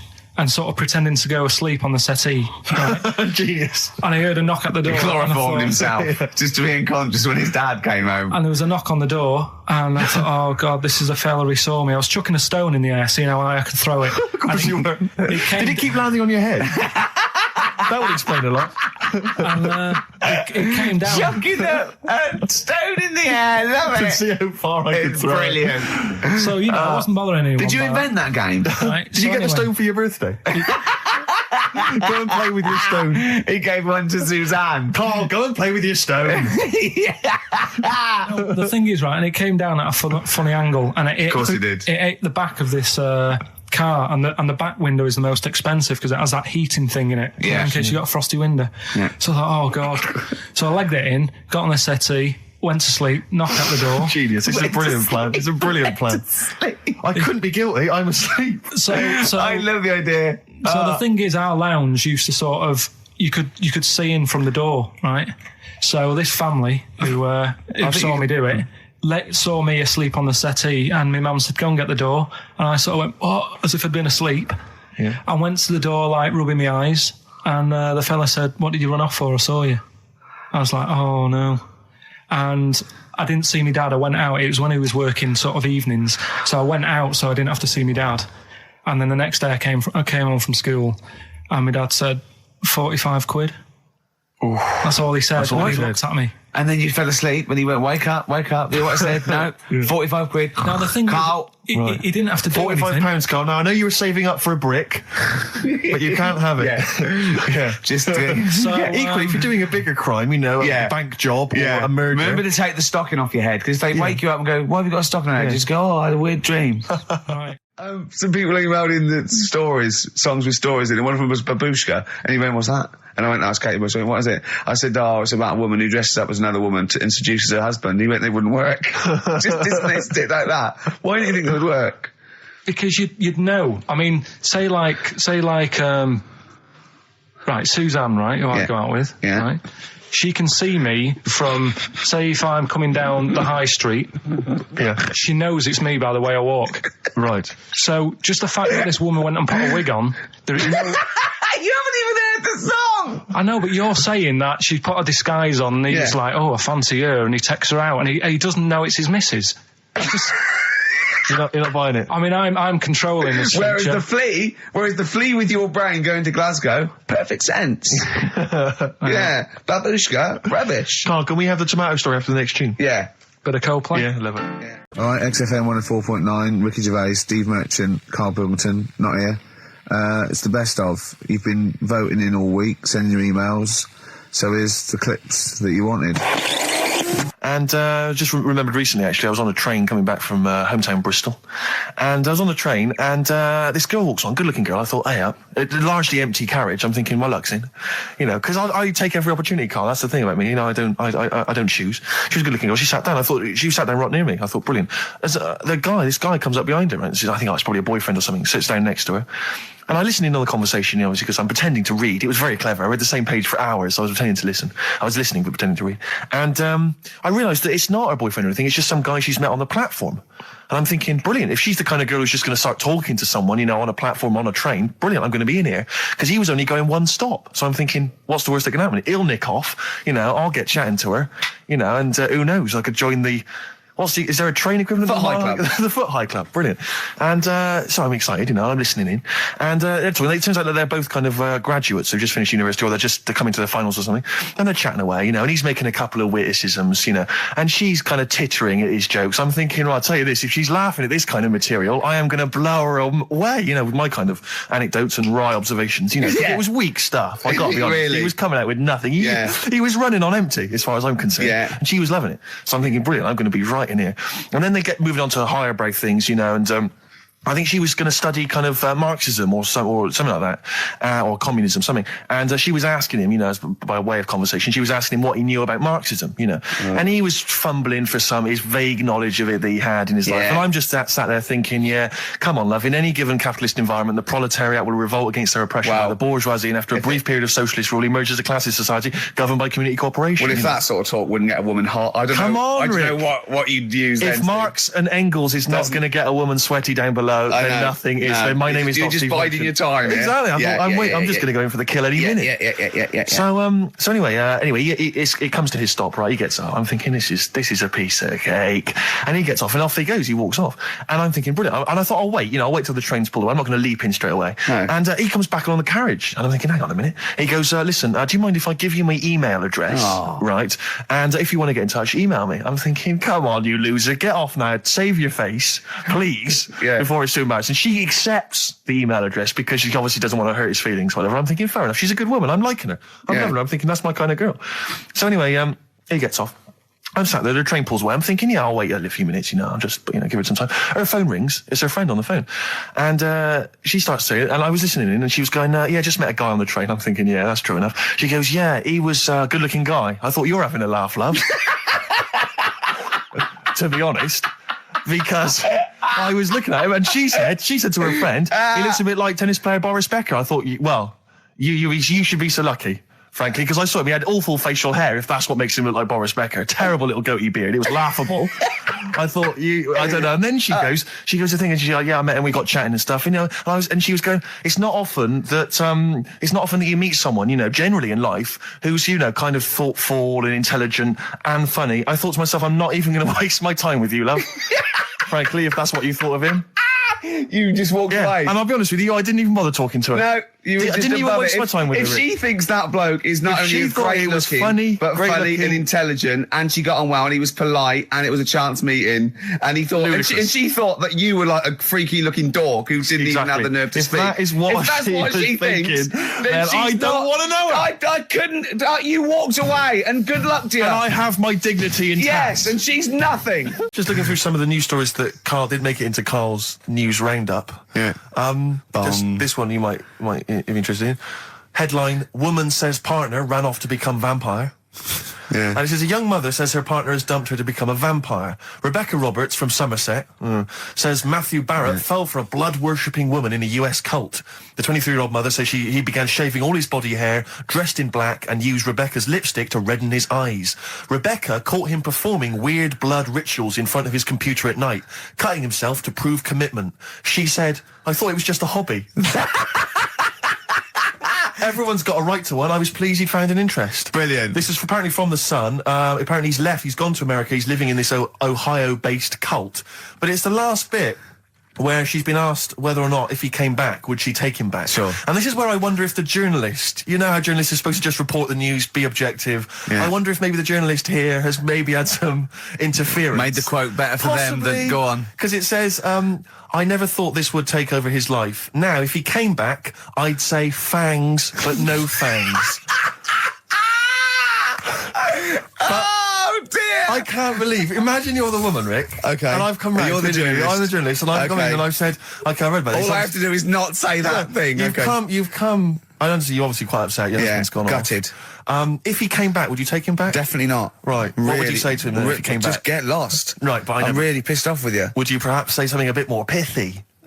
Not in this situation, no. You're upset? He cuts himself, he drinks blood, he's left me. Sod off. I'm not interested, mate. Because I tell you what. Go on. I mean, I like what you said there, but I wonder if we could condense that a bit more. If he came back, would you say... Go away. Would you ever say something like, thanks, but no thanks? No, because it makes it flippant, because I'm really angry. I know you're annoyed. And I'm upset, so I wouldn't say... I certainly wouldn't say thanks. I might say no thanks. But what if you sort of said it like aggressively, like you were giving him the finger, thanks, but no thanks? Like you didn't really mean it. What, sort of sarcastically? Sarcastically, would you possibly say I might say thanks, but no thanks, and that'll be it. And that's and I'd leave it there. I'd never change that. Sure. I'd never change those words. Can I ask you a question? Go on. Do you like puns? Hate them. Right. I don't like Countdown. I don't like QI. I don't like any of those posh Cambridge, Oxford types. I hate puns. If you had to say thanks but no thanks in the form of a pun, what would you maybe say? I wouldn't. I never would. Right. I'd say thanks but no thanks. I would. I mean, I feel embarrassed that I'd even say that because I don't think I would even say thanks but no thanks. Okay. But if I did go that far, I'd leave it there. Sure. So, have you ever noticed, as I have, the similarity between the word thanks and fangs? Not really. It's very similar. Not fangs, really. Fangs, F-T-H, there's a K. Fangs very much. G, it's A and S. Well, the A, the N and the S, but that's about it. Would you agree it sounds marginally similar? Yeah, Is it possible you might one day say fangs but no fangs? I wouldn't know. Right. I could put that though, could I? But don't say I said it. Right. I mean, yeah. Fangs, but no fangs. Yeah. This is the thing. Just, if you ever read an article in The Sun, The Mirror, anything, do not believe it. Really seriously question and query it, because... If it ends with fangs, no fangs. If it ends with a pun, almost certainly they never said it. Okay. That's Feeder and Come Back Around. It's a new leaf, Steve. I'm going to do properly now. I'm not going to be slovenly. I'm sitting up straight, you see. Yep. And it's going to be a proper DJing, because I think... Coming up soon, some great tracks, including a new one from Abs and an old one from Snow. Informer. You know me, don't be stormy, ecka boom, a licky boom boom down. I'm joking, of course. We've got some fantastic tracks. There's some great chat, and we've got Carl with some me, great Steve. Chat. Steve, I'm Ricky Gervais on XFM 104.9. There he is indeed, with him, Steve Merchant. And Karl Pilkington, of course. Say hello, Carl. All right. Yeah, nice. And you say you read... The beginning of a radio show is very much your wares, your shop window, laying out your stall. I don't think you could choose a better track than The Only Ones, Another Girl on the Planet. I'd love to hear it. One of my favourite intros, that. Amazing. Oh, that was dangerous, because I once heard on Capital Radio, this has got to be the greatest rock intro of all time. And they played Money for Nothing by Dire Straits. Brilliant. Yeah, I can just imagine them putting their head down. I remember a friend of mine, when I was at school, he just bought a car, and he took me outside to show off the stereo system, Money for Nothing. He just played that. I've never heard the song before. Just played that for its entire 4 or 5 minute duration. It is a good song for the sound system. Yeah, it's a good song for showing off intros and sound systems. Exactly. Yeah. You said you were driving along earlier. You saw someone. Yeah, it was one of those zooped up sort of sporty saloons. Nice. You know, the big like a Mondale or something, those big, and it was blaring out, and the bloke in it was sort of like, I could tell he was 24, but already going bald. Yeah. From like obviously his estate agency job, not jail. Yeah. But he's made a bit of money, and he's got, and the stereo system was ridiculous. I mean, so loud, and it was going through Covent Garden. He was playing Snow in Informer. Do people remember Informer by Snow? It was a big tune in my I don't know. It's great. Yeah, I always enjoy it. Can I bring that in next week? Can we play Snow next week? Well, you can play a tiny little bit. Tiny little bit of Snow. Yeah. Informer. Do you remember Snow, Carl? Yeah, you loved it. Yeah, big tune. Yeah, loved it. Oh, did you? Big tune from the 90s. Happy song, isn't it? You were saying that you've turned over a new leaf. Yeah. Is that in all aspects of your life, or is that just in your broadcasting career? Because the reason I bring that up is because, do you want to describe what you were eating just now when we came in? Because you're a 40-year-old man, you've put on a little bit of weight, so presumably you're watching what you eat. Well, no, but it sounded exotic. I went into a cafe and they didn't have a cheese sandwich. Right. And can I describe what it looked like to me? Right, it looked to me like a big slab of cheese. You've just got them to just cut off a big block of cheese, like the size of a CD case, or one of those double albums, right, of cheese, right, and just lightly melt that for me so it drips over my hand and it gets really greasy in the bag. But just lay some strips of bacon on the top. Yeah, but listen, you've embarrassed yourself. Is that what it was? No, it's a croque monsieur, so it's French. It's a what? A croque monsieur. A croque monsieur. Yeah, and so I thought, I've never heard of a croque You're having monsieur. let's see, you've embarrassed yourself. Is that how it's pronounced, or is it croque monsieur?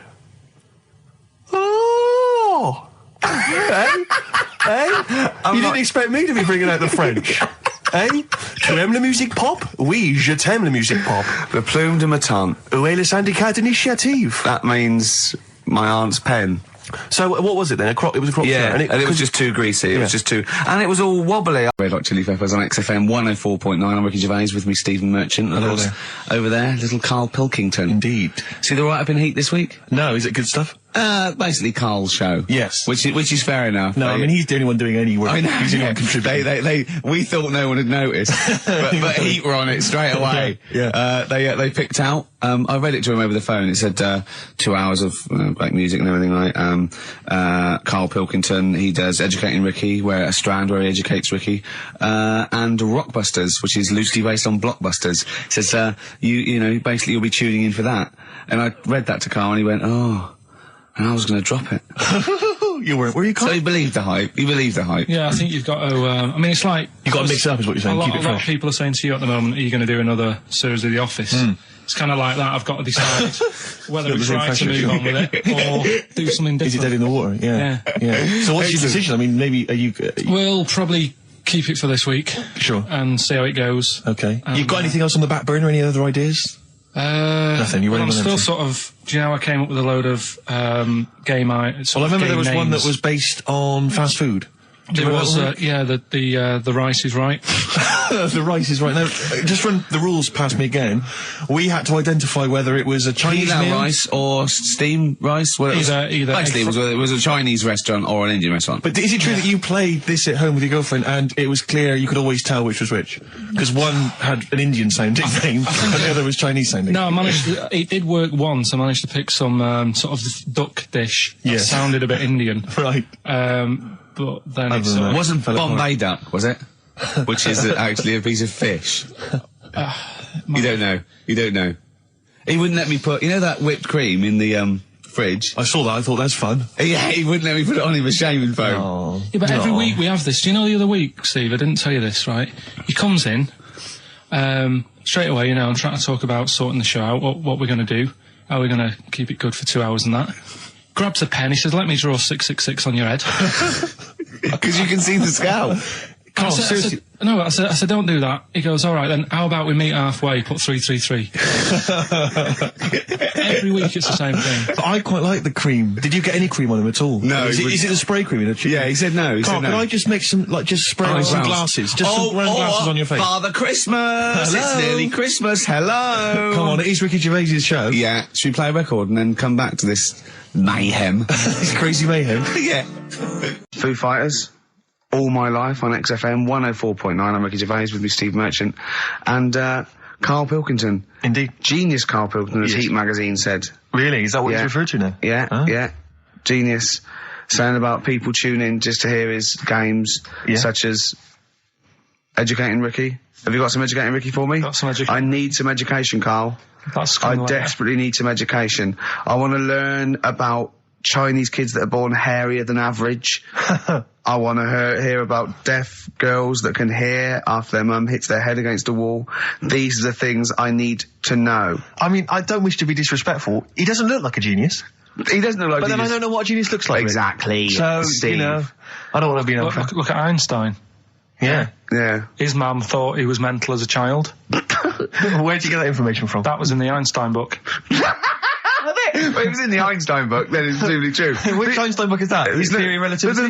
The big book of Einstein stuff. Oh, yeah. Yeah, the big bumper book of Einstein stuff. It's for a coach trip, and you have to fill in E equals MC1 squared, 2 fish, or 3 hello, and then it's multiple choice, and you fill it. It's great. Did his mum think, A, he was a genius, B, mental?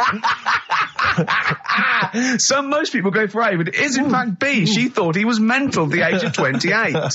Oh, Karl, you never let me down. You never let me down.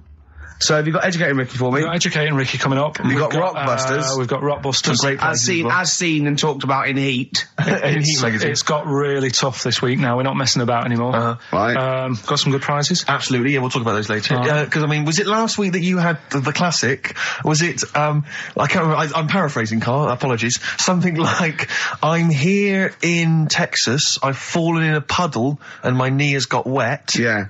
Whitney Houston. Whitney Houston. Yeah. And also, it was last week when there was a little bit of confusion over the one for Holly Valance. Right? Of course. I don't think it was confusion. I think it was your error. No, it wasn't. And it was Holy Valance, and you meant Pelmet. Then Becky, who called up that time and said, if you're getting mistaken with Pelmet, right, she sent me an email in a week saying, I've done a bit of research. Yeah. It was my fault. I've made an error. Yeah. It is a Valance. Okay. And I know about Valances. As I told you last week, at the very end, my auntie loves them. Yeah. Right? She makes them. She started off just like putting them on top of the sort of window around the curtain. And then she thought, I can do more with this. Yeah. And she had a little coffee table that had magazines underneath. And she said, I'm sick of seeing them magazines when I'm sat down. She sounds like a Pilkington. So... I'm sick of seeing them magazines when I sit down. So she put a Valance around the table. She just got Valances around everything now. Right? Then, next step, she tapes everything. She never actually watches telly. She tapes it all because she gets sick of listening to the adverts and that. Yeah. So she tapes everything. So she's got loads of videotapes and that. And the video used to get on her nerves. When she was watching a film, she'd see the clock changing. And it distracted her from the film. So she put a Valance around that. Yeah. That's genius. Yeah. So, that is or is it mental?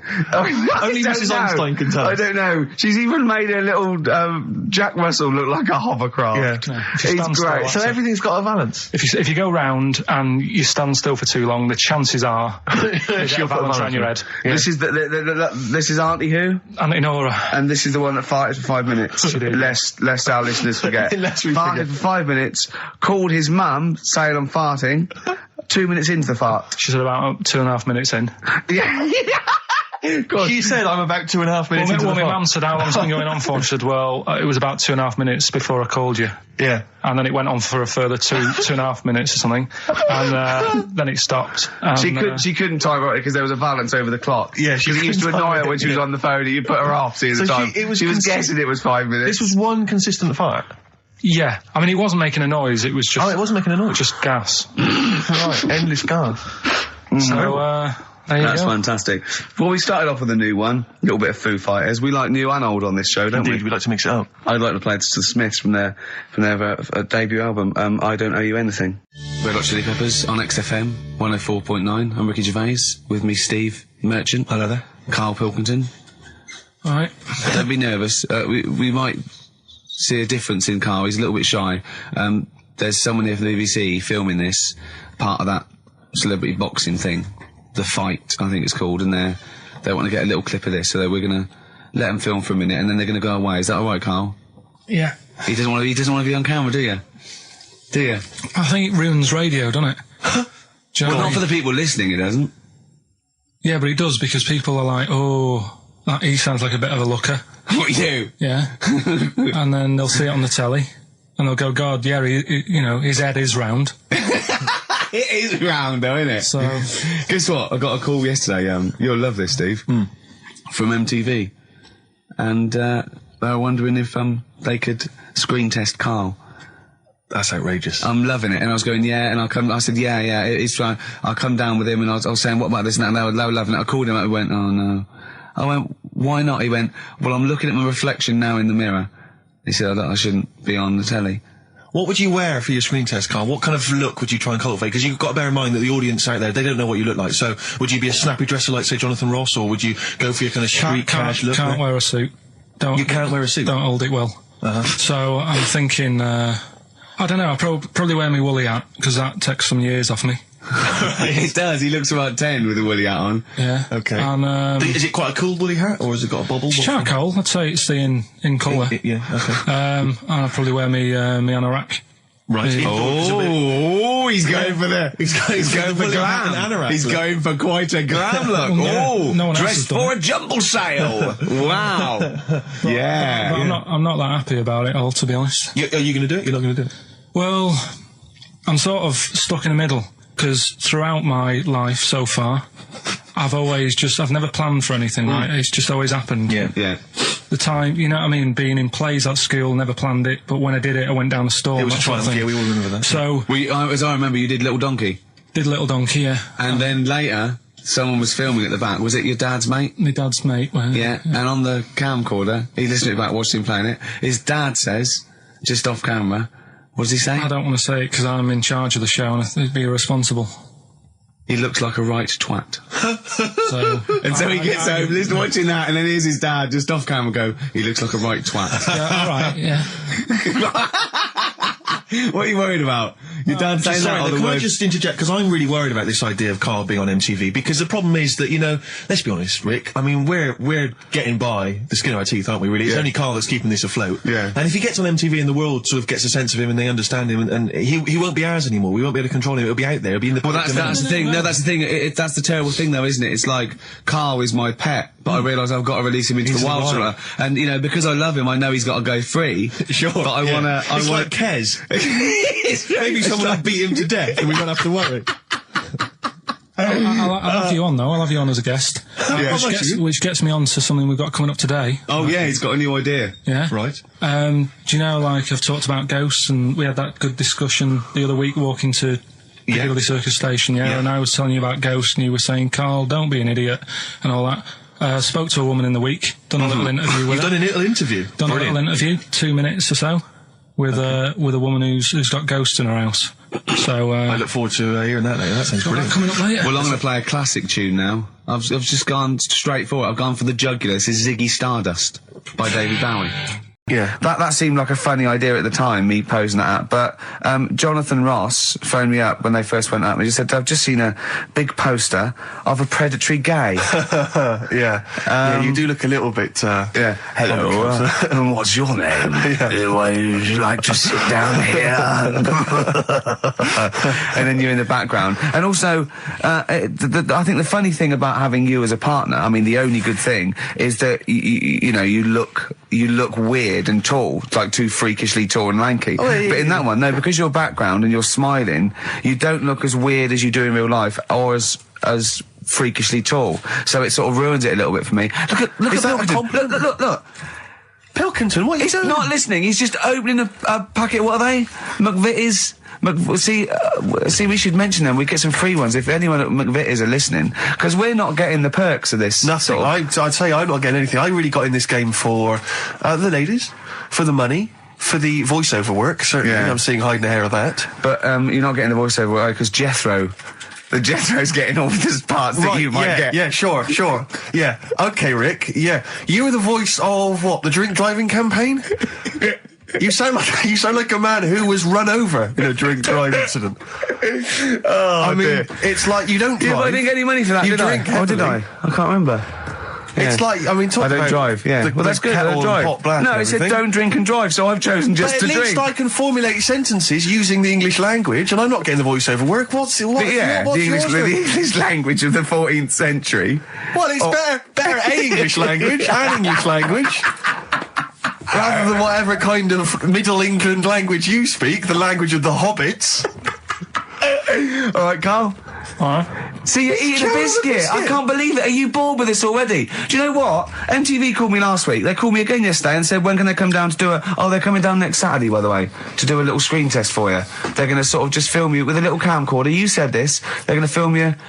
Are you all right? Do you want to, are you hungry? Do you want to go out and have a meal? I can't believe you're eating while I'm on air. No one can hear that. Do you know who I am? No one can hear Explain who I am. Well, that's Ricky Gervais, right? He's made his name on TV. Yeah. Okay, he's done any number of corporate gigs, and they pay silly money.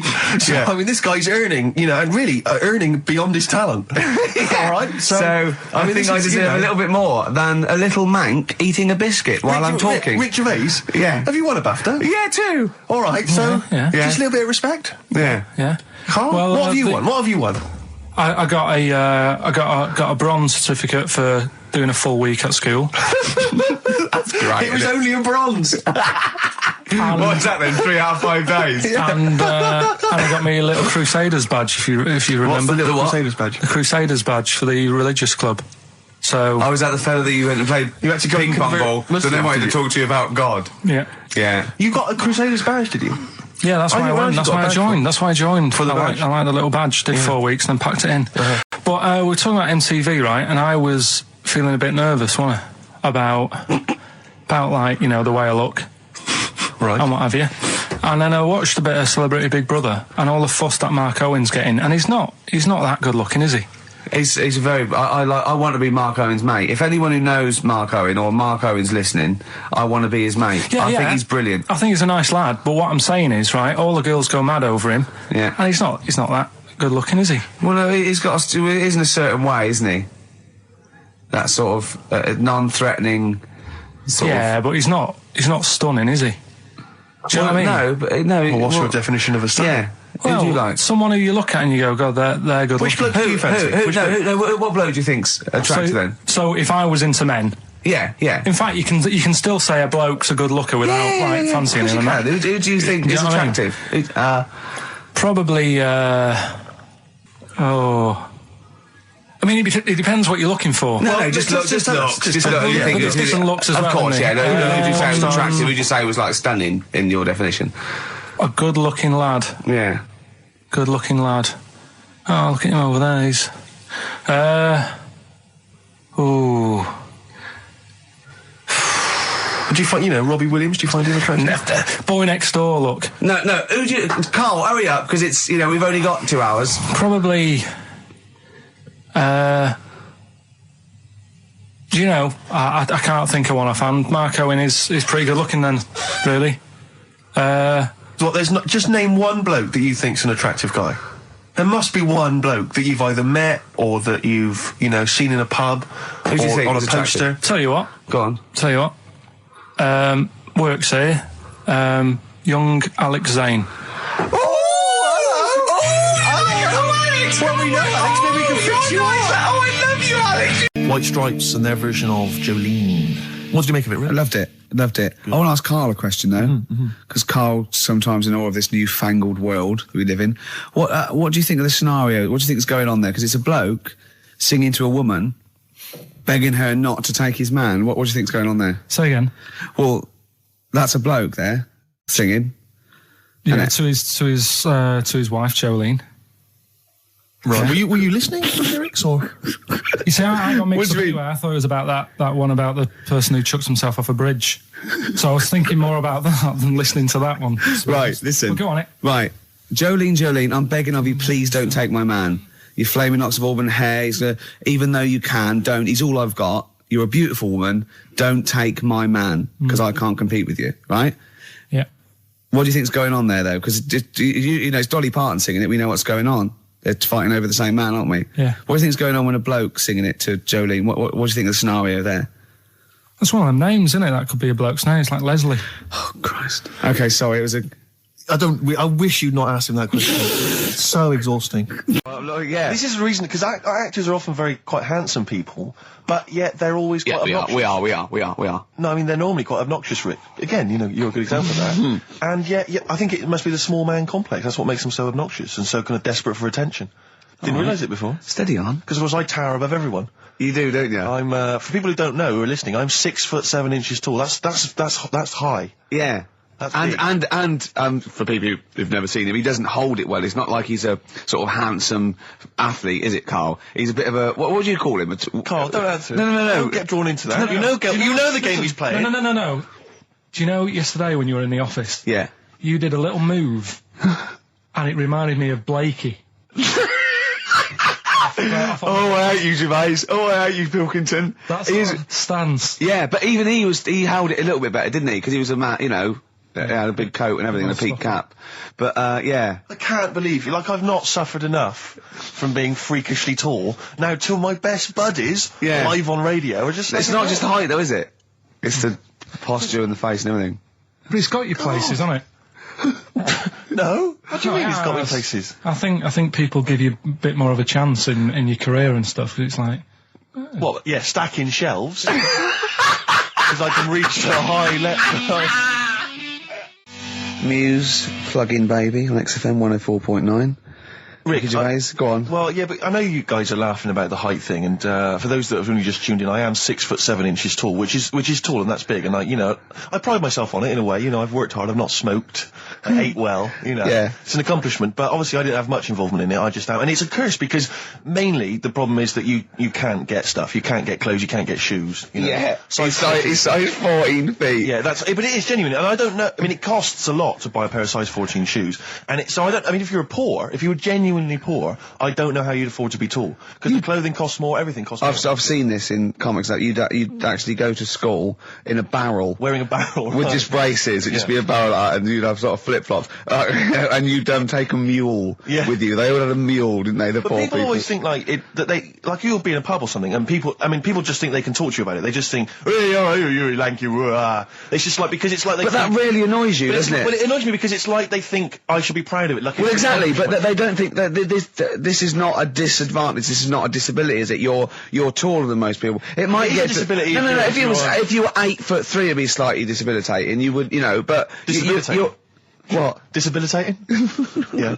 No, you're a medical man, aren't you? But, no, the point is, it's a debilitating because when you go on public transport, like if you're on a coach... yeah. The only place I can sit on a coach is that seat... On the driver's lap. Either on the driver's lap or that seat at the very end. Yeah. You know, which sits into the aisle. Yeah. That's the only place I can sit. Well, you stand up... some sort of kids at the back waving at drivers. You could drive it from the back. Here he comes, watch it. Were you a tall baby? Oh, Mr. and Mrs. Merchant, you've given birth to a basketball player. Look at his dribble already. Well, you were tall, baby. Babies aren't tall. Oh, at what point did you suddenly, like, Jesus, nothing fits me? Well, it didn't happen overnight, Carl. Let's do a little graph. How tall were you at 5? Oh, I don't know. 3 foot?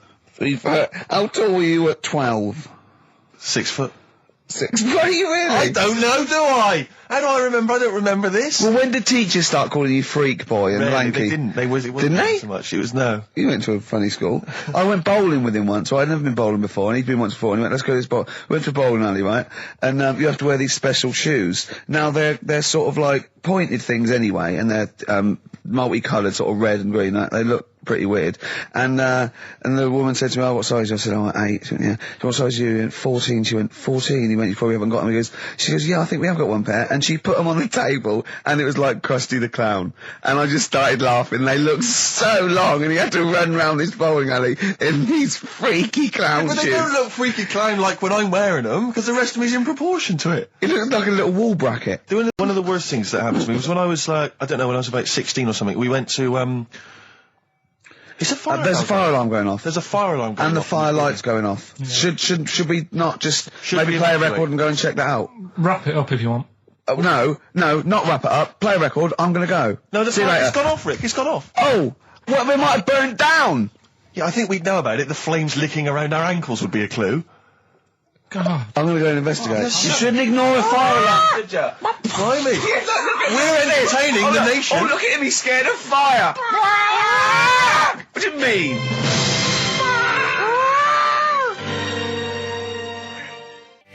Lars, and there she goes. Here's another dilemma for you, a quick one from Kate. She says that she's a single woman, she's 6 foot tall.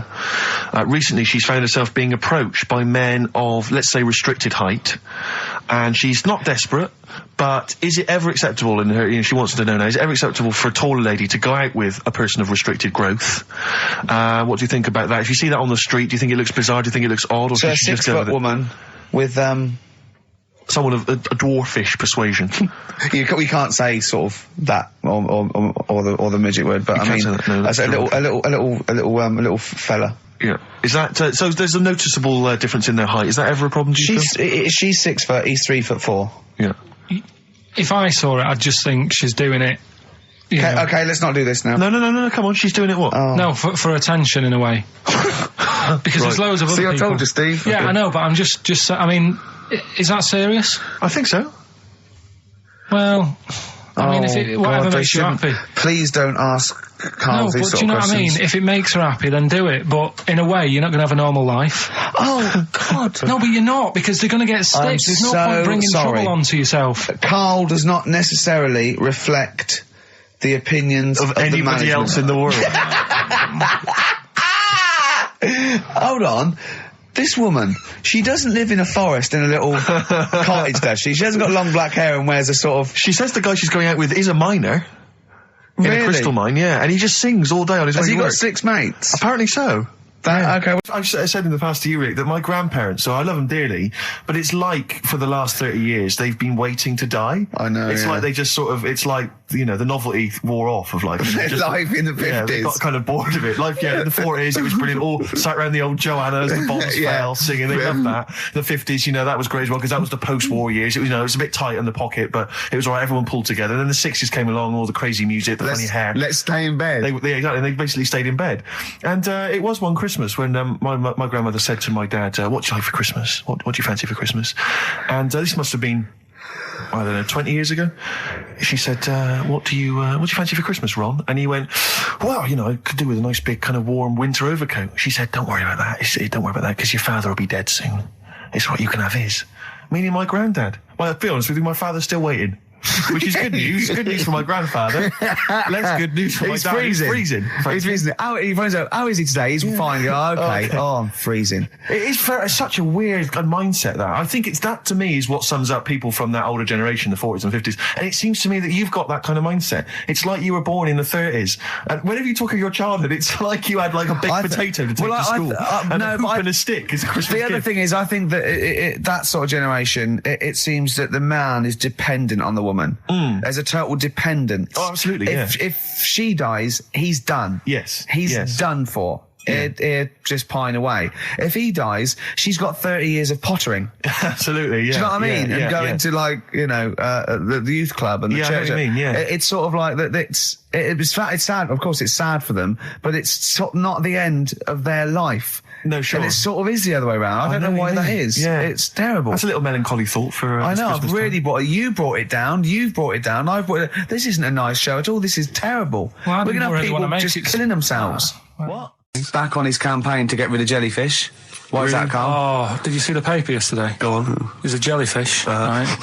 It's about 15 foot long, about 5 foot wide, and there's a fella swimming next to it, and the paper's going, oh, look at this we've found, there's loads of them in Japan. Yeah.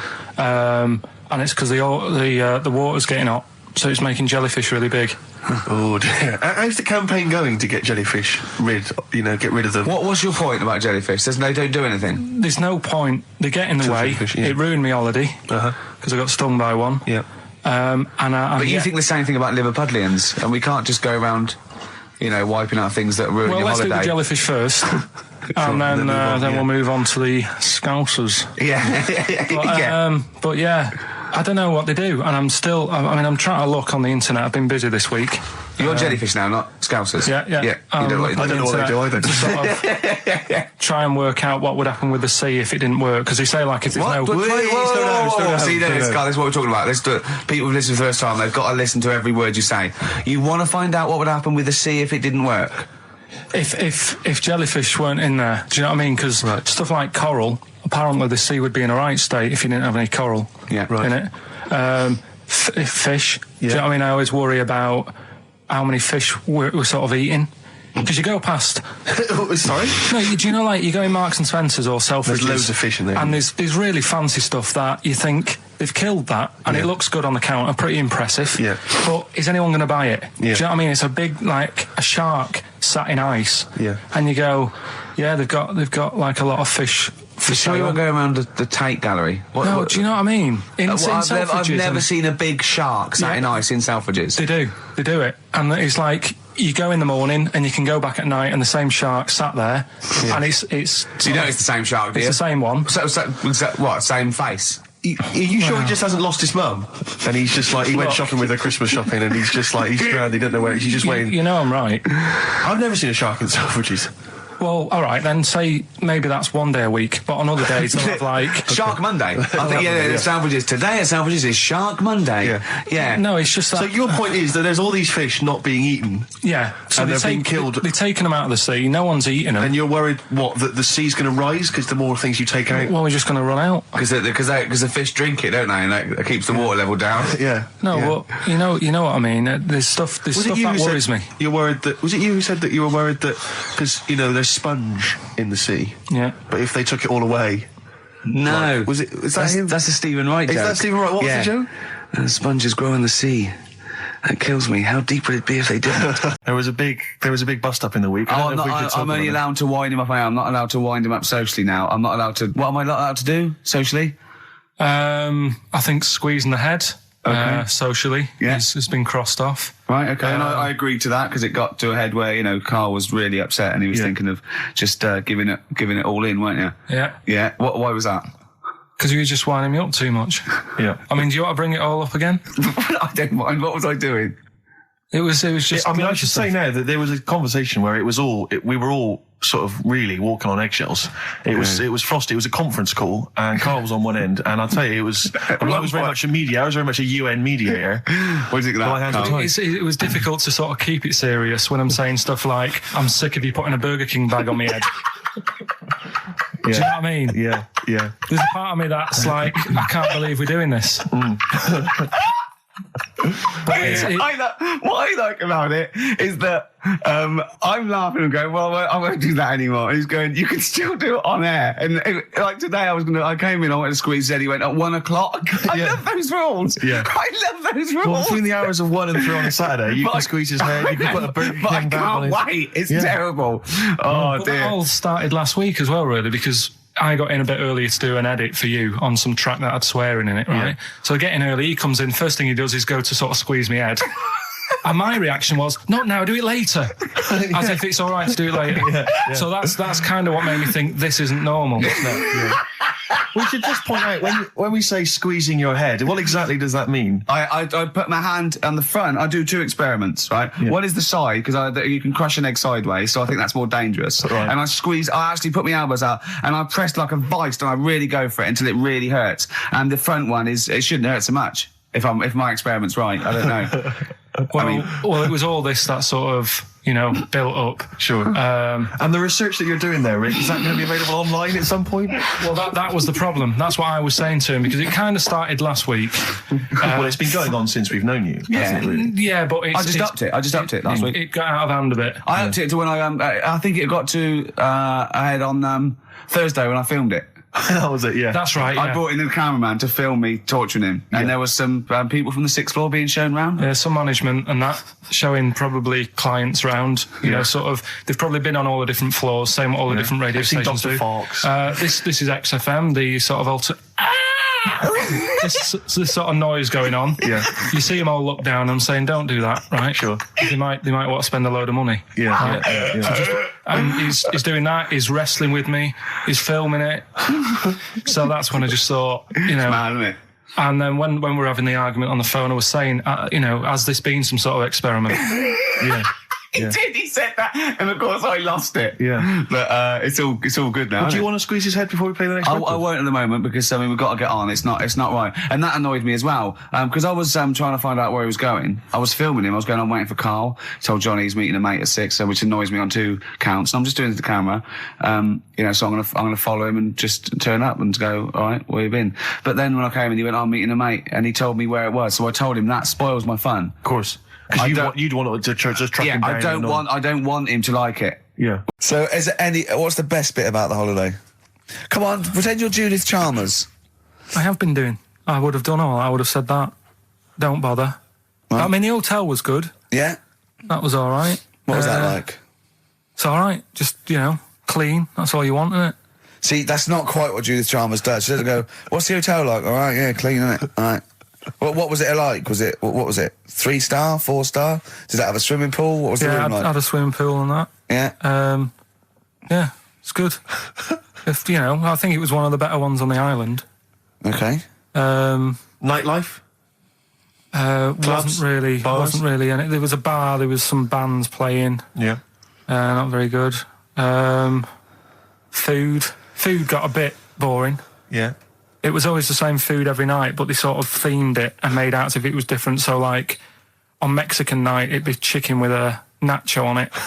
Right. And Chinese night, sort of chicken with a little prawn cracker on it and stuff. Sure. But that got a bit boring. That's me just turning on my phone, because I want to read to you a text that I got from Karl.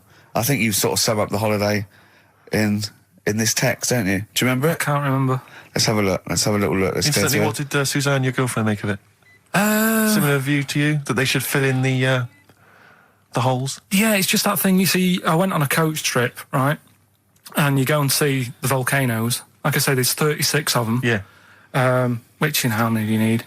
And when we're on the coach going round all these volcanoes, the fella on the front's going and look out your left window at the moment, and there's a volcano. And if you quickly look out at the right-hand side there's another one. Right. And on the left, he's just like, all right, we've seen it. Sure. Do you know what I mean? Yeah. And that trip, we'll talk about that trip in a bit. Right, this is the text I got from Karl, right? All right. Been up to a volcano. Been in some dead artist's house who built his house in the lava. They said they would show me science with volcanoes, but all they did was chuck some water in a hole and it shot up in the air.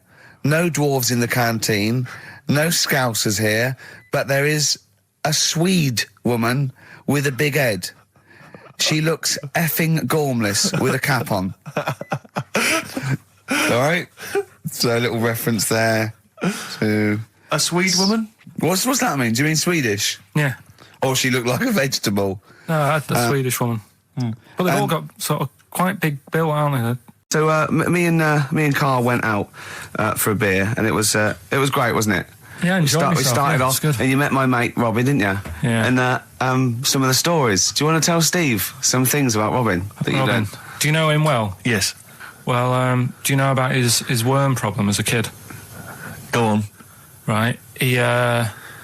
What I can remember is he had worms as a kid. Not sure how you get him. He never answered me. He was getting a bit touchy about it. Right. This is like the second time I met him.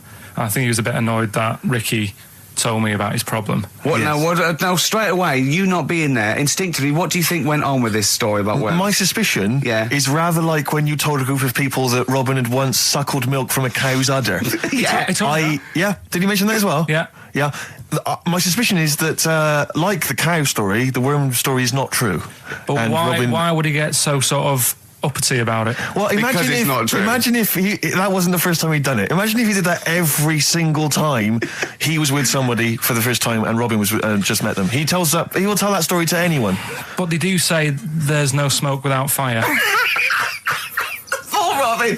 I also told him that the way Robin cured these worms was because the doctor told his mother, right, to hold a piece of ham or cheese near Robin's anus so the worms would come out for the food, and he believed it. I'll tell you why, though. I said to Robin used to sit on spam to try and get the worms out, and he believed it. But Steve, right, do you remember that story about 3 or 4 years ago where there was some bloke in the army?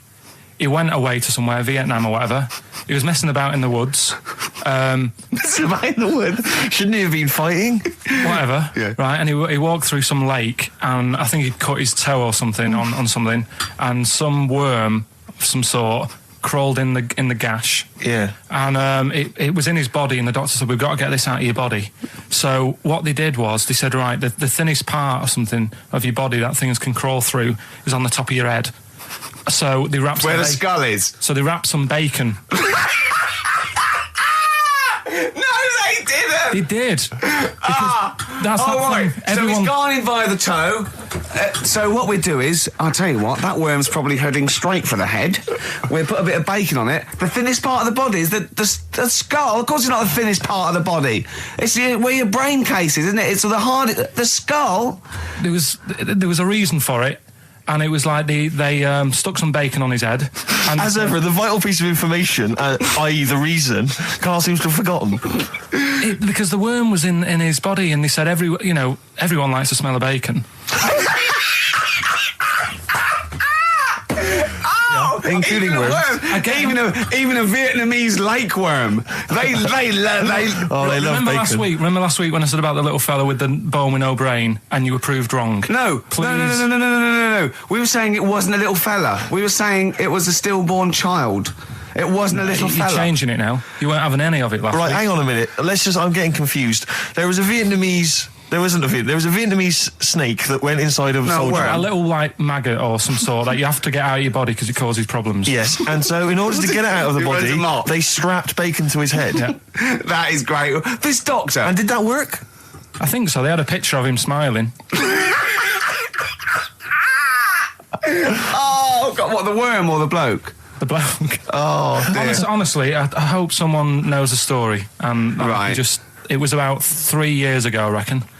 Okay. And, yeah, it did work. G.I. Bacon. So this is why the worm burrowed out of his head to get the bacon? Get to the bacon.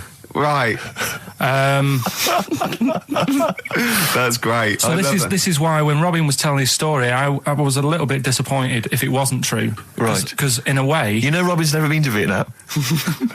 No, but what do you really think that Robin, well, as Robin said at the time, Carl, why would I sit on ham then tell Ricky Gervais? It's a very good point. Because if he was a kid, you do daft things like that as a kid. Right. He is the telling Ricky Gervais, though. Yeah. And then, bless him. Okay. And then anyway, Robin left, and I tried to chase him, but he got away. He knows that and then we had a few pints, and then Carl embarked on some of the greatest stories ever told. Can you tell the story about your dad? Let me run it by. I haven't spoke to him all week, so let me run it by him. Okay, play records. Because what we got? We've got one of Steve's tunes. Yeah, well, bizarrely enough, this comes from the Teachers 2 soundtrack, the soundtrack to the current TV series. There's a slight whiff of nepotism in the air. Yeah. Rick, would you like to explain why? Well, that's why you're doing it. No, my girlfriend worked on it. But you were going to play this anyway, weren't you? Well, I was, actually. Bizarrely enough, I was going to play some I Am Clute, and this is from, as I say, the Teachers soundtrack. This is called To You. It's a good track. That's I Am Clute, a track called To You from the Teachers soundtrack. That's also got, I noticed the Electric Soft Parade, The Hives, Star Sailor, Feeder, Turin Breaks, Mercury Rev on there. It's a good little collection. Lovely.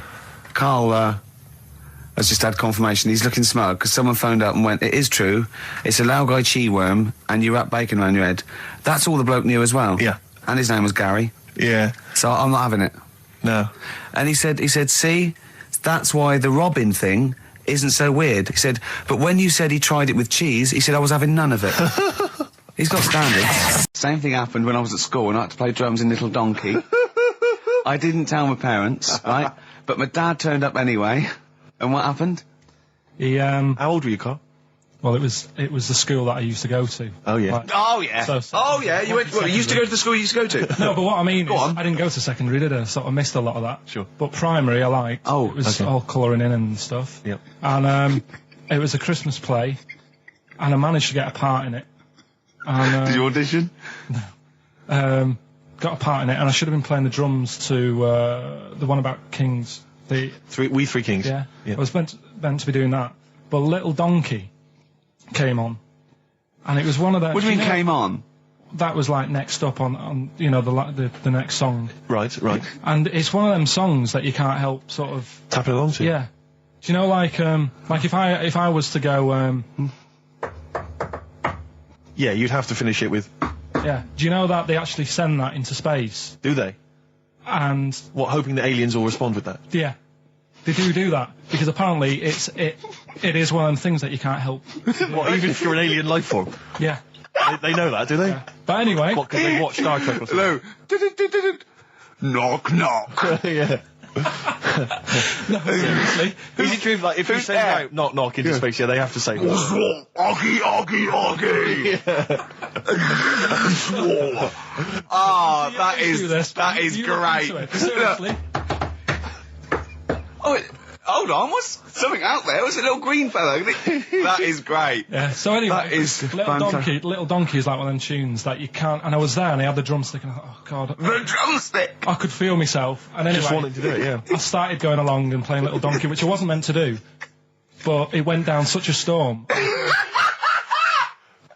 What, were there people like parents and that dozing off, and then suddenly they heard your version of Little Donkey, and they thought, wait a minute, now it's really picking up. What do you mean? I'm glad we paid £1.50 for this. What do you mean it went down such a storm? I'm going, hold on, was it like when People have Ringo... lighters in the air. You know, like when Ringo joined the Beatles, now going, boo, Pete Best, but he went...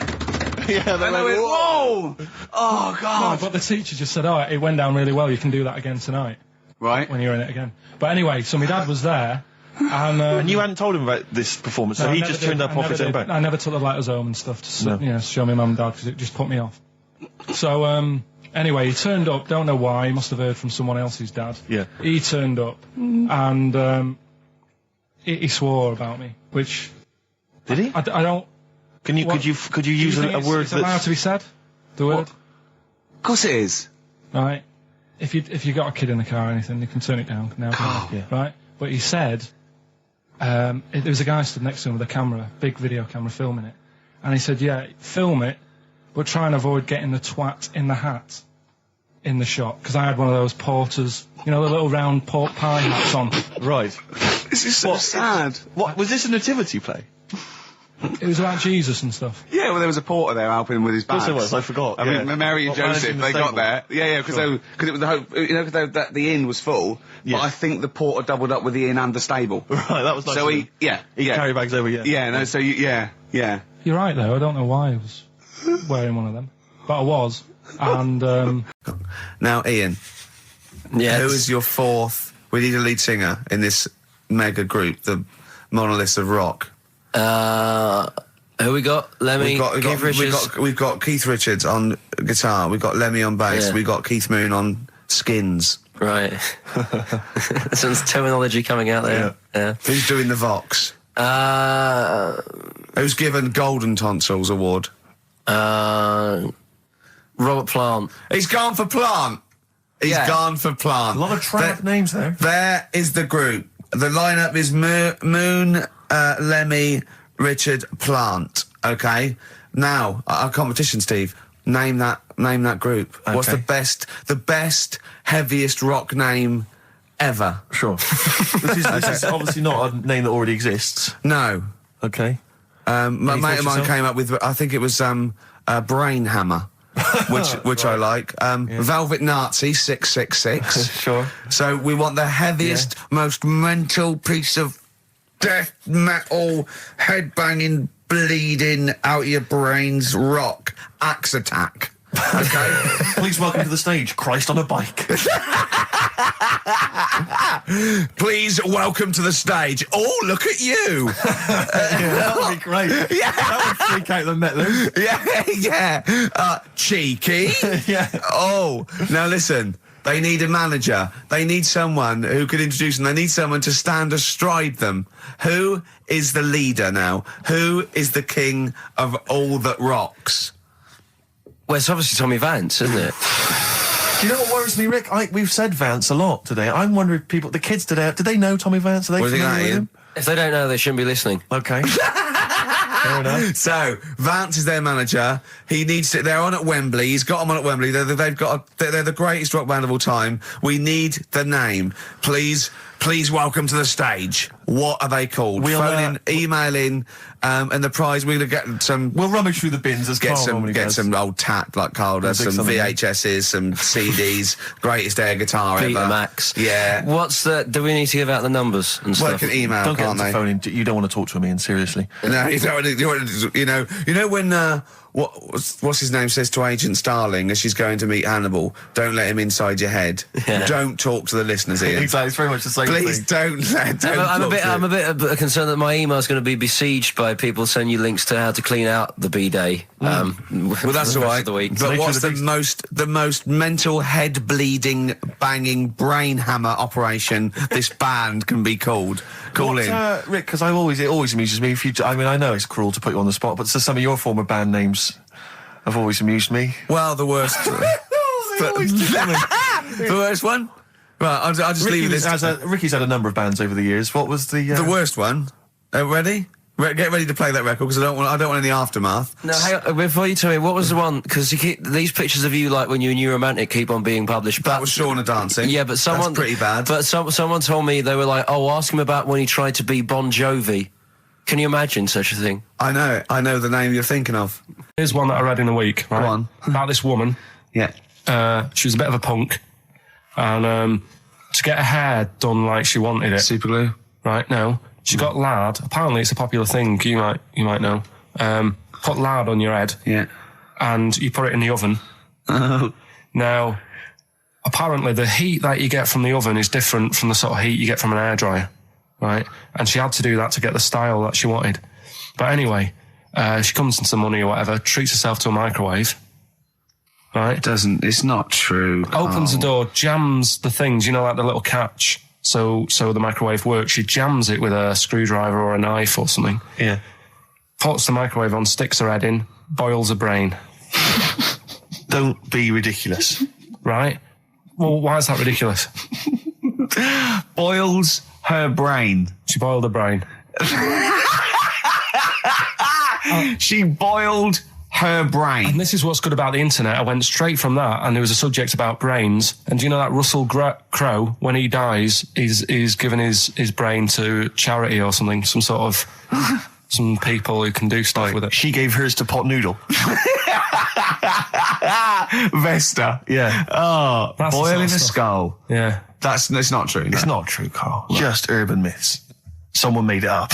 Yeah. For a laugh. They're just too convenient urban myths. Everyone said you can tell an urban myth's not true because it's always this happened to a mate of mine, and when you say what happened then, they go, don't know, that was it. Was it? Was that it? Was it? Someone boiled a brain and that was it. There was no more story. Well, were there any dates, locations, times? I think it was in Belgium. There's that one. There's that one that a bloke, right, was going to get a phone call at 4 o'clock to find out if his business was, you know, okay, right? And if he didn't get the phone call, he knew he was broke, destitute. So dead on 4 o'clock, the phone didn't ring, so he went up to the roof of his office and he jumped off to commit suicide. And as he was passing his window, the phone was ringing. Oh, no. Carl, it didn't happen. It didn't happen. Think it through. Think it through. Who told that story? Who told that story? As he hit the pavement at 120 miles an hour. He's the only person who could have known that series of incidents. Also, why didn't he wait? As his life's at stake, why didn't he wait till 5 past? I said, I'm going to give it 5 minutes just in case. Just in case the lines are busy. Yeah. And what sort of bloke goes, I'll call you at 4, okay, if you're busy. Well, call me anyway. No. If I don't call exactly 4, then, no, you commit suicide. Commit suicide. I would, because if I don't call at 4, that's the end of it.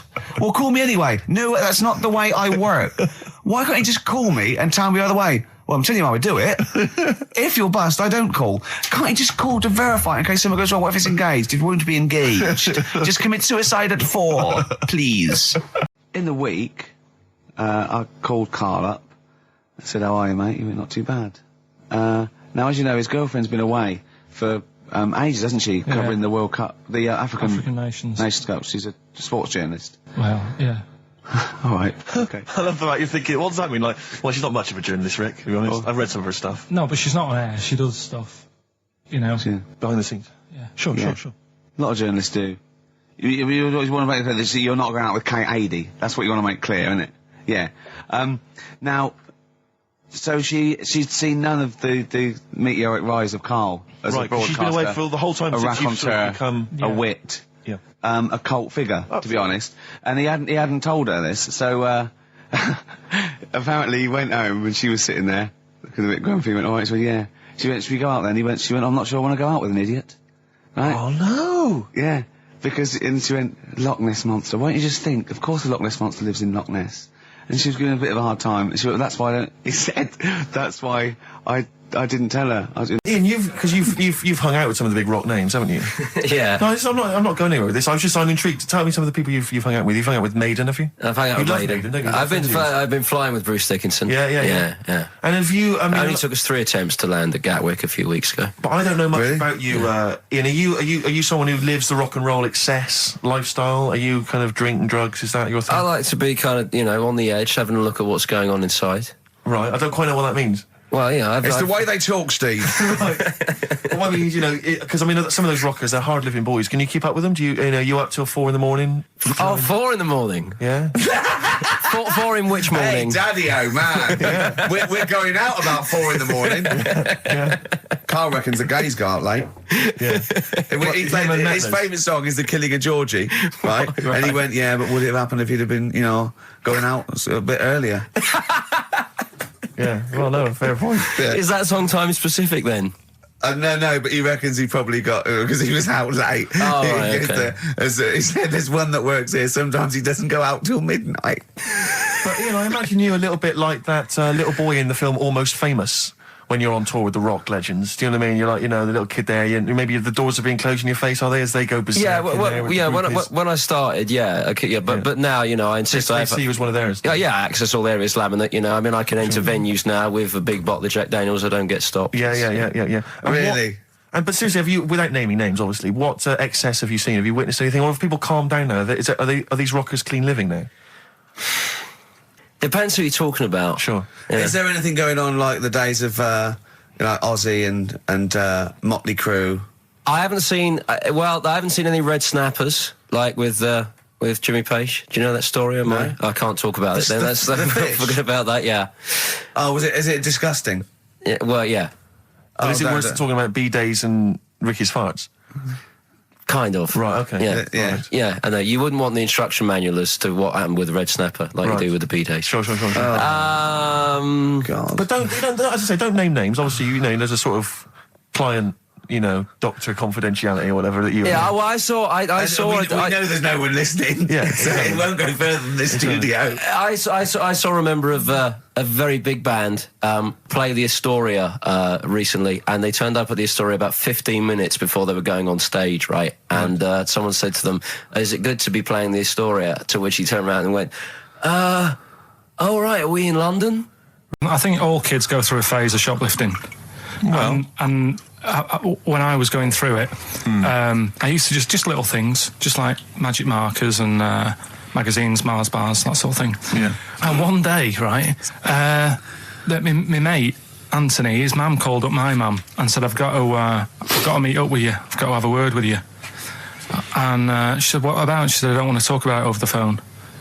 So she goes, oh, right. Well, yeah, come round tonight then. So anyway, my mum sees me. She don't want to be in an awkward position and, like, be a bit embarrassed and what have you. So she sees me and she goes, right, Anthony's mum's coming round. What have you been doing? Yeah. So I go, oh, God. I said, I've been nicking stuff. So she goes, like, what? So, not big stuff. I've had a few calculators and Mars bars and stuff. How many? I'll just work it out. Hold on. Works out at 7.2 per day. So, how many calculators do you need? So it was when that phase. You failed maths, didn't you? Everyone wanted a calculator. It was like a trendy thing, wasn't it? Right. Oh, yeah. In Manchester a couple of years ago, yeah. So anyway, so I told her all this and I confessed to, like... Computers will make it there one day. I confessed to... There's magic in the back of battery. Go on. Confessed to nicking all this stuff. She comes round. She only wanted to borrow some money. Brilliant. She said, oh, I don't like asking. I was a bit embarrassed to ask you over the phone, but can I borrow 20 quid? Oh, that's fantastic. And there's me. That's great. And it's similar sort of thing to yours. And did you... And he went, hold on, let's just work out the interest on that. A bank at 10%. She'll owe you £4.40. Yeah. Oh, so your mum was a loan shark. Back to form there, Oasis and Little by Little. This is XFM 104.9. I'm Ricky Gervais. Who are you? My name's Steve Merchant. Good to see you. Thanks. With us, the producer in the studio is Karl Pilkington, and he'll be doing the buttons. Yeah. You made a good effort there. But, once again, got bored. Words of your enemy, Rick, and they defeated you once again. Just run out of steam with the sentences. Every week I think, well, I'm really going to make an effort now. I've chosen some records. Yeah. That's it. That's it. That's as far as it goes, isn't it? Yeah. Maybe you should write out what you're going to say at the top of the show. Write that out. Get a nice big crayon. I like to keep a little bit of, a little bit of something, a little bit of spark, a little bit of liveliness to it. Sure. How are you? Good to see you. Yeah, it's great. It's great to it's great to be out of the house again.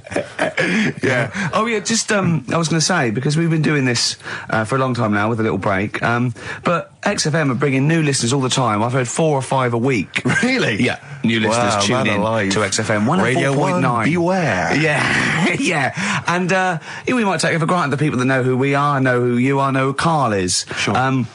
Now, if you're a regular, then you know exactly who we are. But for those of you who don't, I'm Ricky Gervais. Ricky Gervais, a BAFTA award-winning actor and writer. Steve Merchant, all those. A friend of yours. Yeah. And this is the important thing: Karl Pilkington. Absolutely. Our producer. I say producer. He was the bloke who was lumbered with a job. When I said, listen, I used to run the desk in the old days. When I was like, I used to press the buttons and run the desk and everything. And now I said, listen, I've been on the telly. I do not press my own buttons. And Karl said, well, I don't really work weekends. And they went, well, you do if you want to keep your job. Absolutely. And we were lumbered with him. And then we discovered that he's not just a little dork, a little manky sort of idiot. Sure. He's got nice shirt. He's got, you know what I mean? He's got something else. Absolutely. He's got He brings another dimension, yeah. Yeah. And, he started having a little chat, and we discovered that he had quite a lot to say. Well, I think you're absolutely right, and I think I was wondering we should maybe play another tune, but after that, I just think we should re-familiarise our radio audience with Karl, and any new listeners, just somehow going to let them get to know the real Karl again. Well, if you are new, you'll find that we like some old songs, some new songs, some chit-chat. We get serious sometimes, there's some tears and some laughter. Yeah. We kicked off with Oasis' new one, Little by Little. We're going to go back in time now to Iggy Pop and his Stooges with I'm Bored. Coldplay and In My Place on XFM 104.9. I'm Ricky Gervais. With me, Steve Merchant. Hello Steve, there. Lovely to be here. Yeah. Karl Pilkington there, pressing the buttons. Great to be here. Yeah. How long can you maintain it? I'm bored already. Yeah, already bored of doing Bored already. Every week you start it the same way. Yeah. That was not bad, though. You actually grammatically made sense, which is really impressive. Yeah. Thanks very much. A rare treat, indeed, from Ricky Gervais. Some of the listeners have already worked out. Got nothing to say at all. Sure. Haven't prepared again. No. We did come in half hour early to prepare, but instead, me and Karl were playing. You had to flick the football into the bin. Right. We had 5 goes each, or the world was going to end. Okay. And that that took up a good 25 minutes. Yeah, I liked it when we came back, and then we started just trying to beat each other in the corridor, and I beat him. I scored a goal. He was gutted because he thought he fancied himself at football, and I beat him. And I was knackered and sweating. Yeah. As I walked back to you about 5 minutes ago, you were looking at the records. You went, and this was lovely, you went...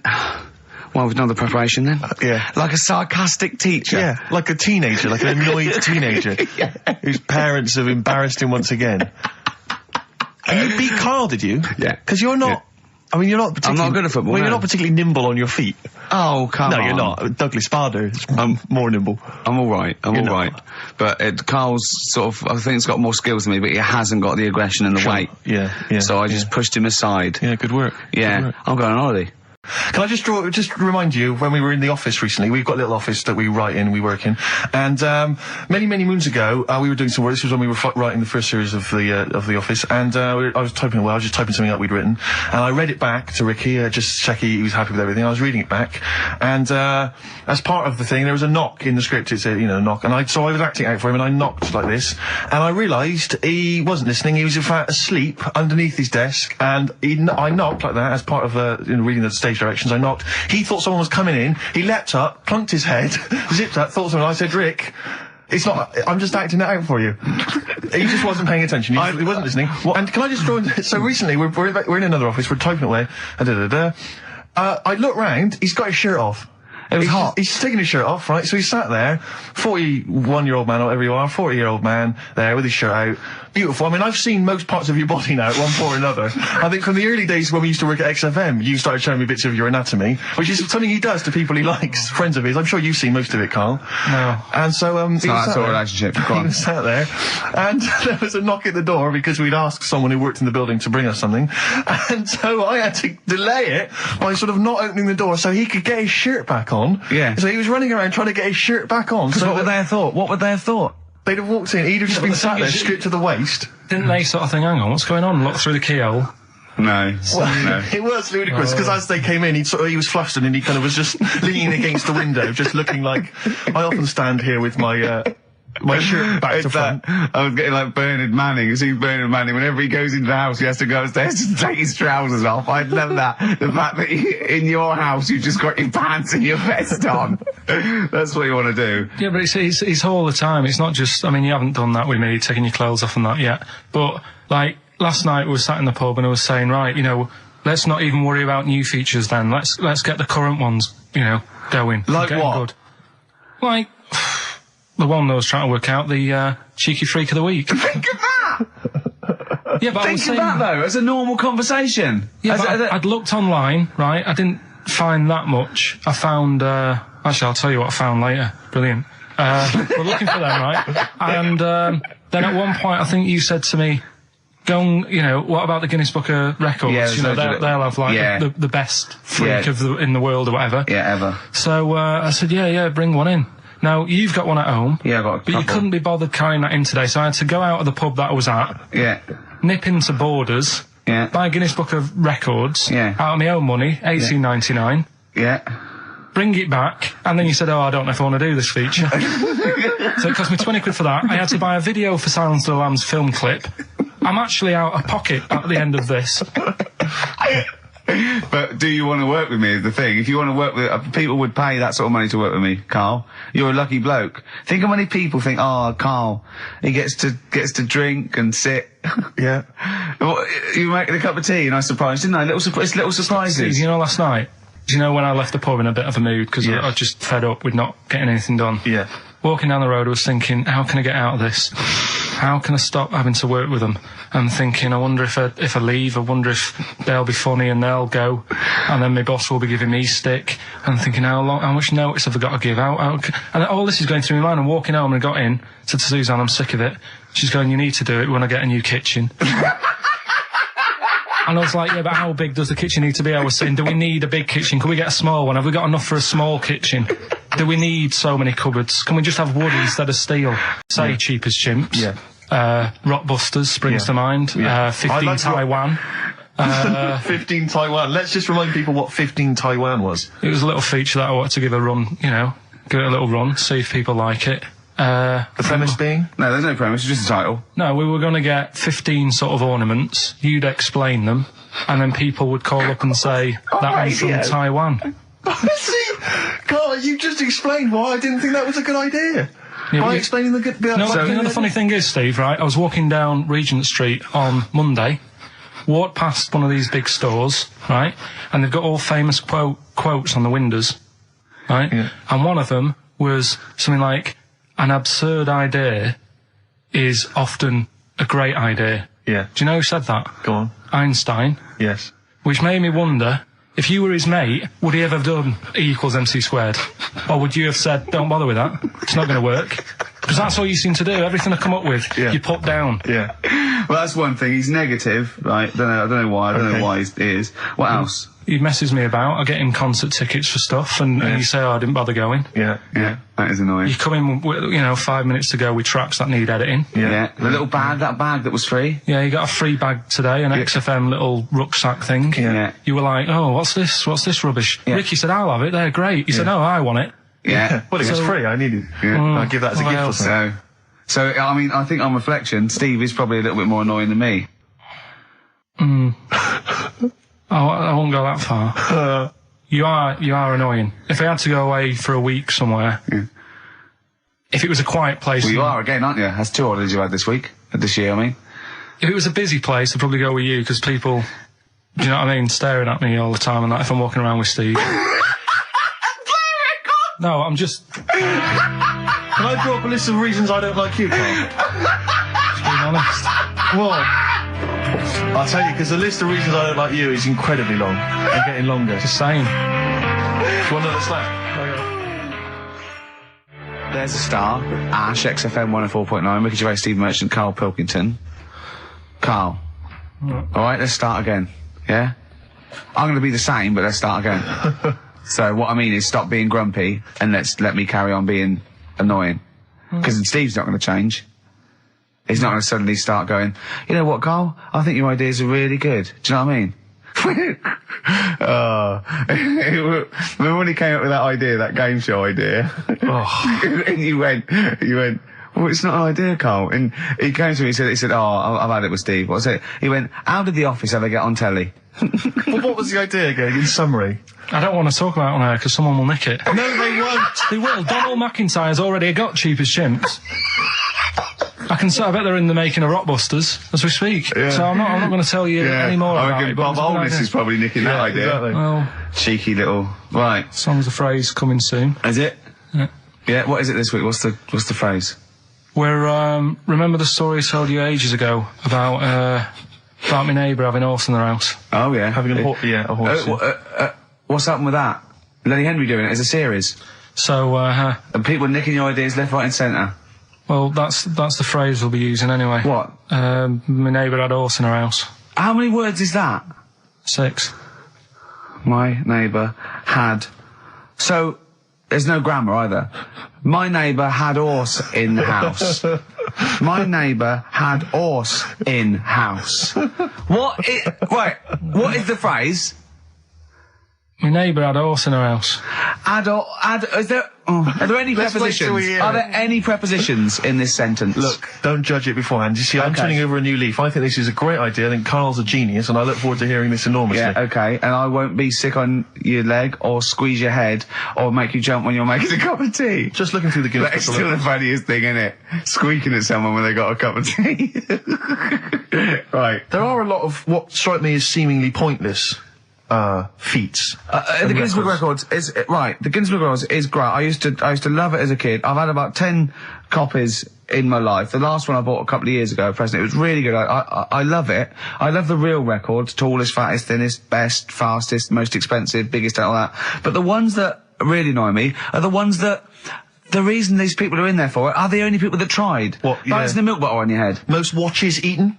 I just found that one. Kim Sung-do from South Korea ate 5 watches, the entire watch with the exception of the wristband, in a time of 1 hour 34 minutes. What do you make of that, Carl? Made him regular. Come on. How did they time him? Most live rattlesnakes held in the mouth. 8 live rattlesnakes held by, it just says an idiot. Yeah, this gives you an idea, Carl. Talking of idiots. Do you want to get into Guinness World Records?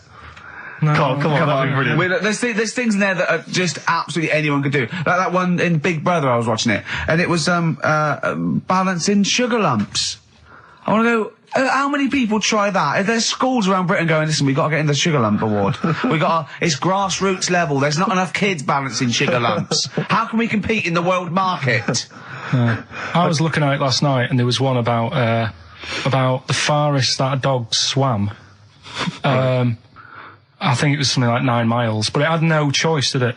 You know what I mean? He took it out to the Atlantic or something, and so it didn't want to do it. Threw it in the water. Yeah.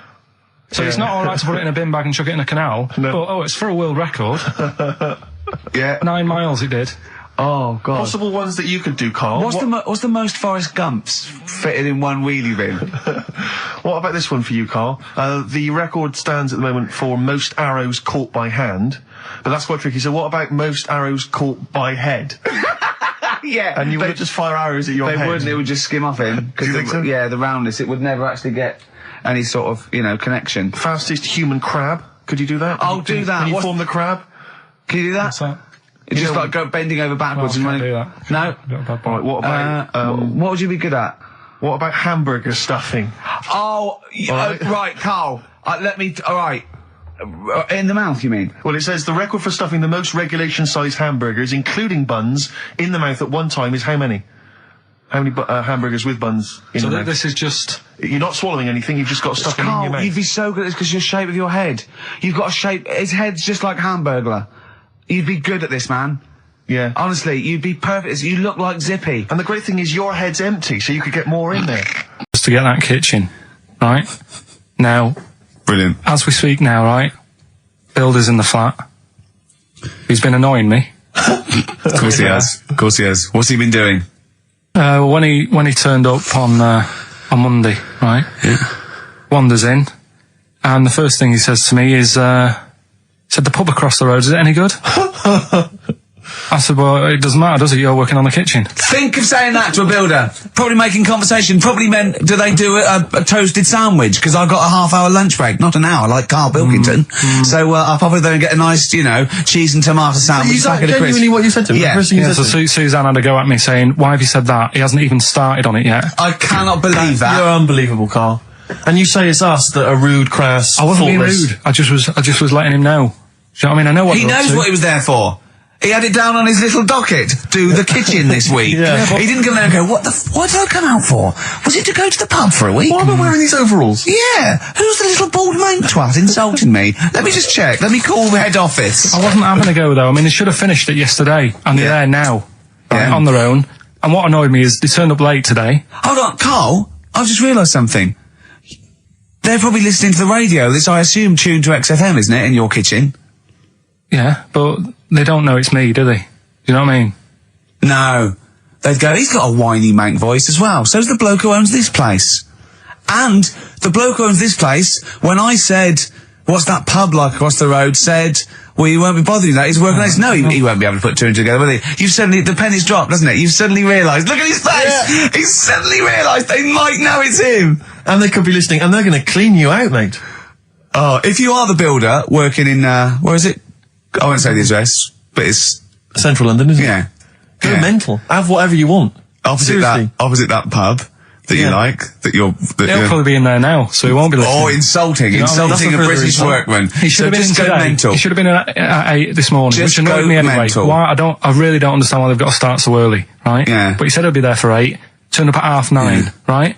Wanders in, and what annoys me is, he could have left all this downstairs. He had a paper under his arm, one of those crossword books, and a pot noodle. Now, I'm not being funny, but most of them take up quite a bit of time. A crossword book, he's not happy with just the one that's in the paper. If you're listening, if you are the builder that's listening now, doing Karl's flat, what about pissing in the laundry basket? Talking about weird-looking heads and stuff. Go on. We're doing that cartoon on the internet at the moment. That little cartoon I did of Karl, and the bid's up to. Hang on, sorry, that doesn't make any sense to people that don't know what you're talking about. Oh, I did a little cartoon of Karl And because he doesn't like his picture in the paper, when people request a picture of us, he started sending that off, and it's in heat, and it's going to be in Jack, and they put it on the internet, and they're bidding for it, aren't they? Yeah, it's at 200 quid. That's ridiculous, that's isn't crazy. it? That's so crazy. what I thought was, we've got to frame it, Carl. We've got to put the copy of Heaton or something. You'll have to the winning show, the show that they win on. You'll have to do a copy of that. So you know what I mean? They get something for their money. I think I'm mildly embarrassed. So it's for good cause and everything. But didn't someone say 250 if they can come in and watch the show? Yeah. We can't do that. We don't allow people. But what I thought was, what about the winner gets to come in and squeeze your head? So they get in for just 2 minutes. We present them with it. No, Yeah. I'm not. No. What do you mean no? I'm not having strangers charity. coming in squeezing my head. What? You think it's for charity? It's for charity, Carl. Come on, mate. What are you like? I don't care. I'm not doing that. They're I not think going- even an ill person would say, no, it's all right, I'm not that ill. What do you mean? You don't have to have your head squoze for us. Squoze. Squoze. You don't have to have your head squoze. All right, let's move on. Carl, So how do are you they wanna- big then? How will they know they won? xfm.co.uk/Ricky. You can see the picture on there. If you're interested, if you think it's worth more than 200 and you got some money, then you send an email in saying I'll give you, 220 quid or something. But are you not going to let them squeeze your head? So we get someone here, the art department here. We'll frame it up. I'll put a little note of like authenticity. Yeah, Brilliant. A picture of us. Can I have a real picture of you? A little Imagine behind the David scenes. Dickinson examining that in a couple of years' time. This is as cheap as chips. Yeah. You can sue him then because he ripped off your phrase a little bit. The one that we didn't get round to on Educating Ricky was I'll be no buying one of them. Go on. Are you familiar with the saying white elephant? Something is a white elephant. Yeah, I Oh, don't think so. Hold on. You phoned me last night and said, what does white elephant mean? And I told you. Yeah, I know, but I know where it came from, but I just was wondering what it was about. So how, in what way is Educating Ricky you calling me up and asking me something? Well, do you know how it came about? You've given away some of the secrets of the show there, it would appear. I didn't realise he was phoning you for information. Well, he just asked me what the term white elephant meant in sort of like colloquial. Did he say, why are you interested, Carl? No reason. No, go on. Well, what it is, ages ago when... So what do we understand white elephant to mean? Well, some of the useless that's like a bit of a, something that you wouldn't want around that's just stood there doing nothing. Yeah. I'm looking at you, Carl. So years ago, when people used to use elephants... Years ago, go on. When people used to use elephants? Yeah, Go on. more than they do now. Right. More than they do now! This doesn't involve a midget, does it? No. So they'd use them in the workplace and stuff. Sure. Sort of- Yeah, as factories. sort of, Yeah. To move stuff around and that. Yeah, security guards. Yeah. Can't trust them with the buns, though. That's why they stopped using them. Oh, Right. God, go on. So there was loads of elephants knocking about, and the thing is, You right, couldn't move from. if you have a lot of something, Uh-huh. you also have a lot of demic ones, don't you? A lot of what? Sort of demicky ones that aren't right, really. Demicky. Well, like they weren't properly. They weren't. They weren't properly. They weren't Sorry, demicky or Carl, properly. what are you doing? Right, I'm getting to the story. So what I'm telling you is, They were a bit demicky, so they weren't Basically, properly. Have you started making words up? Right. Yeah, you Stanley Unwin. Listen. Reincarnated. Demicky? Yeah. there was a lot of albino elephants knocking about. Where? Where is this? Olden times. Africa. Yes! Should we say Africa? Yeah. Yeah. If an answer's got a question mark at the end, I'm not Well, sure. it's either Africa or India, but I'll give you a clue. Well, these elephants, do they have big ears or little ears? I didn't sort of notice the size of the elephants. What I noticed is they were white because they were albino elephants. Okay. Right? So that's why they're heading, I'll be no buying one of them. Okay. Right. So what would happen is people who didn't know what they were doing, like, you get people making a mistake buying cars that are full of problems and that. Back then when people were buying elephants, they'd go up to someone, say, I'm after an elephant, and the fella would say, yeah, I've got one here for you, this is a nice one. And it was all white and stuff, and it had like blue eyes. You should never trust a used elephant salesman. It was just this elephant that's white with blue eyes. Right. So, this is great. So a fellow who didn't know what he was doing would buy the elephant and he'd get it back and it'd be all sort of lazy and stuff and what doing and stuff. Yeah. And he'd say, what's up with this? And his mate, who's a bit of an expert with elephants, and go, oh, where have you bought that from? And he say, oh, I got it off that fella. And he goes, oh... all this embellishing nonsense he does with the story. You shouldn't have bought that. So he goes, why? And he says, it's only albino, isn't it? And he's like, what does that mean? And he said, oh, it gets tired. Yeah. It's not that good at doing work and that. You shouldn't have bought it. It steals from you. But elephants back then were like a god. You know what I mean? Right. You couldn't say, oh, I'm sick of this and I'm going to abandon it or anything, because elephants were seen as like pretty high up on the chain of things. So they'd end up being stuck with an elephant, that's an albino, couldn't do much, gets tired, basically gets in the way. So they said, that's where they're saying, like, you know, but a bit of a white elephant there. What do you reckon, Rick? I feel like I haven't been educated. I feel like I've lost something. So at that time in my life I could never get back.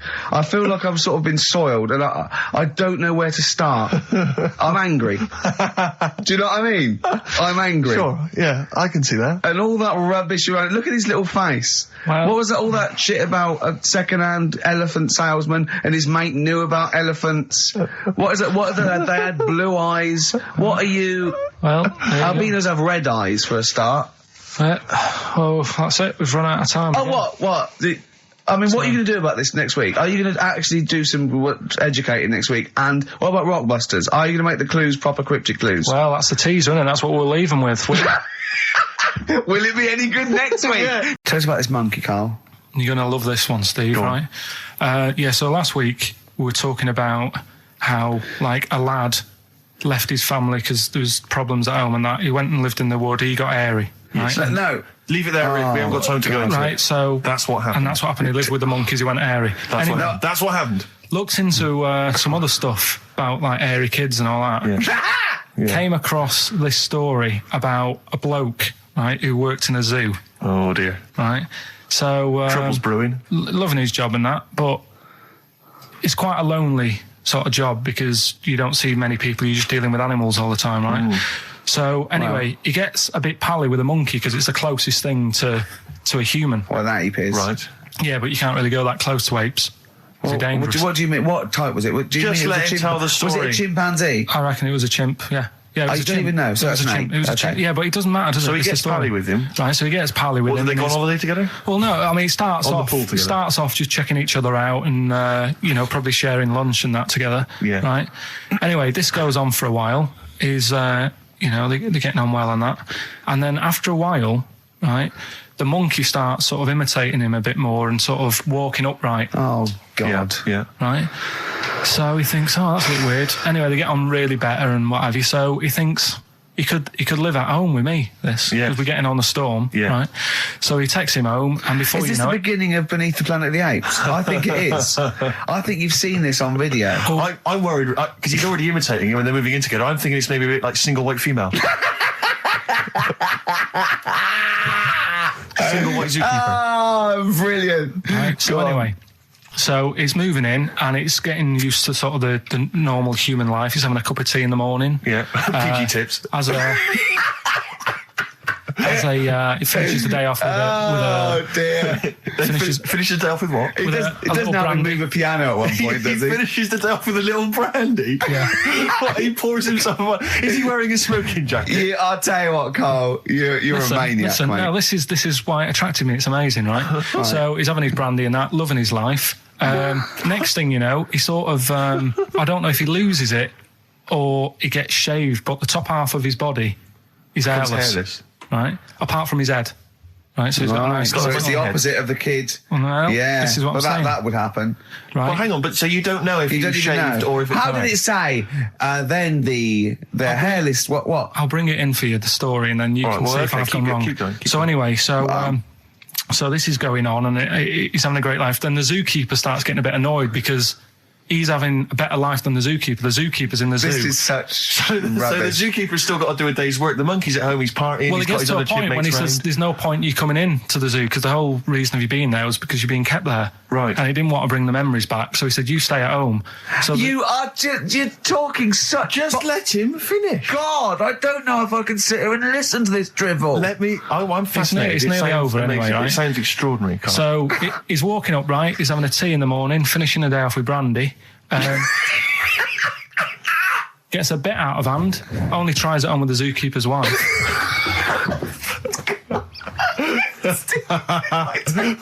Make him go away, Steve. How does he do that? Well, because he's around humans a lot, he becomes a bit of a charmer.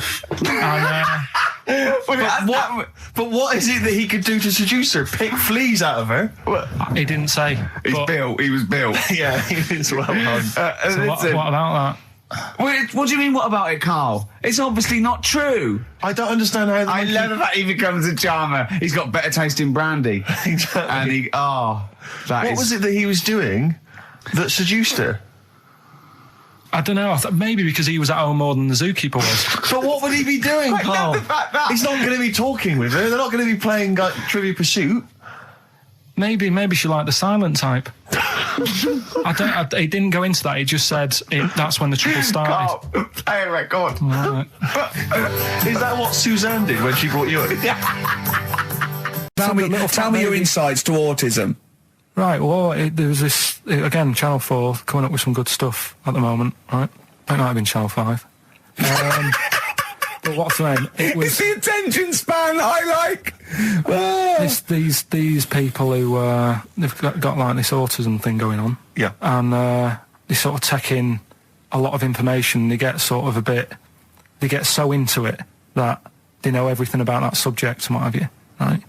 And there was this lad who, he knew everything, right, about EastEnders. Right. He sort of, the cameraman was saying to him, so, you know, why EastEnders and that? And he said, I don't know, I just like it. And he said, I remember when I first watched it, it was a Thursday, it was 5 to 8, Pauline Fowler walked in, she had a pink jumper on, she said, all right, love.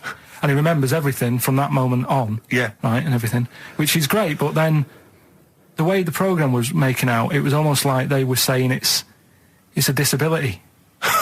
Right. When in a way, it's more like a superpower. Sure. Like Rain Man. But if you can take it's Rain Man. No, he has special autistic powers. Oh God! We must send for Rain Man. I don't know what to do. So I don't know what to do. So he would be a great contestant on Mastermind, sort of autistic mastermind. He'd be what I'm dynamite. saying is, don't be watching EastEnders though. Sort of, why didn't they give him an encyclopedia and say, get into that? Sure. That'll be useful. Yeah. Keep him away from EastEnders. Wasting his time there. But I don't think it is a disability. No. Yeah, there are other things, and they're not. It's also autism is a matter of degrees. From what I know, and I'm sorry to have to do this, but I feel that I have to at least be the voice of reason, as ill-educated as I am on the subject. But I think there's degrees of autism. I think some are higher performance than others. There's other issues with it. It's not they're just got good memories. They don't go around doing tricks for people because they can remember stuff. There are other issues with it. Do you know what I mean? Well, I mean, they seemed a bit... But you watched the programme. What did you learn? That he knows when Pauline Fowler came in. Yeah, I mean, there was other bits where they couldn't control her emotions and stuff. Oh, that other little bit, yeah. But the main bit of it was he can soak up information and stuff, and I'm just saying it didn't seem really bad. Do you know what I mean? There's disabilities where people say that's a bad disability. It's like how people say about... This is brilliant. This is just like this is amazing to be in a room with this man. It's incredible. You just wind him up and listen to what comes out. And I'm going to sit back now. I'm not going to defend you or explain anything. Just go on and tell me about the other disabilities that are worse. No, what I mean is how people can sometimes easily get mixed up. How people are scared of like a cyclop. When at the end of the day, he's got a disability. A bloke. Who's scared of a cyclop? No, it's apart from Jason and his Argonauts. Where's this cyclop that you're scared of? No, I'm just saying in history and in books and that. No, not in history. History happened. Yeah. What are you thinking of? You're mixing history with Greek mythology and Roman mythology and every other type of mythology. What do you mean? There wasn't really a giant cyclop that went round picking up ships and throwing them around. That's not history, Carl. Do you think Batman's history? No, but it was ages ago, wasn't it, when we were sort of forming. No, I'm not saying it didn't happen ages ago. I'm saying it didn't happen. Well, it might have done. I mean, what's so ridiculous about a fellow with one eye? In the middle of his head, and he's big and scary and lives in a cave. Why is he scary? Because what if he had 8 eyes? I'd be scared of him. At the end of the day, he's got a disability. We'll talk about it in a bit. So we'll move on to this next one, right, which is brilliant. Dead short story. So, right, old woman, about 70 years old. She's normally fit and healthy and stuff. Nothing wrong with her. She's having a good life. And one day, she goes for a check to the doctors. Just to check herself out, because she's getting on a bit. It says, take your clothes off and that. So she does. And checks her out. Says, yeah, you're looking good, you're looking good. Turn round. He said, oh, God. He said, you got a tumour on your buttock. Right? So she goes, oh, can you do anything to sort it out? So they go, yeah, we could book you in for an operation. It's best if we remove this. Books are in for an operation. Operation day comes. Strip her down and that. They're all stood round, the doctors. Start to operate. It only turns out it's a pork chop that she sat on 5 years earlier, and it had stuck to her buttock. Right, Carl. I can forward you. Serious. Right, okay, Carl, I'm telling you now, I'm leaving. I'm never doing this show again. No, I'm serious. Honestly. You're talking, I've never had such... What do you mean? You couldn't believe it? No, when I read it, I said, I've got to tell Ricky that. This woman had a pork chop stuck to her arse for 5 years, you mental case. Of course she didn't. He's only got a beard. He hasn't. You sure it wasn't someone else who got in the car and he was still standing out there? No, right. What? And it turned out, he got home and said to his wife or his girlfriend, it's a bit weird. So I just got out of the car to look at a bright light. And I got back in the car and I grew a beard. And she said, never mind your beard, where have you been for 3 days? And what had happened is... He passed out because he was pissed? No. The UFO had taken him for 3 days. Yeah. But he'd only thought that he'd only looked at it and it went away. Yeah. But what had happened is he took him and he grew a beard because he hasn't had a shave. Right, okay. I mean, was Will Smith or Tommy Lee Jones anything to do with this at all? Did you see this on a video maybe and thought it was an educational film? No, it's from a book that some kind person sent in to me. Here. Can I just ask again, just again, I'm just throwing this right back at you. Do you think there's any other possible answer here? Right? A man is absent for 3 days from home. He's grown a beard. The time that it could take to grow a beard, lest we forget. What if he hadn't actually seen a bright light in the sky? What if he was lying? What if he was lying? He'd got knocked unconscious. He'd had a car crash. Just lying. No, just lying. Or he was just lying. Yeah, he'd been on a bender, getting pissed for 3 days. And that was his an excuse to his wife. And they went, Dennis, what are you going to tell your wife? Well, wait a minute. Wait a minute. You're not going to believe I was out with you, lads. Just say you're only away for a minute. No, I wasn't away from it because of the beard. Oh, yeah, look, it looks like you've been out for 3 days. Well, we have. That's exactly. Right, okay, we've got to cover that then. Alien abduction. Great one. Okay, let's try that. Do you see? That's a little scenario there that could have been played out. So, when you say educating Ricky, what have I learnt from this? Never listen to you again. That's all I've learnt so far. Never listen to you. Yeah, we'll add a little bit more in here, right? Well, no, what do you mean add a little bit more? We'll add a bit more to this what I'm educating you about. Go on. Right? There's only a law in America that says if you touch a UFO, you're going to get done. Now, why would they make a rule? I don't know that... Do you know, like, all their rules have a code? Carl, I genuinely do not know what you're talking about. Right. Do you know, like, how here... Do you know what... I have no idea. Right. Okay. Do you know, like, over here... I'm listening to Capital and these headphones. I got Foxy on from yesterday. Right, let's bin that. No way, it's great. No, I want to hear about Airy Chinese Kid. Let's play a tune. Okay, play a tune. Come back with Airy Chinese Kid, definitely. Some doors. Yeah, I just thought I'd go back, take it back to the 60s. This is a tune that a friend of mine sent me. If you touch a UFO, you get done. Soul Kitchen from the Doors. Shambles today, this. Right, okay, educating Ricky. What have we got? Airy Chinese Kid, go on. Right, yeah. This is the... I didn't want to do this, What do you want to do it? Well, I wanted to give you 3, and I gave you one. It was like the alien man gets a beard or whatever. Yeah, and which was total rubbish, so this one should be better, maybe. Hairy Chinese kid. Right, well, we've talked about hairy people in the past. True enough. Haven't we? Yeah. You know, the little kids who grew up in woods and hung around with wolves and that. Yeah, again, you're confusing it. Yeah, they're not, there were some people that were born very hirsute. They were not the people who were brought up with wolves. You just put that together in your Homer Simpson type mind. Right, well, this is like a sort of close to that sort of story. Yeah. But the weird thing is, right, Chinese people aren't that hairy as a nation. No, seriously, that's a well-known fact. They don't have that much body hair and stuff. Okay. So this little kid who was born over there, he was like covered in stuff. Was he? And it was only his nose that wasn't hairy. The rest of his body was caked in hair, right? And his hair sort of. What sort of hair was it? Was thick hair. No, what I mean is, was it sort of like a pony's mane? So he just looked like an Ewok. You know what I mean? Just like hanging down, sort of straight, dark hair. In the picture, it looked like it grows from his eyebrow. It grows from his eyebrows quite thick, and then it just goes all the way over. You don't think it was just really long eyebrows that he'd done a comb over? No, it was all over his body. It had a picture of like his back and that. Yeah. And had he styled it? Had he styled it at all? Did he have it in a quiff or? No, it was just hanging everywhere. all over him. Yeah. And they were like, you know, this is a bit weird happening in China, where we're not normally that hairy. That was the scientist speaking there. Yeah. And the local press and that were getting him down, calling him monkey boy and all this. Oh. And thinking Chinese press. But the doctor, yeah. Oh, they're cruel, aren't they? It's like those game shows.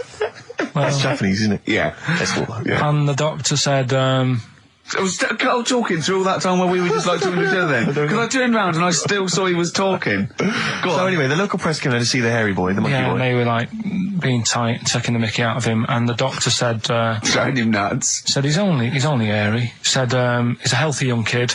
The only faults he's got is he's got a little bit of eczema and a boil. And he said everybody should just treat him the same, and I think he grew up a healthy kid. Yeah, so that's the end of the story. That's not a story.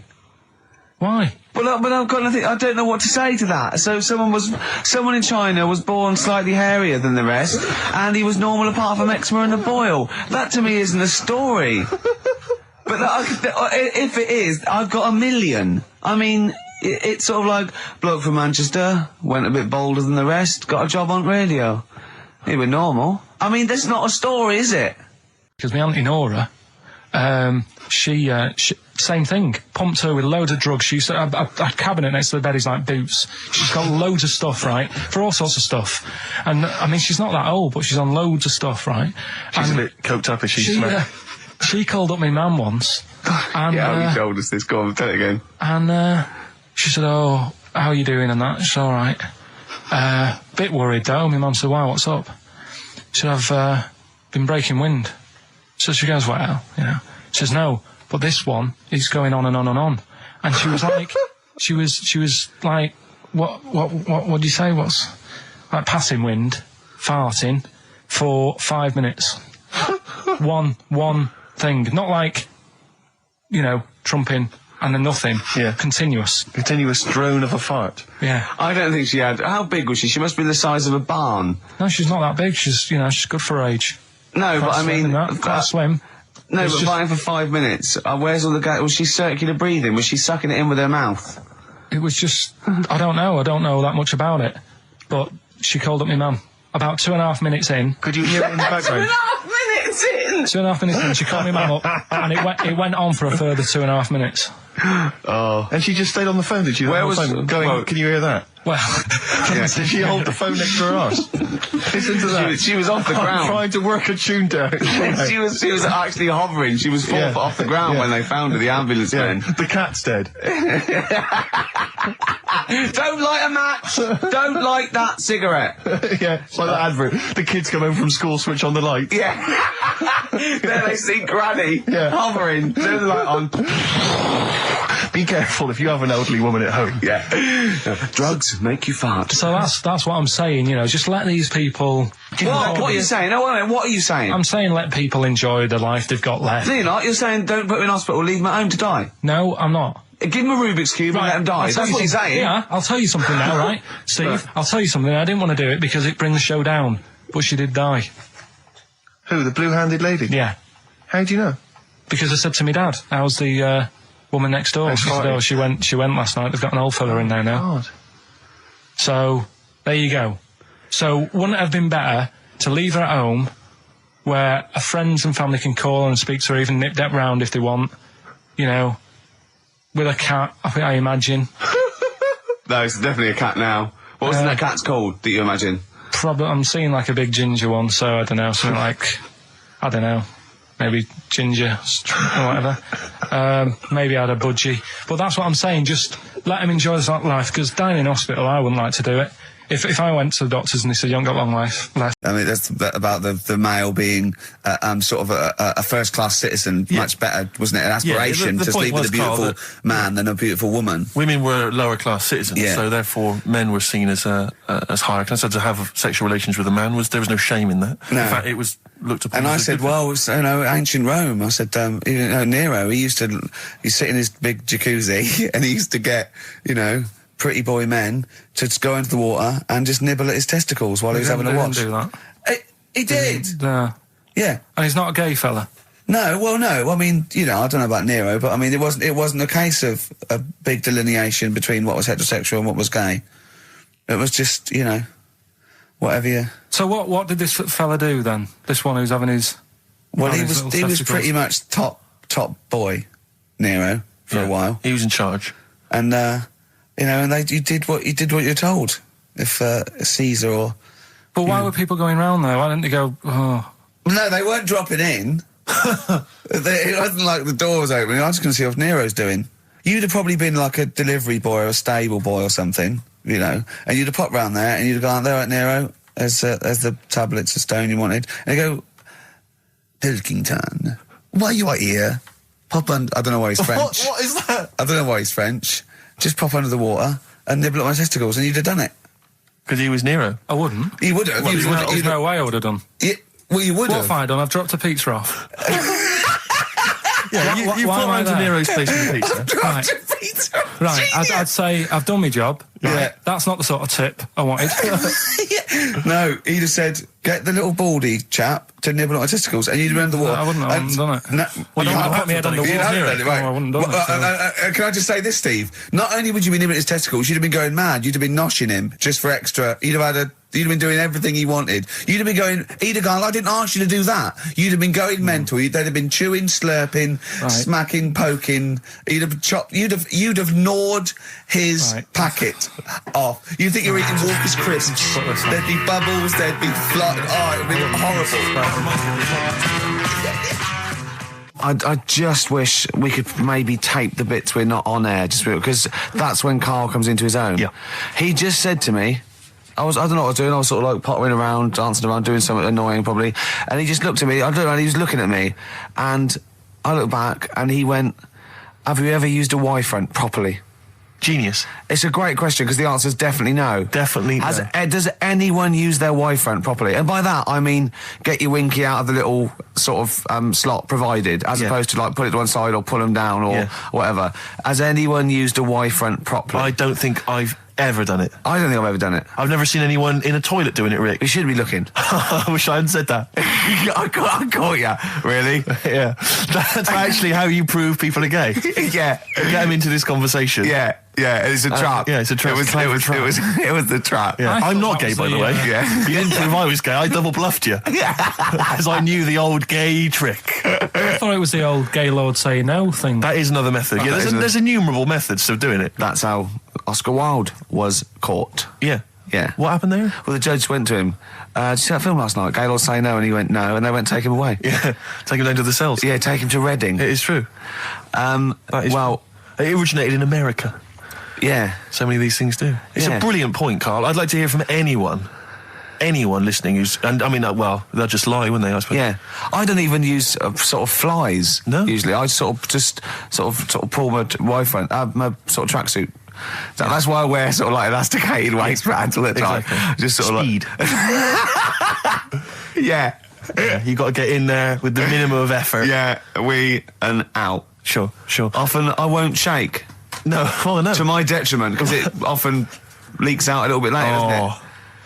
Ever been out on a date with a girl where it's just trickled down your leg and you wish it hadn't, and you're thinking, what if she gets my trousers off later? She might smell or see it. What? What? I don't know. I don't know what I said there. Right. Yeah, but it's all the time. It's not just, I mean, you haven't done that with me, taking your clothes off and that yet. But, like, last night we were sat in the pub and I was saying, right, you know, let's not even worry about new features then. Let's get the current ones, you know, going. Like what? Good.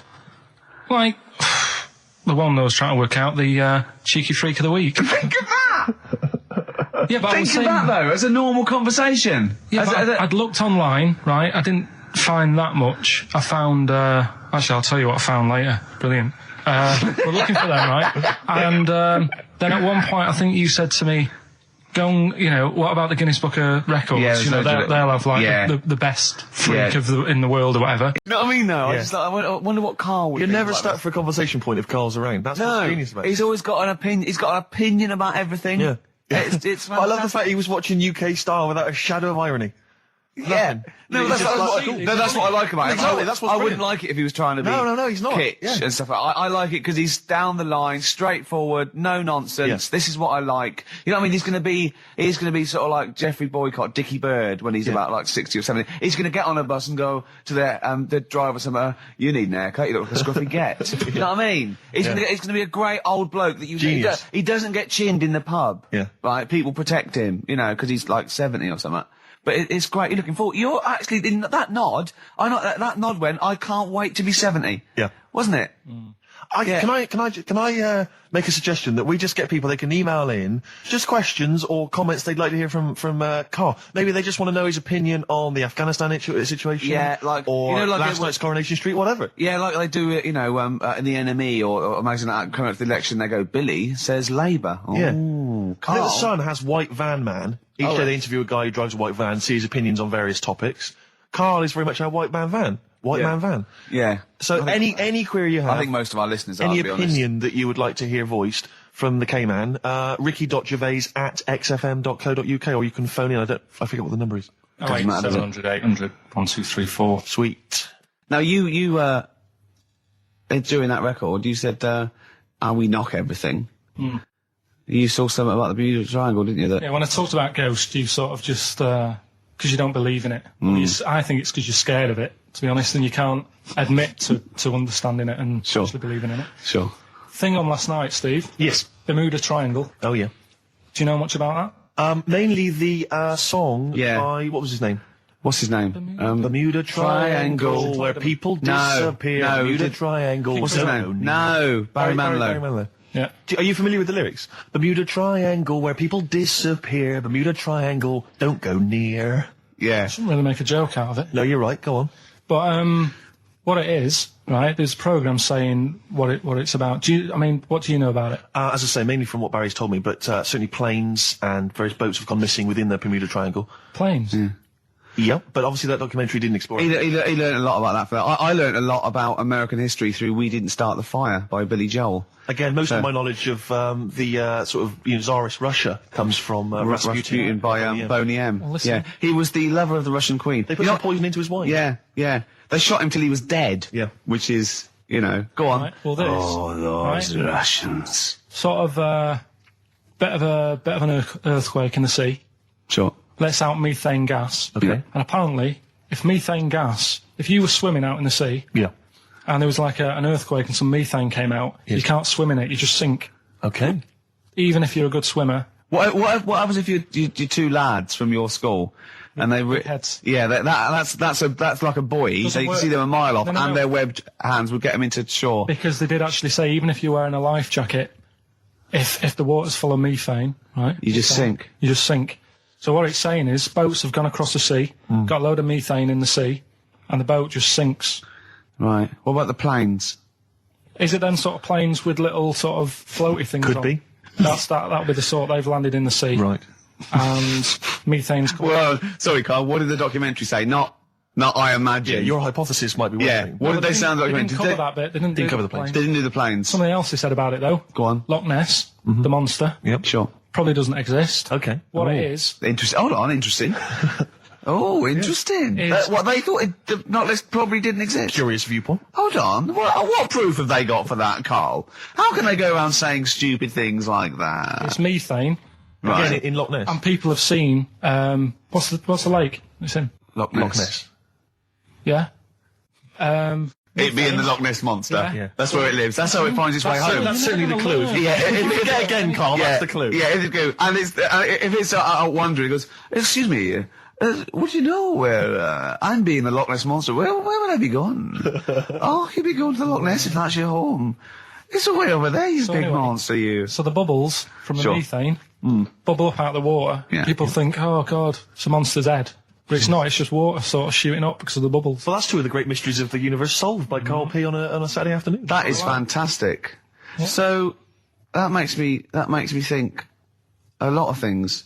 So you know, when mediums are sort of like going, "Oh, I've got something coming through." Do you think they are exhaling a lot of methane gas, and thus making them not think straight? Do you think everything's down to methane gas? Do you think that all the mysteries of the universe are down to methane gas, Carl? What did it say in the documentary you saw? About what? What was the budgie happy? We know that budgie was sad. Was it in a room? Because they used to take canaries down the mines, didn't they? They used to take canaries down the mines, they'd smell the methane, and then the budgie would be happy. I'm not going to teach you anymore. Play a record. Oh, excuse me, and don't be alarmed. I look quite frightening, but I'm merely a nice monster. I seem to have lost my way home. Could you direct me in the right direction? Nice to meet you, yeah, Karl Pilkington. Hi. What's your name? Why do you need to know my name? Well, it might help me to find out where you come from. Oh, my name's the Loch Ness Monster.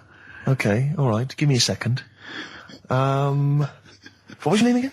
Loch Ness Monster. See, this is what I mean. Alright, guys, have you finished that private call? That was a mess. Jeez, that was outrageous. You know you're a fan of Feng Shui, Carl, and you believe it's all true.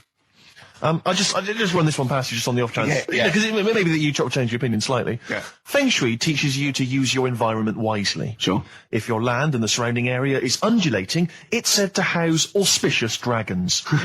When land is flat and featureless, the dragon is missing and the land is said to be less auspicious. Excuse me, they call me the Brixton Dragon. Sure. I seem to have lost my way. I know it's South London somewhere, but could you help me find my home? What's your name? Well, they call me the Brixton Dragon. Right, where are you from? I see what you mean. I see what you mean, aye. Oh, okay, man. So does that make you query it at all, the dragon? I'm not into it that much. Right, I'm sure. just saying that if you have your head at one end of the bed rather than the other, it might make a difference to your night's sleep. It's not so much Feng Shui, though, is it, as sort of good advice, generally. When you went home... Don't sleep on the end of a spike near a cliff. Good advice. I mean, that's good advice, isn't it? Know what I mean? And it was a Christmas play, and I managed to get a part in it. And, Did you audition? got a part in it, and I should have been playing the drums to the one about Kings. We Three Kings. Yeah. I was meant to be doing that, but Little Donkey came on, and it was one of the. What do you mean came on? That was like next up on the next song. Right. And it's one of them songs that you can't help sort of Tapping along to. Yeah. Do you know like if I was to go Yeah, you'd have to finish it with. Yeah. Do you know that they actually send that into space? Do they? And what, hoping that aliens will respond with that? Yeah. They do that because apparently it is one of them things that you can't help. What, even if you're an alien life form? Yeah. They know that, do they? Yeah. But anyway. What, because they watch Star Trek or something? Hello. Knock, knock. Yeah. No, seriously. Is it true, like, if you send out knock, knock into space, they have to say that? Oggy, oggy, oggy. Oh, that is great. Seriously. hold on, what's something out there? What's a little green fellow? That is great. Yeah. So anyway, that is fantastic. I mean, we're not a close family. Do you know what I mean? We're not the sort of family who keeps in touch with everyone. And I think my mum called her up one Christmas and sort of said, you know, how's the Diddy men? Yeah, how's Nutty Ad? And she said, oh, no, I don't do that anymore. I'm knocking about with Sandra or whatever. Right. And it was like, oh, right. Not big butch Sandra with the big earrings and the skinhead. He used to live down the road from you. I don't know. He used to get Doc Martens wholesale. That's Sandra. But she had a haunted house. Go on. Who's Sandra? No, Hazel. Right. Is this before she was a lesbian or not? Before. Okay. And there was a bike in the hall and the pedals used to go backwards. There was a what in the hall? That's handy, isn't it? Oh, that's great. Don't worry, we won't do anything. So, sorry, no, I want to know about the haunted house. There was a bike in the hall. There was a bike in the hall and the pedals used to go backwards on their own. And also, shoes used to stick to the wall or something. Did they? Yeah. Shoes used to stick to the wall? Yeah. Okay. That sounds like that's a haunted house. A hell of a household. Yeah. Oh, dear. Brilliant. Maybe she should clean the walls. So, what have you been doing this week, Steve? Well, I'll tell you what, at the beginning of the week I was incredibly annoyed by Karl. Why? No, because I remember you had a little discussion with Karl a while back saying that you thought he was lazy at times. Yeah. And, you know, you had various criticisms of his work. Yeah.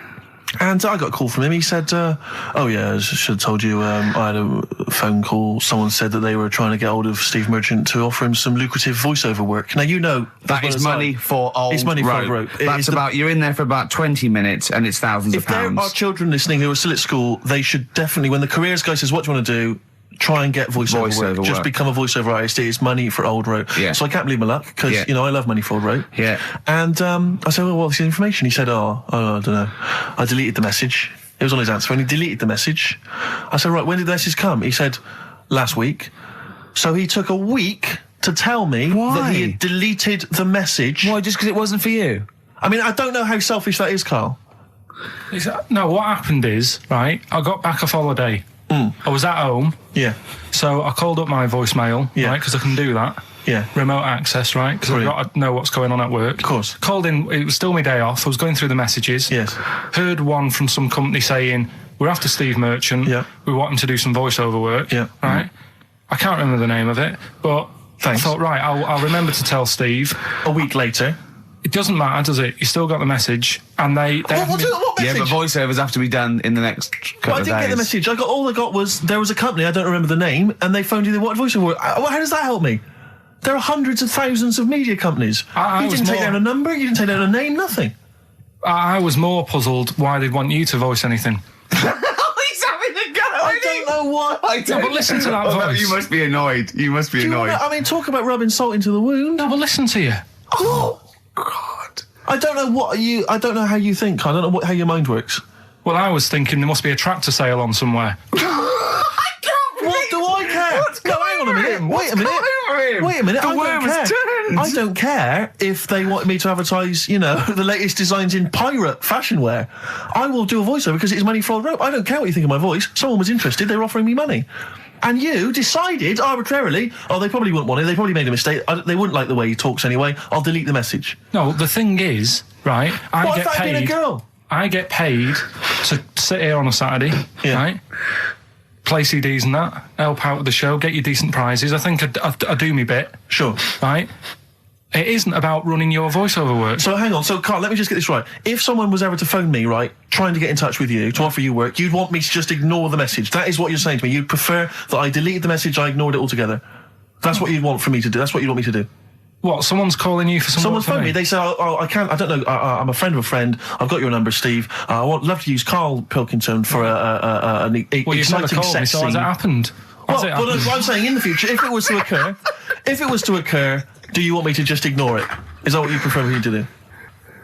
Well, it's not like that, though. I did tell you. I told you the message. You didn't? What? You told me a week later with none of the information I needed. Karl, that doctor called last week. That kidney's ready for that little girl that you were doing that sponsored walk for. I forgot to tell you. I hope it's still all right. They keep it on ice, don't they? I think they do. Selfish, Karl. So selfish. And you've lost us a son. Beautiful. Bit of Snoop on XFM. Yeah? Kicking it with Ricky Gervais. Yeah. Sweet. Steve Merchant and Karl Pilkington. What has happened to Karl? Because Karl, I thought, is this sort of sweet little buffoon, almost childlike in his ways. You know what I mean? Like Charlie Brown after some sort of head injury. And now he's coming back like that, having a go at not caring about voiceover work. It's like, because Heat have written about him a couple of weeks, it's like he thinks he's better than you in some way. I do care though, you're out of order saying that, right? Because I've sorted you out with tickets for stuff. He doesn't turn up to. Karl, I received a phone call. You deleted the message offering me voiceover work. You're as bad as my agent. I'm appalled by it. And I thought we were friends. At least his agent, when he does it, is losing himself money as well. Yeah, exactly. You've got no comeback. You're still sweet. And to have a go is you've got a mank whine. Right? For a voice. Like a cartoon Gallagher brother on Coronation Street. I mean, and yes, Steve does sound like a Wurzel, but that doesn't, do you know what I mean? What about Jethro? Jethro does well. Jethro gets on Des O'Connor anytime he wants. Just has to phone Des up. And he's on there. Straight on and there. He's whining like a Wurzel as well. So, to say that is a rubbish... all right, apart from that then, what else have I done that's wound you up? Well, that's a good starting point, because you haven't even apologised. No, it's a shock, because that's the first time I've let you down. And I didn't really let you down because I passed on the message. You didn't? Well, we've been through it. You didn't pass on the message. Saying I deleted a message for you is not passing on the message. I mean, I just think what's happened is that you've got a little bit of celebrity now from the show. I mean, I've seen you being recognised in pubs and stuff, or people have come up and they said, "Are you Karl?" because they've seen Ricky.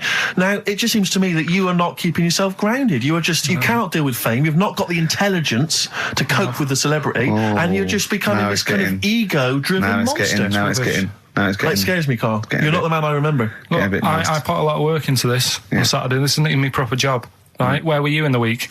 Oh, he's got you there. What? Where were you in the week? I said, let's meet up. Let's, come up with some new features and that. Where were you? Karl, you phoned me about an hour before you wanted to meet. That is not what I would call. I mean, that is arrogance right there. That's the way I work. That's arrogance right there. That's ego right there. He couldn't get. When I came in, he said, "Where's Steve?" I said, "Steve can't make it." I had to tell him why. Steve was staying in to tidy up because his landlady was coming. This he couldn't get over. He could not get over that you couldn't make it because you had to stay with your landlady. He talked about it for about the hour when we were working. What are you talking? Last week I had a bad throat. You wouldn't tolerate that. You wouldn't accept that. When you had a bad throat, where were you? Why couldn't we do any work then? Because you were at home with your mum and your dad. You were on holiday, weren't you? Why didn't you get your mum and your dad to clean the flat? Oh, he's done it again. He's done you again, mate. Play a record. How has he done me? What? They live in Bristol. Yeah, the joke's on you. He couldn't get him to clean the flat. I don't know who's laughing at who now. Right, listen. Can we just go back to laughing at Karl? Okay. Karl just said to me, "So what face would you have to me?" And I went, "What do you mean?" He went, "Well, whose face would you have?" And I went, "I don't know. A boy's, so the skin would be regenerated." He went, "Oh, no, it'd be a bit weird." He said, "Oh, no, someone famous." And I went, "I don't know." I went, "Whose would you have?" He went, "Barry Sheen." No, but what I meant was, when I was talking to Suzanne about it, saying this is amazing, she said, "Well, whose face would you have?" Right. Now, it's got to be fairly recent to have the skin fresh, because it can't be too old. Right. So I had a choice of, like, Barry Sheen, or what's her face off Last of the Summer Wine. Who? Who's the old woman who just passed away? Thora Hird. So that's what I meant. If I could have any face, because she said, "Well, you could have had Tom Cruise or something." I said, "Well, he's not dead." I said, "No, but you could have had that." You'll give yourself restrictions in your fantasy. Sort of like down to your picture. I love the idea that someone getting you a call. "Mr. Wilkinson, hello, it's Dr. Hanrahan. Barry Sheen has just passed away." And you go, "Oh dear. Yeah, bad news and good news. Do you want his face or do you want his face?" Does Suzanne go out with you, like, for charitable reasons? Is it like you can adopt a boyfriend? I love the fact that she encourages you. She was saying about Tom Cruise, and I was like, "Oh," she said, "He's not a bad-looking fella or whatever." So, well, what she's saying is, "Karl, is there any chance you could go and get a different face? Maybe something like Tom Cruise would be good." Then I was saying, right, first of all, he's got to be dead, and he's not. But if he was, and you had that done, would you feel like People looking at you on the tube. Well, no, like, say if the people who made Mission Impossible said, well, we want to do a third one, would I be in my right to say, well, I don't want to do it? I don't know what he's talking about. I don't mean to be offensive, Carl, but your girlfriend could do a lot better than you. I don't know what he's thinking. I love the idea of this whole conversation about you in Tom Cruise's face and then get offered a film. But why does she have conversations like this with you? It was now on last night. It was now on the telly. I love it. What should we talk about? What about getting a new face?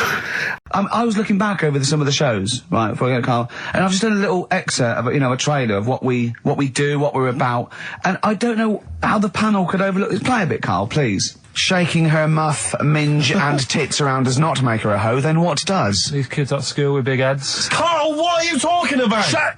Oh, my name is Holy Fuck. Right, there's this monkey that was on a train station. Right. What if you mean cock to mean penis? It was my Down syndrome son. Oh, chimpanzee, that monkey news. So we've still got monkey news coming up.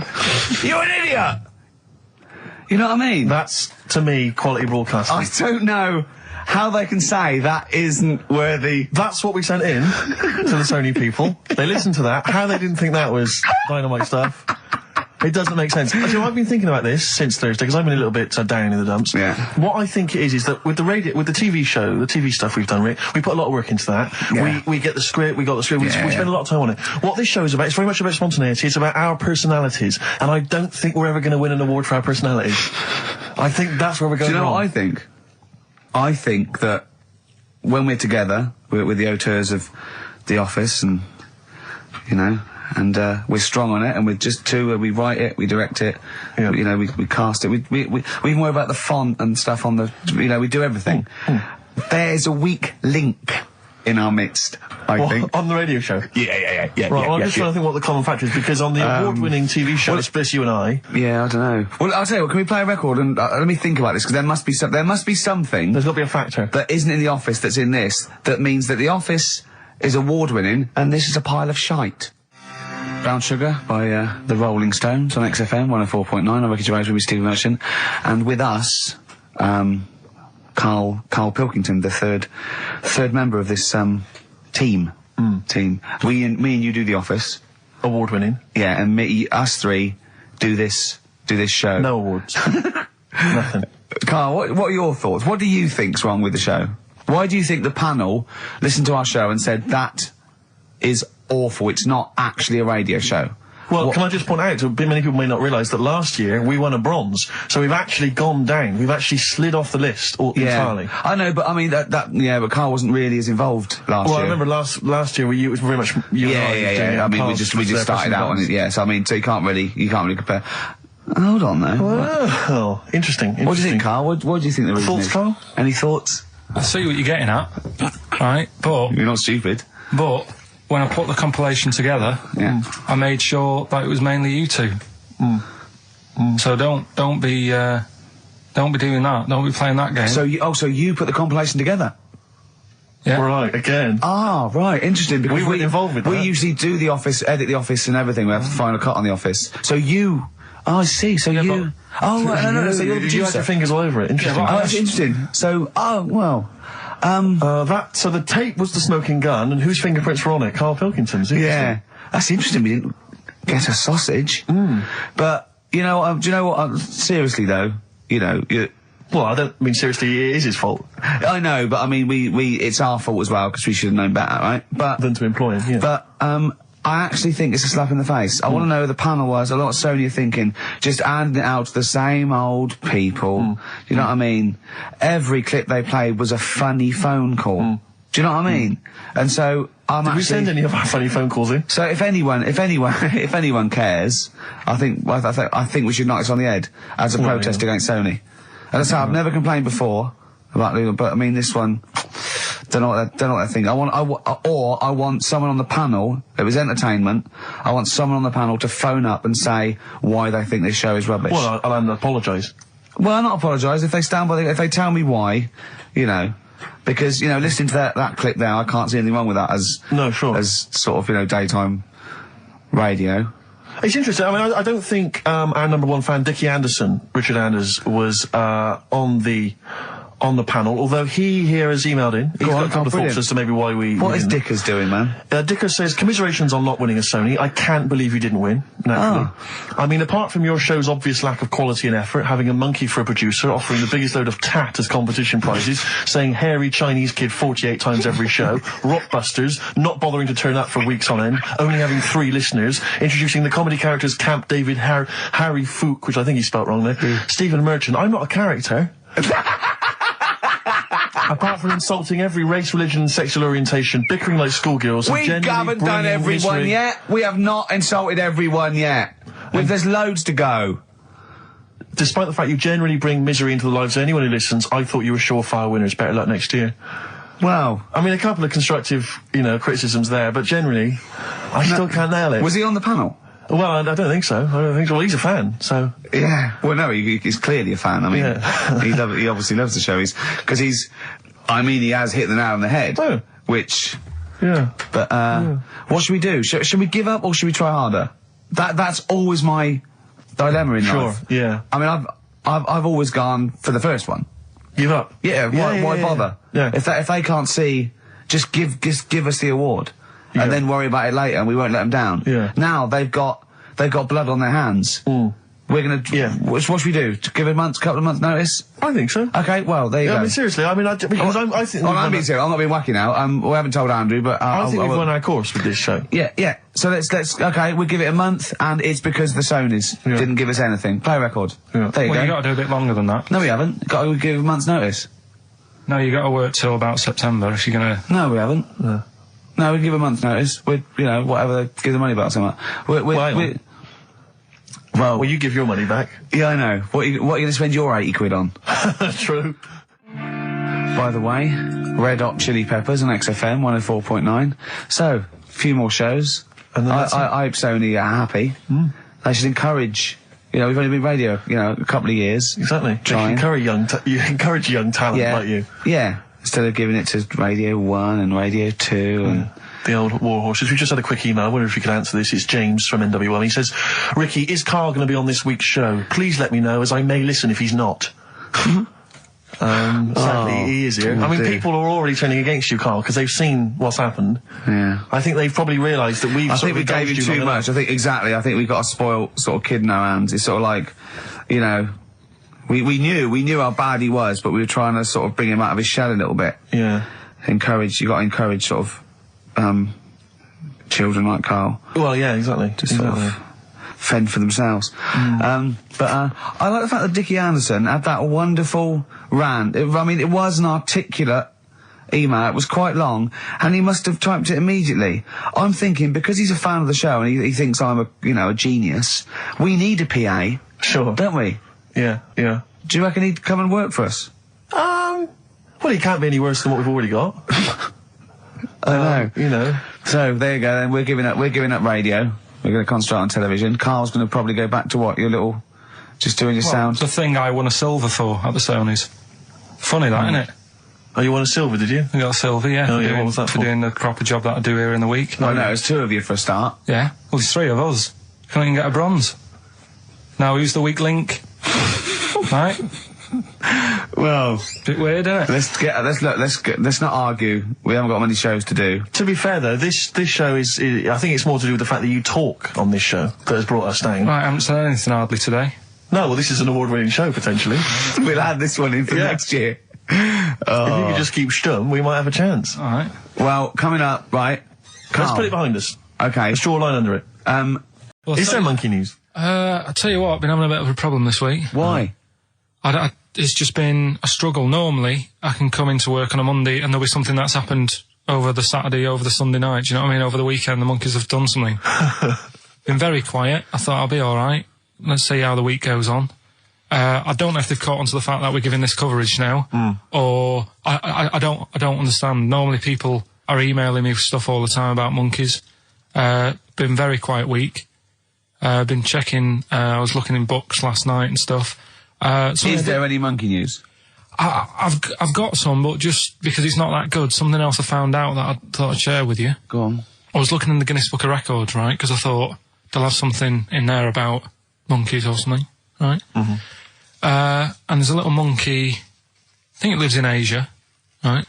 There's loads of them live in Asia. Might just be travelling, but yeah. And something they found out, I don't know if they've got it right, and that's why I want to bring it up. Apparently, it's the mammal, right, that's got sort of the pointiest eyes that pop out of their head. Steve.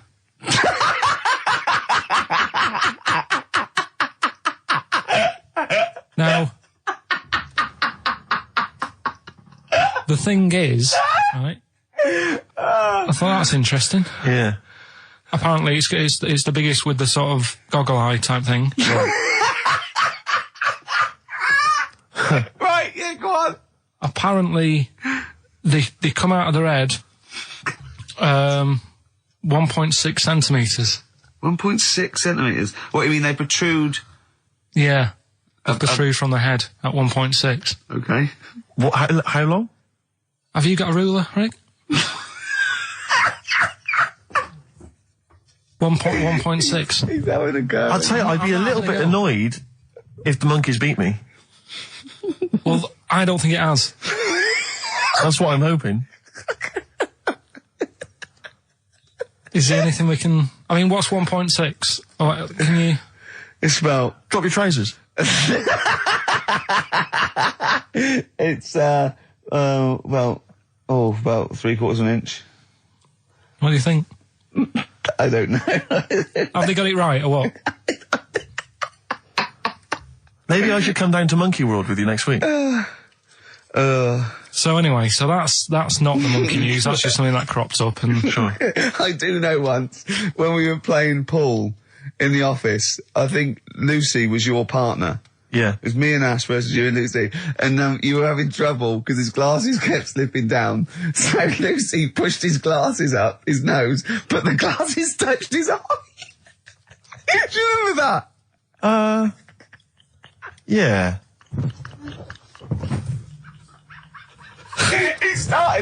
He started it. Well, you're the one who joined in. No, I know, and I feel bad now. Yeah. He makes me nervous when he goes, yeah. It's like, play a record. No, I'm just trying to think about which part of your fat, middle-aged physique I can pick on. The tits would be a good Yeah, start. yeah. Oh, the belly. Sure. Oh, what do you think of that? Oh, that's... What is that? Play a record. That worked, didn't it? See, panic over, calm. You're on holiday soon, aren't you? Yeah. You got to go off early. Well, about... How many holidays have you had? Because I only ever have time off when I'm working, like doing another job, like, you know, filming or something. But you seem to have a lot of holidays, just like, and you were sick as well. You were just like, because you had wet trousers, which is a little bit... Do you not care about the job? I mean, I've got to ask because, you know what I mean, if I was in charge, I'd worry about your motivation or... Because yesterday we were trying to work out what you enjoyed doing, and we got to Manchester United and moaning. And that is the two we came up with. I don't know where you get the moaning thing You're from. always whinging. About what? Everything. When? When did I last have a moan? Just before we came on air. Right, and why was that? I don't know, I can't remember. Because we were in a good mood. We were in a good mood, me and Rick. I'll tell you why. Go on. Because you brought a song in at 10 to 1. Yeah. With a load of effing and jeffing in it. Yeah. And saying, can you edit this? Yeah. Yeah. But that's your job. You could have brought it in yesterday. No, I couldn't. Why not? I hadn't thought of it. But why are you whinging? That's your job. And I didn't come in 10 minutes before. It was a good 20 minutes before. It just took you ages because you were whinging and moaning to even get started. I'm not being dragged into this. You are always... I'm on my holiday now. Well, not yet. No, you're not on yet. You're still working. Well, that's what's funny. This isn't even work, right? And yet it should be. Compared to what I do in the week, this is a doddle. Well, it's because you're not putting any effort in, clearly. I mean, I know what Steve's like. He is tight, right? He is. And you know that, don't you, Steve? Financially, you mean? Well, no, I mean, just the way you are. You're very sort of, you know... You're not wasteful with your money. I'm careful. No, I'm not wasteful. Absolutely right. No, but to the extreme. Not towards the extreme. Not towards the extreme. No. Look after the pennies, the pounds will take care of themselves. Alright? Simple to remember, good advice. Yeah, alright? But the thing is, right, I know that I take the mickey out of you for, like, you know, the way you look and stuff. Sure. Right? Well, I'm right back at you. But the thing is, you can't help that. Absolutely. But I'll tell you something that women don't like. Sure. And it's fellas who are tight with the money. Sure. I'm not frugal with money with ladies. I'm frugal with money with you. Well, I've got no reason to splash money out on you. I've never seen you splash money out. Well, you've never been out with me. Steve, have you ever splashed out on a lady? No, but I hope to one day. The right lady. Play a record. XFM 104.9. Yeah, with Steve Merchant. What I was saying was... Yes. We could have a little trivia quiz, right? What I was saying was... Yes. We could have a little trivia quiz, right? This is how it works. Their phone in, yeah? Right? And they'll pitch a question to us two, right? We won't know it. They'll tell Carl, and Carl write down the answer, yeah? Or on his email, right? And then it might be something like, who was the first woman MP? And write down the answer, and they go, okay, Steve Ricky was the first one MP. We'll write it down. You know, and you'll write down something like the Queen. Yeah. And I'll write down Britney Spears. Yeah. And they go, well, Ricky says Britney Spears. And the answer is, did you see? Yes. And then whoever's... So they phone in, or can they email as well? They can email as well, Steve. Right. Okay, so let me just try and clarify this, because I didn't really follow that, and I know what the competition is. Right. People listening... Phone in or email in with a question, a trivia question. It can be about anything. I don't do game shows. But one which we may be able to get, right? They phone in with that, or they email it in. But only Carl knows the answer. He asks us here in the studio the question. Ricky and I write it down independently. We hand it to Carl. We see who's got the right answer. It's like 15-1, but 2-1. And the great thing is that the best question that we'll vote on at the very end of the show can win these 3 CDs. We've got Feeder, Echo Park, The Essential Bob Dylan. That's a 2 CD set, Rick. Maybe keep the questions highbrow to show our intellect, not things like pop and trivia. And good idea. And we've also got this big compilation, Reloaded 3. That's also a 2 CD compilation. We'll start phoning and emailing now. Phoning, emailing go with berserk. your trivia Absolutely questions. Go berserk. For Gervais. I'm best at science. Well, don't start don't giving say hints. That's not fair, because I'll say I'm best at films if they want me to. Yeah, but I've win. already said don't do trivia and entertainment and that. Well, they should do. They should do trivia and entertainment. Music and films is what they should do. No, they shouldn't. Or That's old stupid. TV. That's the cliche of XFM listeners, and I know they're more intelligent than that. They're not. They're not, Rick. They're stupid people. They're stupid people, and they only know about a few things. Garbage, Cherry Lips on XFM 104.9. Well, either they really want those CDs, or they want to embarrass us. Because the phone lines are going mad. And they are going mad. We didn't even give out the phone number or the email, Rick. Shall I just give it out now? Well, obviously don't need to. Well, I ought to anyway, for those that didn't hear it but didn't know it already. Of it. 08700 800 1234. Sorry, that's not 08700 08700, because I started again because I sort of fluffed slightly. Yeah, go on. 08700 800 1234. And when he says he fluffed, like that's not how he got into television. Exactly. Ricky.gervais@xfm.co.uk if you want to email the question, and only Carl can see the screen, so there's no cheating. Probably people don't know what fluffing is, do they? No, I don't think so, Rick. Carl, have you had a question? What, already? Are we doing it now? Should we do it now? I think we should just drip them in throughout the course of the show. Yeah, you could dripping them in. Go on. Ask us a question. I thought this was a good one. It's from Clive. Go on in. Clive, we've got a listener called Clive. Wow. That's all right. Who was the first James Bond? Oh, it's this film one. I didn't know that. No, but wait a minute. I know this ambiguity because we've talked about it. We've talked about this ambiguity before. You see, he might be deliberately embarrassing us because the old myth is that someone played it on radio that we all know and love. Yeah. Now, he should have specified, did he mean the film James Bond, the first film James Bond?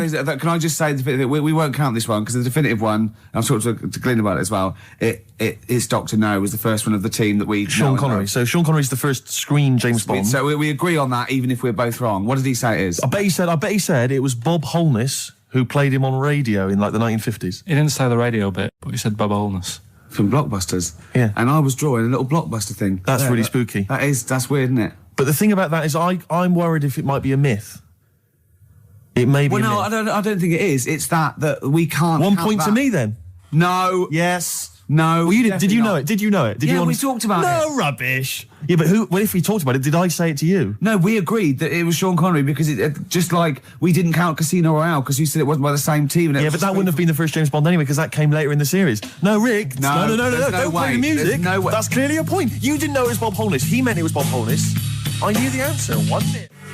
Well, fun-loving criminals, Scooby snacks. Anyway, It doesn't matter, because we both agreed once in a pub that the right answer is Sean Connery. Yeah, but wait a minute, Rick, the point's not that. The man phoned in with a question, and the answer the man was after was Bob Holness. Oh, okay. And that's the answer I'll tell you gave. what, the answer I was after was me. But that's nonsense, Rick. He's the question master, the man who phoned in. That's ludicrous. You to face the facts. You can't say what number am I thinking of. It's got to be the real answer. No, but I knew the answer he was after. So brilliant. Yes, because that's, even if he's got it wrong, it's such common parlance now that Bob Holness was the first James Bond that I knew the answer. Face the facts. Right, give us another question, Carl. Jeez. Give us another question. God, he's a bad loser, isn't he? I had a good one here, but... You've forgotten it? Or I sort of scribbled it down.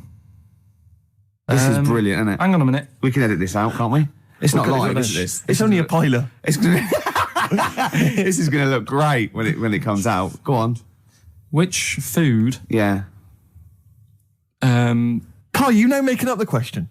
No, it's just that I sort of took down the important bits. But this is amazing. This is amazing radio. Go on. Which food kind of doesn't make you fat? Jeez. What kind of a question is that? Oh, this is... No, it is proper. I love imagine this on the Weakest Link. What kind of food doesn't sort of make you... I mean, it doesn't make you fat. Okay, do you want Basically, me to... no sort of calories in it. Celery. Water. Well, I mean, what do you mean? Do you mean a vegetable? No, do you mean you're right. Apparently, it uses up more calories to bite it than... Yeah, but wait a minute, Rick. One all. No, it's not 1-all, because you're supposed to write it down. You didn't know. But you didn't... what do you mean I didn't know? You're supposed to write it down. That's the whole point. We're writing things down. You said water. You said water. But that's because I thought we weren't taking the question seriously, because he didn't know what he's talking about. 1-all. We got to set the rules. This is... Bit too much like Portishead for my liking. Was it? Yeah. I quite enjoyed it. Beat a band. Well, that's because Portishead are from your neck of the woods, isn't it? Was it? Portishead, I think you'll find. Yeah, I'm embarrassed myself. Right, another question, quick. Is this question a real question with a definitive answer? Or is it like, what is my most comfortable chair? I don't know why people aren't going to maybe like Trivia Pursuit or something, just getting a question off that and then... Because they're a little bit more discerning than that, Steve. Have you heard the questions? They don't know what they're talking about. This is stuff they've overheard in pubs. Come on, ask it, Carl. I look at the Carl takes down and goes, what's that? I know. What am I meant to write? Go on then, ask this one. Right, what sort... No. The Pope. Yeah. What semi-precious... Sorry, Mrs. Robinson, we're going to have to let you go. Yeah. Go on.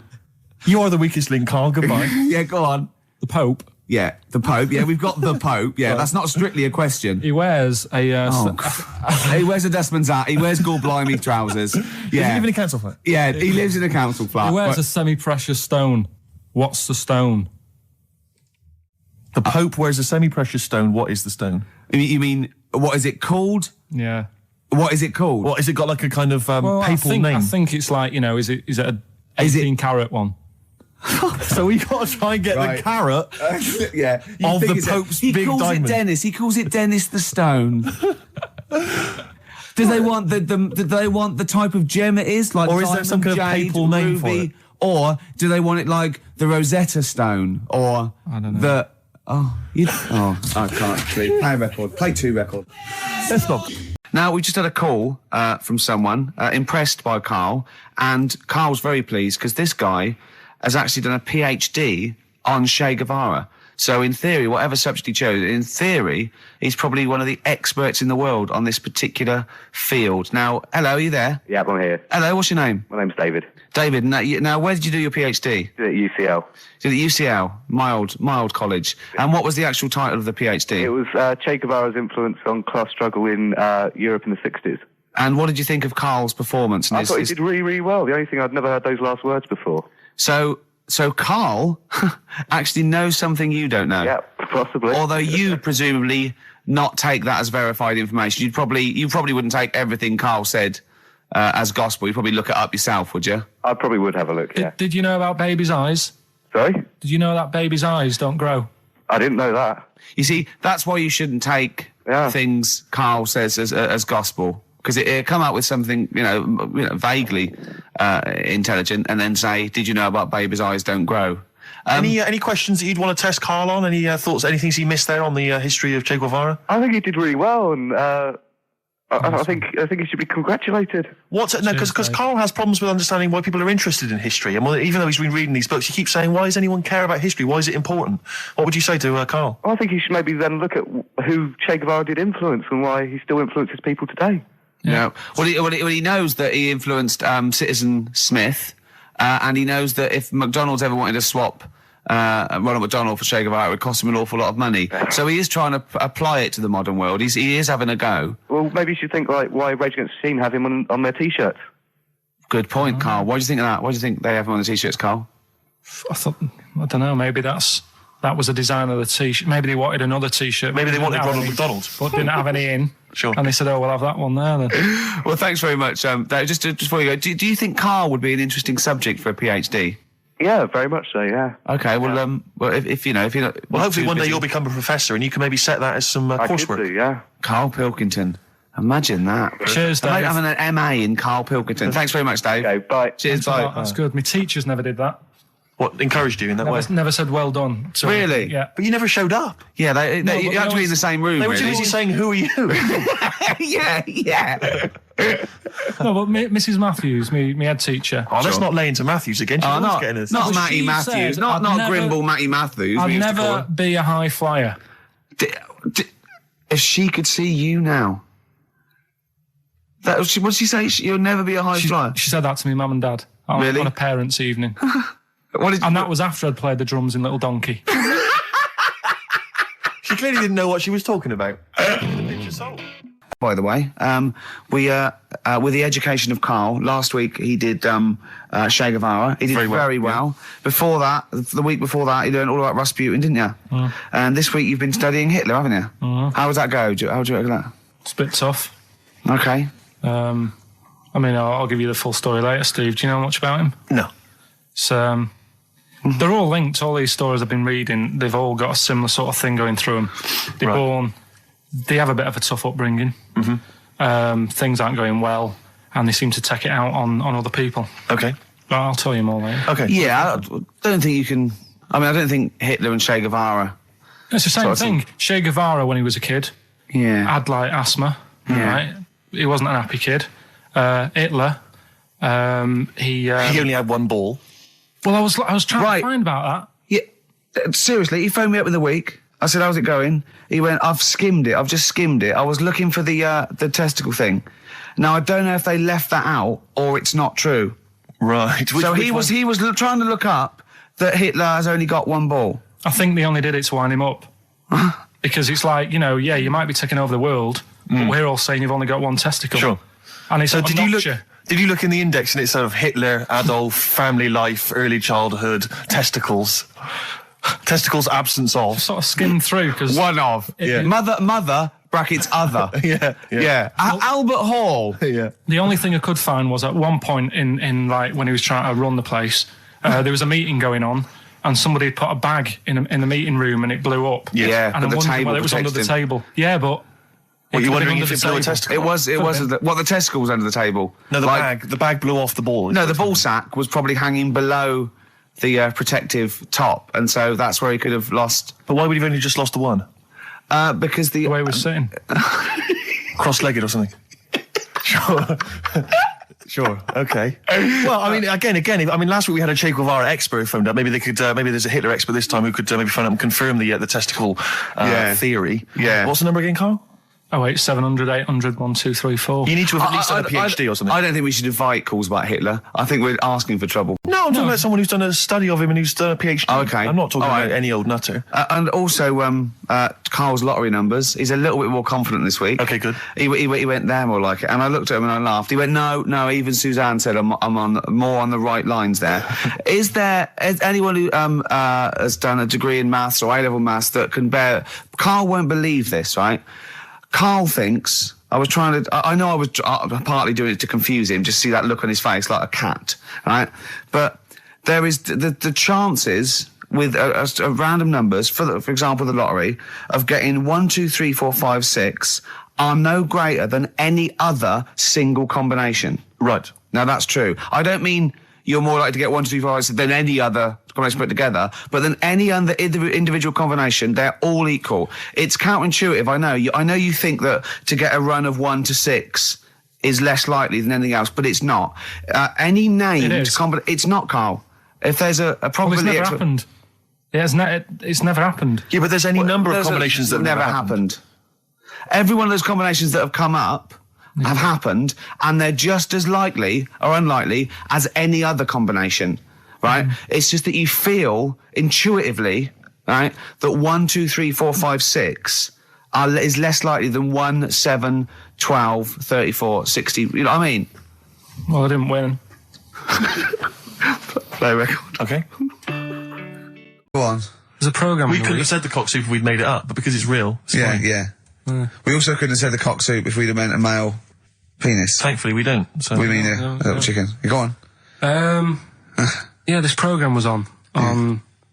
It was Wednesday night, something. About this little lad. It was a fella and a woman at the same time. What do you mean? Like a cartoon with a secret identity. by night. What do you mean? He had both by day a boy, by night a woman. He had it all. What you? Sorry, wait. So he had male and female genitalia. Yeah. So what do you call someone that's born like that? Weird. Yeah. Now, what's the term for it? Go on. You know it. We've talked about it before. Aphrodite. Really? So close. Hermaphrodite. Yeah, hermaphrodite. Yeah. That's weird, don't it? Yeah. And he had the ball. Yeah. And he had the... Well, what happened was he was born, right? Obviously. And the doctor said, there you go. Lovely little boy and girl. So the mum was like, what? So he said... No, I don't think the doctor was sarcastic. Yeah, what? I don't think the doctor was sort of dissing them. Yeah. There you go. What do you mean, doctor? I'm gonna have a look. Exactly. There's the cock, there's the minge. All right, see you later. What are you going to call it? But doctor, what do you mean? Have a look. He wasn't sarcastic. He didn't give Doctor, clues. tell me what you mean. Give me a straight answer. He probably went, oh shit, she's got a cock. He didn't go... He wasn't sarky to the parents. No, but I'm just getting across. Do you know what I mean? I always had a little bit just to... Yeah, I know you do. Yeah. You should be a newsreader. Be brilliant. So there's a little kid lying there. Yeah. And the mum says, you know, what am I going to do then? So the doctor... I mean, I'm condensing this. It was like an hour long. Sure. Yeah. So he says, she said, what will I do? And the doctor said, well, he's not sort of well hung. Right. Oh, so he's not sort of well on. This doctor has been struck off since for saying these things. It was a real doctor. It wasn't Dr. Fox. Yeah. Right. So the doctor said, so I recommend that we make it a woman. Right. So they sort of do a little bit of jiggery pokery. Yeah, a little bit of work. And I don't think that's true, Carl. No, it is. It was on the programme. But I think they can tell really what they were meant to be from their chromosomes, can't they? They can tell whether they're X, Y, Y, or yeah, X. It's not very well hung. No, I tell you what, because back then, when this was going on... I'm just thinking they might not have had... The doctors then thought if you had a kid, right, and you thought, it's a bit ugly, maybe it'll have a better life if it was a fella. If it was a girl and it's a bit ugly and you think it's going to get hard time. Right, don't talk shite. What? What? That a doctor would go, right, you've had a young girl, I'll tell you what, she's a pig, let's pop a cock on her. Don't talk shite. I'm not saying that. What I'm saying is, say if you have like I say, a girl, I just think it's harder if a girl's ugly and she's growing up, she has a harder time. Yeah. Don't you agree with that? Possibly, but you don't change someone you don't change their gender because they're I'm just saying what I'm saying is the Elephant Man would have had a harder time if it was Elephant Woman, is what I'm saying. But listen to me, listen. What the doctor was saying is, if you get a baby before it's 2, back then they thought you could sort of say, well, instead of giving it a go-kart, give it dolls to play with. Right, back when? What are we talking about? The Middle Ages? We put a song on, come back to this. Yeah, it's Bruce Springsteen, Atlantic City. Bruce Springsteen, Atlantic City, on XFM 104.9. Okay, look, have another go, Carl. What were you saying? As an hermaphrodite, He was born with both sets. The doctor said it's not true. Opens the door, jams the things, you know, like the little catch. So the microwave works. She jams it with a screwdriver or a knife or something. Yeah. Puts the microwave on, sticks her head in, boils her brain. Don't be ridiculous. Right? Well, why is that ridiculous? Boils her brain. She boiled her brain. She boiled her brain. And this is what's good about the internet. I went straight from that, and there was a subject about brains. And do you know that Russell Crowe, when he dies, is giving his brain to charity or something, some sort of some people who can do stuff with it. She gave hers to Pot Noodle. Vesta. Yeah. Oh, That's boiling the a skull. Yeah. It's not true. It's not true, Carl. It's the same as the woman who put her poodle in the microwave, isn't it? And all that. Just urban myths. They're urban myths. But again, where does it start? Someone made it up. Yeah. For a laugh. They're just too convenient urban myths. Everyone said you can tell an urban myth's not true because it's always this happened to a mate of mine, and when you say what happened then, they go, don't know, that was it. Was it? Was that it? Was it? Someone boiled a brain and that was it. There was no more story. Well, were there any dates, locations, times? I think it was in Belgium. There's that one that a bloke, right, was going to get a phone call at 4 o'clock to find out if his business was, okay, right? And if he didn't get the phone call, he knew he was broke, destitute. So dead on 4 o'clock, the phone didn't ring, so he went up to the roof, his office, and he jumped off to commit suicide. And as he was passing his window, the phone was ringing. Oh, no. Carl, it didn't happen. Didn't happen. Think it through. Think it through. Who told that story? Who told that story? As he hit the pavement at 120 miles an hour. He's the only person who could have known that series of incidents. Also, why didn't he wait? Dead. As his life's at stake, why didn't he wait till 5 past? I'm going to give it 5 minutes, just in case. In case the lines are busy. Yeah. And what sort of bloke goes out, I'll call you at 4, okay, if you're busy. Well, call me anyway. No. If I don't call exactly 4, then, no, you commit suicide. Commit suicide. I would, because if I don't call at 4, that's the end of it.